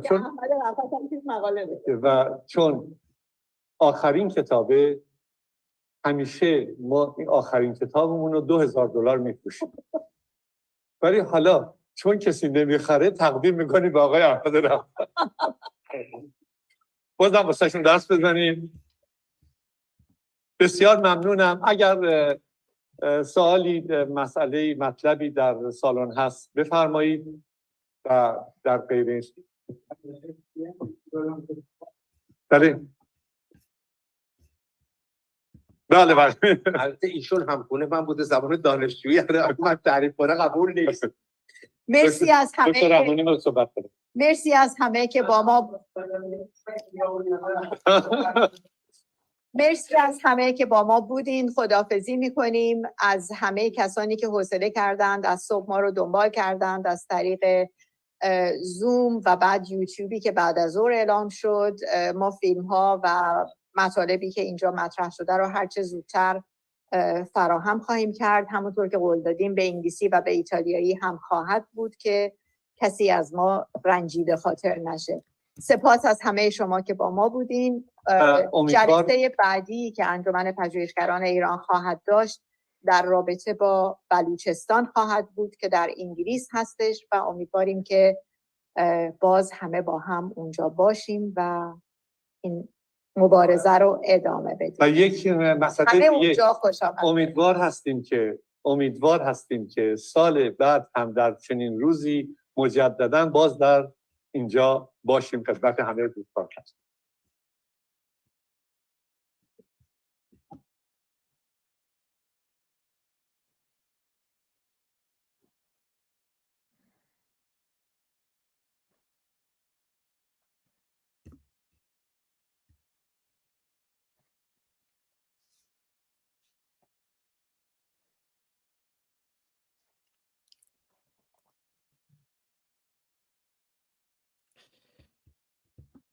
خب دوستان، از همه شما که امروز همراه ما بودین در هر 10 پلتفرم، در یوتیوب، در 4 کانال یوتیوب و همینطور از پخش زنده از آیدین توکل و تیمشون که برنامه را از طریق کلاب هاوس هم اونا پخش زنده داشتن. خیلی سپاسگزارم. دوستانی که در یوتیوب، در فیسبوک، در تلگرام، در توییتر و در کلاب هاوس در کنار ما بودن، مجموعاً از 10 مبدأ، از همه خیلی سپاسگزارم.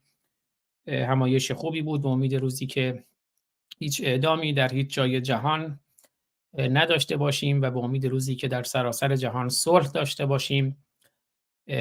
امروز سه‌شنبه 18 مهر 1402 اشغالی 2702 ایرانی برابر با 10 اکتبر 2023 روز جهانی مبارزه علیه مجازات اعدام، همایش انجمن پژوهشگران ایران در فلورانس ایتالیا رو پوشش دادیم.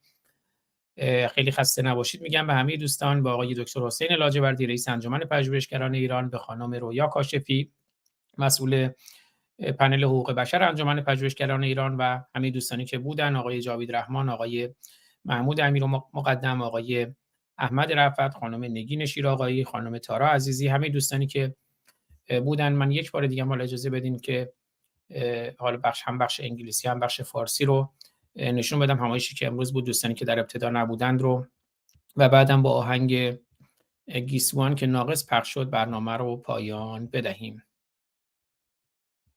اول من میرم بخش فارسی وبسایت انجمن پژوهشگران ایران که بارها هم زیرنویس کردم، aciiran.com، وبسایت انجمن پژوهشگران ایران که تمام کارها، پژوهش‌های جامعه شناختی اونها در وبسایت انجمن پژوهشگران ایران هست. به زودی هم برنامه‌های هفتگی یا 2 هفتگی یا ماهانه با خدای دکتر حسین لاجوردی خواهیم داشت در روشنگران قادسیه که این برنامه خب در شبکه‌های اجتماعی روشنگران قادسیه هم پخش شد.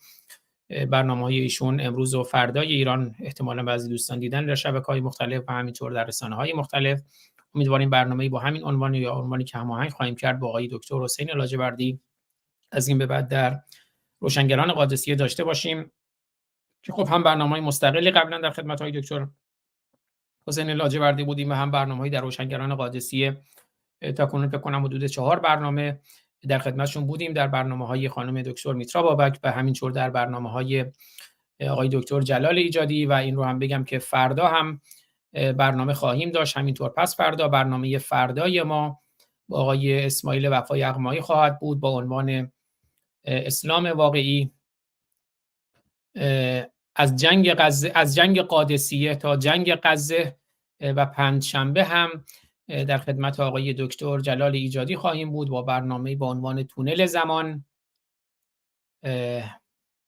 و عنوان دقیق رو اگر بخوام بگم که اشتباه نگفته باشم اگر پیدا کنم، بله، تونل زمان، اسلام واقعی در اسرائیل، در مجموعه برنامه‌های از اسلام واقعی تا واقعیت اسلام. روز پنجشنبه هم در خدمت آقای دکتر جلال ایجادی خواهیم بود. روز جمعه هم که خودم در خدمتون هستم در برنامه‌های تلاوت آیاتی از منجلاب قرآن که برنامه فکر کنم 68م خواهد بود که صفحه 68 منجلاب قرآن رو خواهیم خوند. بله، این وبسایت انجمن پژوهشگران ایران و این هم حق حیات و کیفر مرگ در ایران، نقش و مسئولیت جامعه بین المللی، همایشی که برگزار شد و دیدیم بخش بعد از ظهرش رو و بخش صبحش رو هم حالا فکر میکنم توی وبسایت قرار بگیره که خب من توی بخش صبح خودم در واقع اون پرزنتیشن هم ارائه شد که حالا به صورت کاملش هم در ابتدای همین برنامه پخش کردم. نشست اول از 9:30 تا 13 و میبینید سخنرانان رو من دیگه نخونم، سخنران‌ها، پیام‌ها، پرزنتیشن هایی که داشتیم، و نشست دوم انگلیسی و ایتالیایی بود که خب در این برنامه کامل نشست دوم رو پوشش دادیم. یک نگاه خیلی سریع هم به وبسایت انگلیسی داشته باشیم.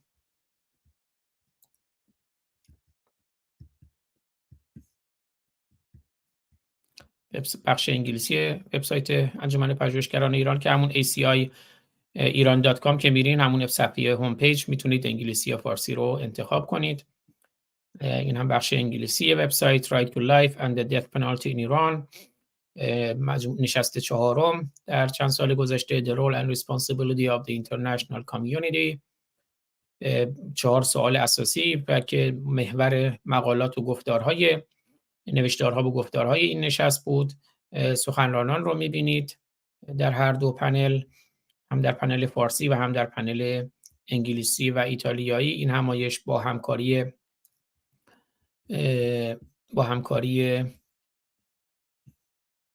سازمان حقوق بشر ایران و همینطور در واقع شورای شهر فلورانس، اگر اشتباه نکنم بذارین دقیق بگم، از وبسایت فارسی با همکاری این دو مجموعه برگزار شد. بله، با همکاری سازمان حقوق بشر ایران و حمایت شورای استانی توسکانی در فلورانس ایتالیا برگزار شد. از همه همراهی شما دوستان سپاسگزارم. با آهنگ گیسوان از گروه ما و با شعر آقای پویان مقدسی برنامه رو پایان میدیم تا درودی دیگر. فردا ساعت 17 ساعت 5 عصر به زمان ایران با برنامه اسلام واقعی از جنگ قادسیه تا جنگ غزه در مجموعه روشنگران قادسی در خدمتتون خواهیم بود. بعد از آهنگ گیسوان هم البته لوگوی پایانی برنامه روشنگران قادسیه رو با صدای زندیات با شعر و صدای زندیات فرود فولادوند و آواز شاهرخ نازنین خواهیم شنید. شاهرخ نازنین هم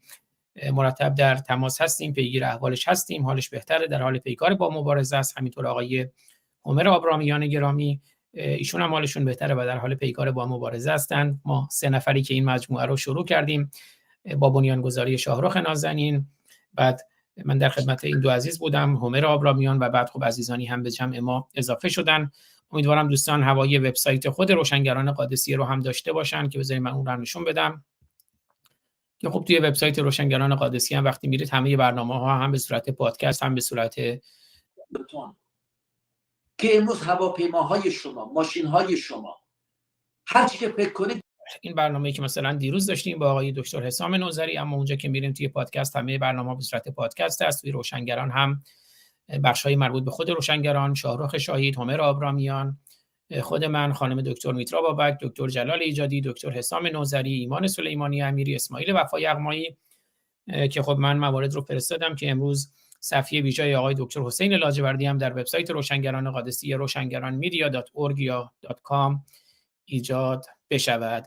از آقای آری گرامی، آقا آریان گرامی، مدیر برنامه‌های شاهرخ که از سالها پیش در کنار ایشون بودن از قدیم الایام و همه زحمت‌های وبسایت روشنگران قادسیه هم روی دوش آقا آریان گرامی است، بسیار سپاسگزار هستم. روشنگرانmedia.org یا روشنگرانmedia.com. با آهنگ گیسوان برنامه رو پایان میدیم به بیان شاهرخ نازنین.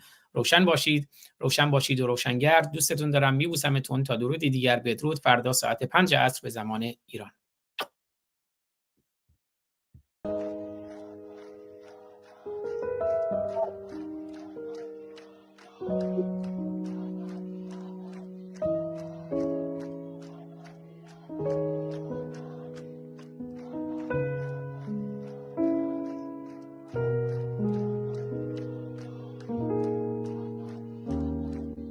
تا گیسوانتان را در باد شانه کردیم، عطر خوش رهایی در شهر خسته پیچید، در کوچه در خیابان در ازدحام میدان، بارید اشک امید بر گونه های ایران. تا گیسوانتان را در باد شانه کردید، آن ترس کهنه گم شد، آن سایه های تردید، جوشید خون تازه از قلب سرخ فریاد، شعری برای فردا، شعری علیه بیداد، شعری برای فردا، شعری علیه بیداد.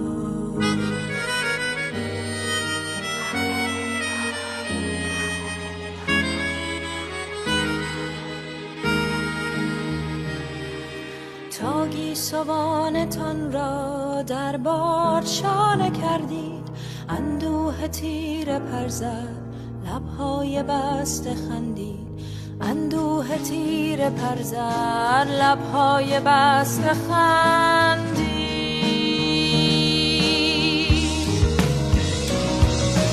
بربازهای پربار کوبید طبل شادی، جاری شدیم ترانه، زن زندگی آزادی، زن زندگی آزادی، جاری شدیم ترانه، زن زندگی آزادی.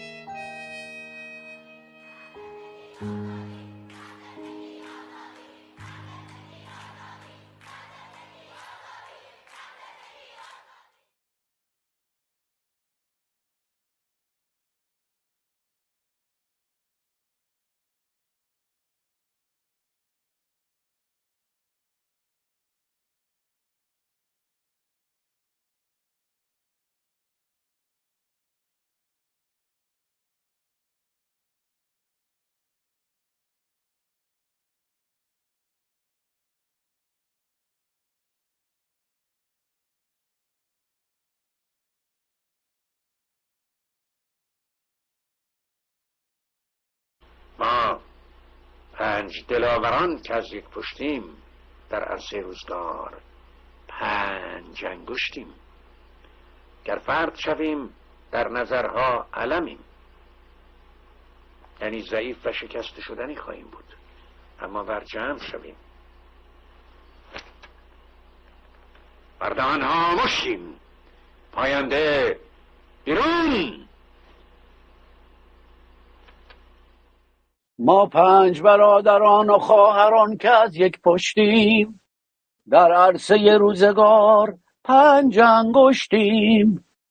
گر فرد شویم در نظرها علمیم، ور جمع شویم بر دهانها مشتیم. مشتیم مشتیم.